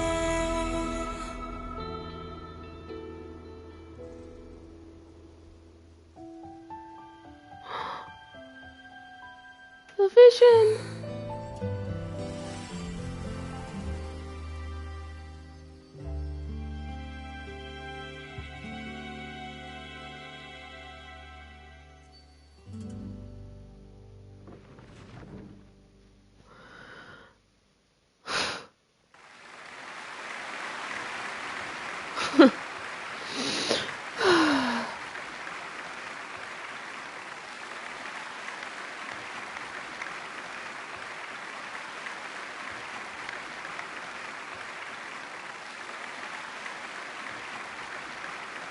Is it just me?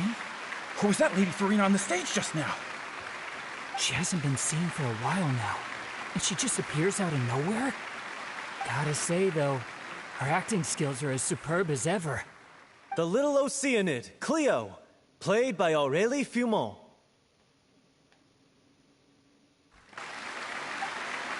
Wait, that's not her name.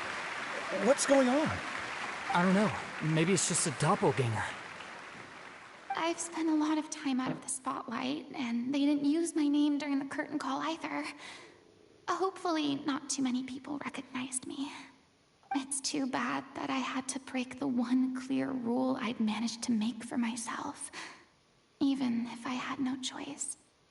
Aww. Still, I have to admit that, despite everything, She misses it it. felt good to be back on the stage again.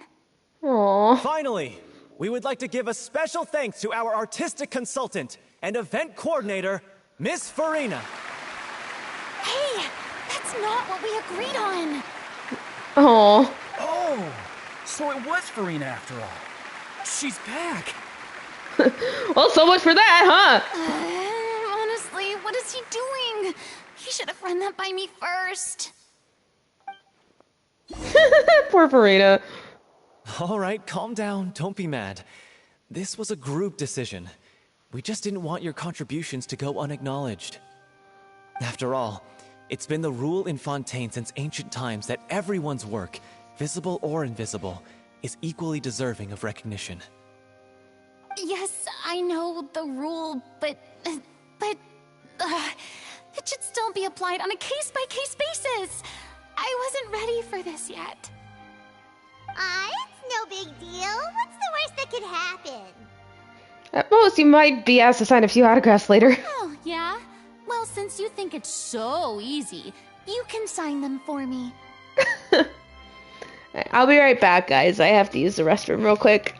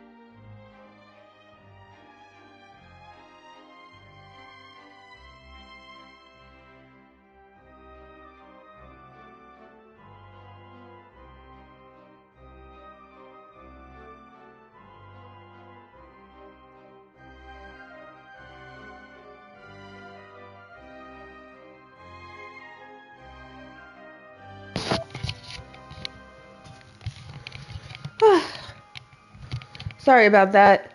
It's been such a long time since I had fried food, my stomach wasn't agreeing with me, so. This is a great chat and all, but can we talk about that crazy thing that happened during the show? It nearly gave Paimon a heart attack. Paimon flew over to where she was supposed to be and was about to drop the prop vision, and then suddenly, a real one popped out of thin air! Oh, so that was actually her getting her vision? Oh, that. I've got no idea what happened there either. But hey, it worked pretty well, didn't it? Wow, so we actually saw someone get a vision. Oh, that's so cool! I'll bet the audience has never seen such a realistic prop. Aww. Wait, what about Dolphy? I wonder how she's doing. Oh, let's go check on her as soon as we finish clearing the stage. Well, yeah. Yes. Plus, she'll definitely want to hear how the end of the show went. If nothing else, we can safely say that we accomplished what we set out to do. Wait, does she think it's fake?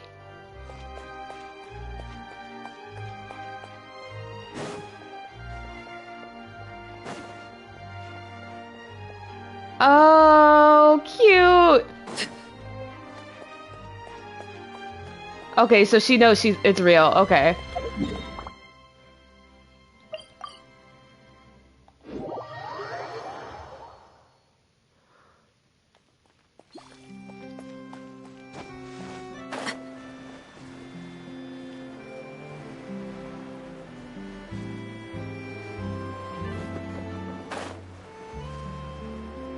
And we all agree with the theory that Nuvi gave it to her, right?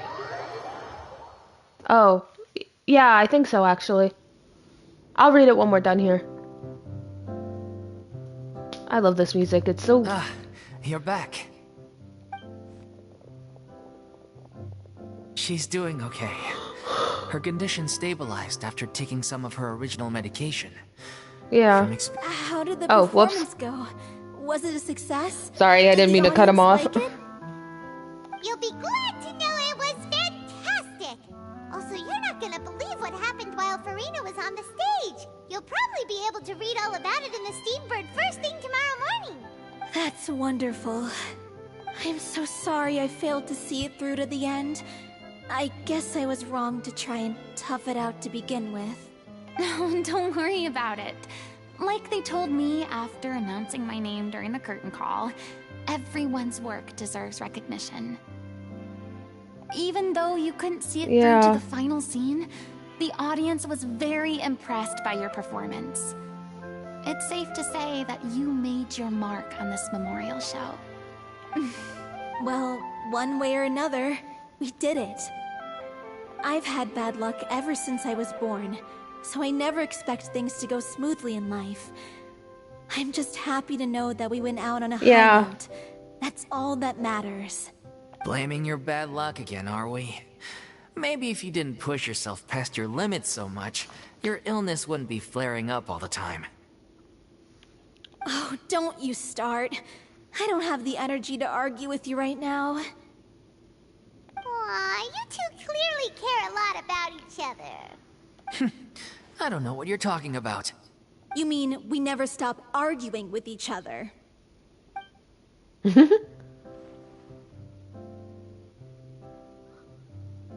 So, any plans for the next step?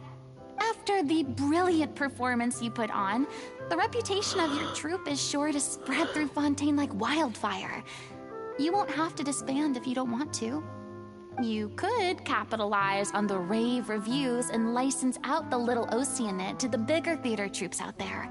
That would do wonders for your financial situation. No, we should still disband. Yeah, it's what we all agreed to. After all that's happened, I should give you guys some space. But maybe our paths will cross again one day. Oh. Hey, don't just walk off!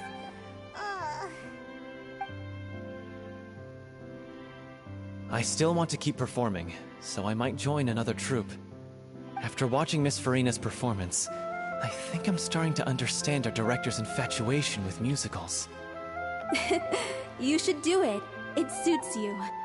I'd originally hoped to keep performing too, but I don't know if my health will allow me to.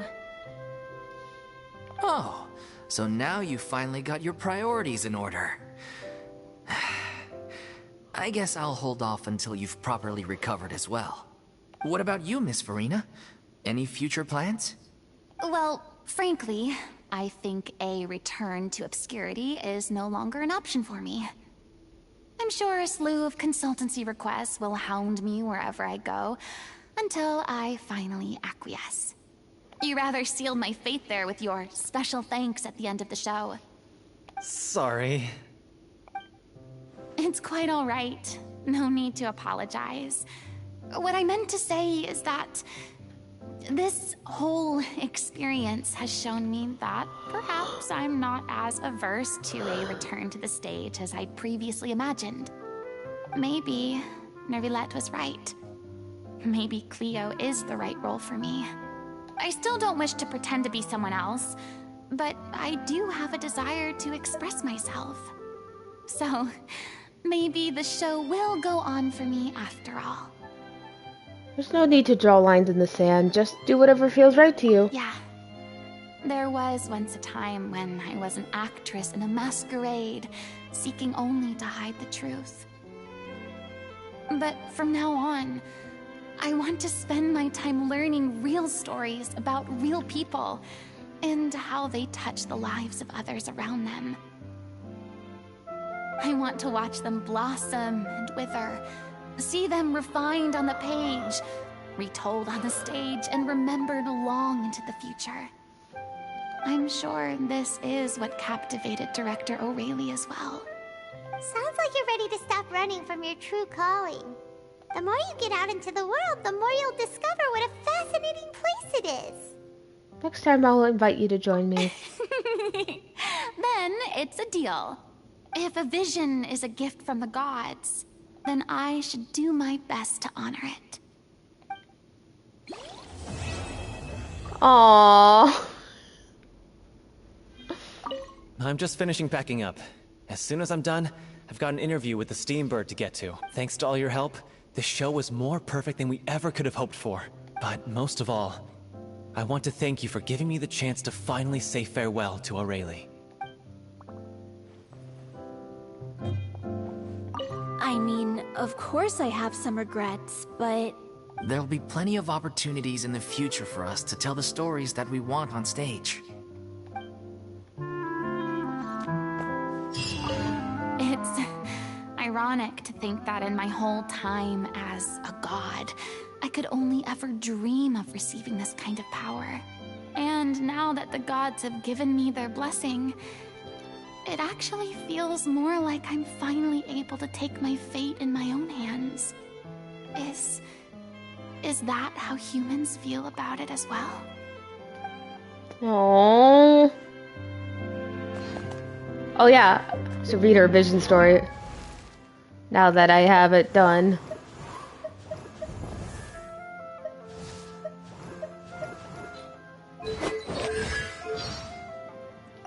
Actually, does she have... Oh!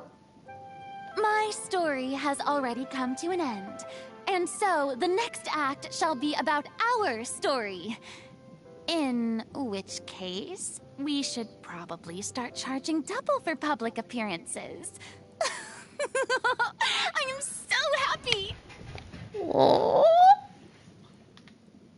Once the ancient prophecy came to an end and everything was over, I fell into low spirits for a very long time. People who stand on the stage basking in the adulation of their audience must also bear the pressures of being in the public eye and living up to everyone's expectations.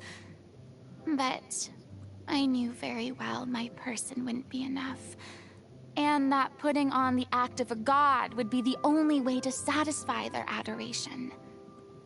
And at the end of the day, all I ever experienced was loneliness. So, there came a point when I loathed the very thought of acting and locked myself in my room. It wasn't until the moment I stood on stage and faced the audience again that I realized the anxiety in my heart had dissipated. The reason I can now stand before the crowd's watchful gaze is perhaps because I have finally started to act as myself. Oh. Oh. Recently, I've been wondering if I've been a little too hard on myself in the past. In my efforts to maintain the reserved manner of a deity, I never got the chance to enjoy my life. Which is why I've become obsessed with shopping lately. I've bought many new precious things, like dazzling rainbow-colored tea bags, fully automated extendable cutlery, and a saddle especially made for riding seahorses. But in the end, I realized that most of the stuff I bought was useless. So I sent them all to the troupe to be used as props in performances. Strange. Before I bought those things, I was certain they would all be of good use to me. Woo! Retail therapy! Yeah! People love talking about the past and often regret the beautiful things that have now faded into history.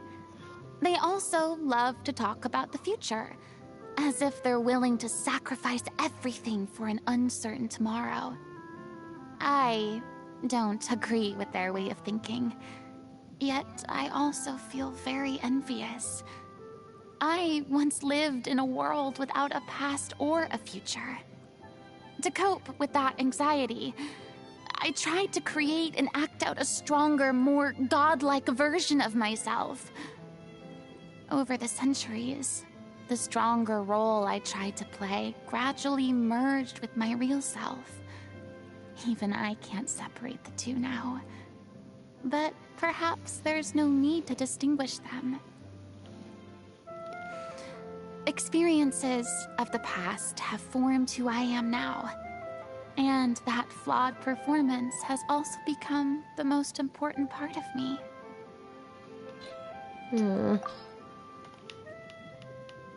Let's see, the vision.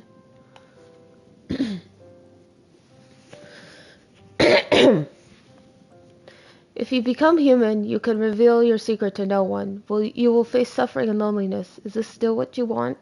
By a twist of fate, the musical The Little Oceanid, which nearly died before it could live, got a chance to be performed and proved a resounding success at the Opera Epicles. Farina, standing in for the real actress, played the heroine Cleo, who sacrificed herself to guide the fresh water upon which human survival depended back to them. According to the script, she was not to take up the vision that would appear before her as she disappeared, but instead allowed it to fall into the ocean depths alone. But during the actual performance, a real vision appeared, and it belonged to Farina. Visions are usually objects that appear in response to humankind's most fervent wishes, but this one, in particular, seemed more like a reward for her past deeds. As Farina grasped it, its reflected radiance seemed to contain her heart, filled once again by this performance. Performing had in the past brought her much pain to the point where she had turned her back on the stage, but she indubitably understood the glory and brilliance of the stage best of all, and could give those who chase their dreams on stage her matchless guidance and support. As to the question of what to do next, which had plagued her for so long, she now had a clear answer.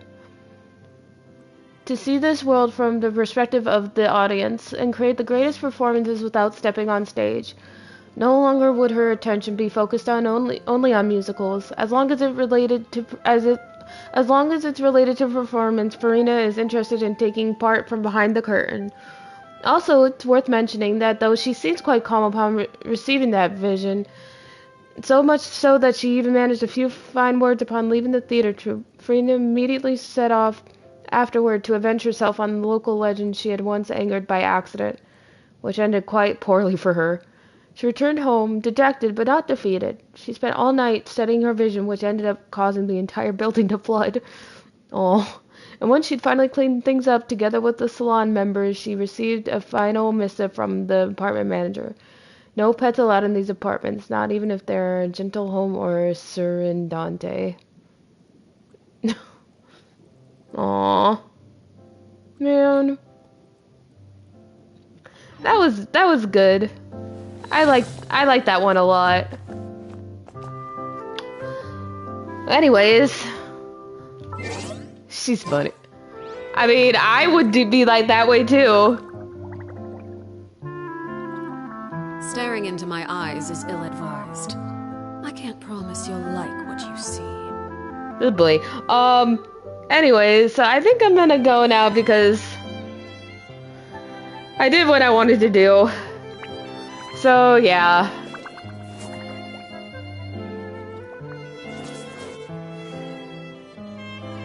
Alrighty. Anyways. Good night, everybody.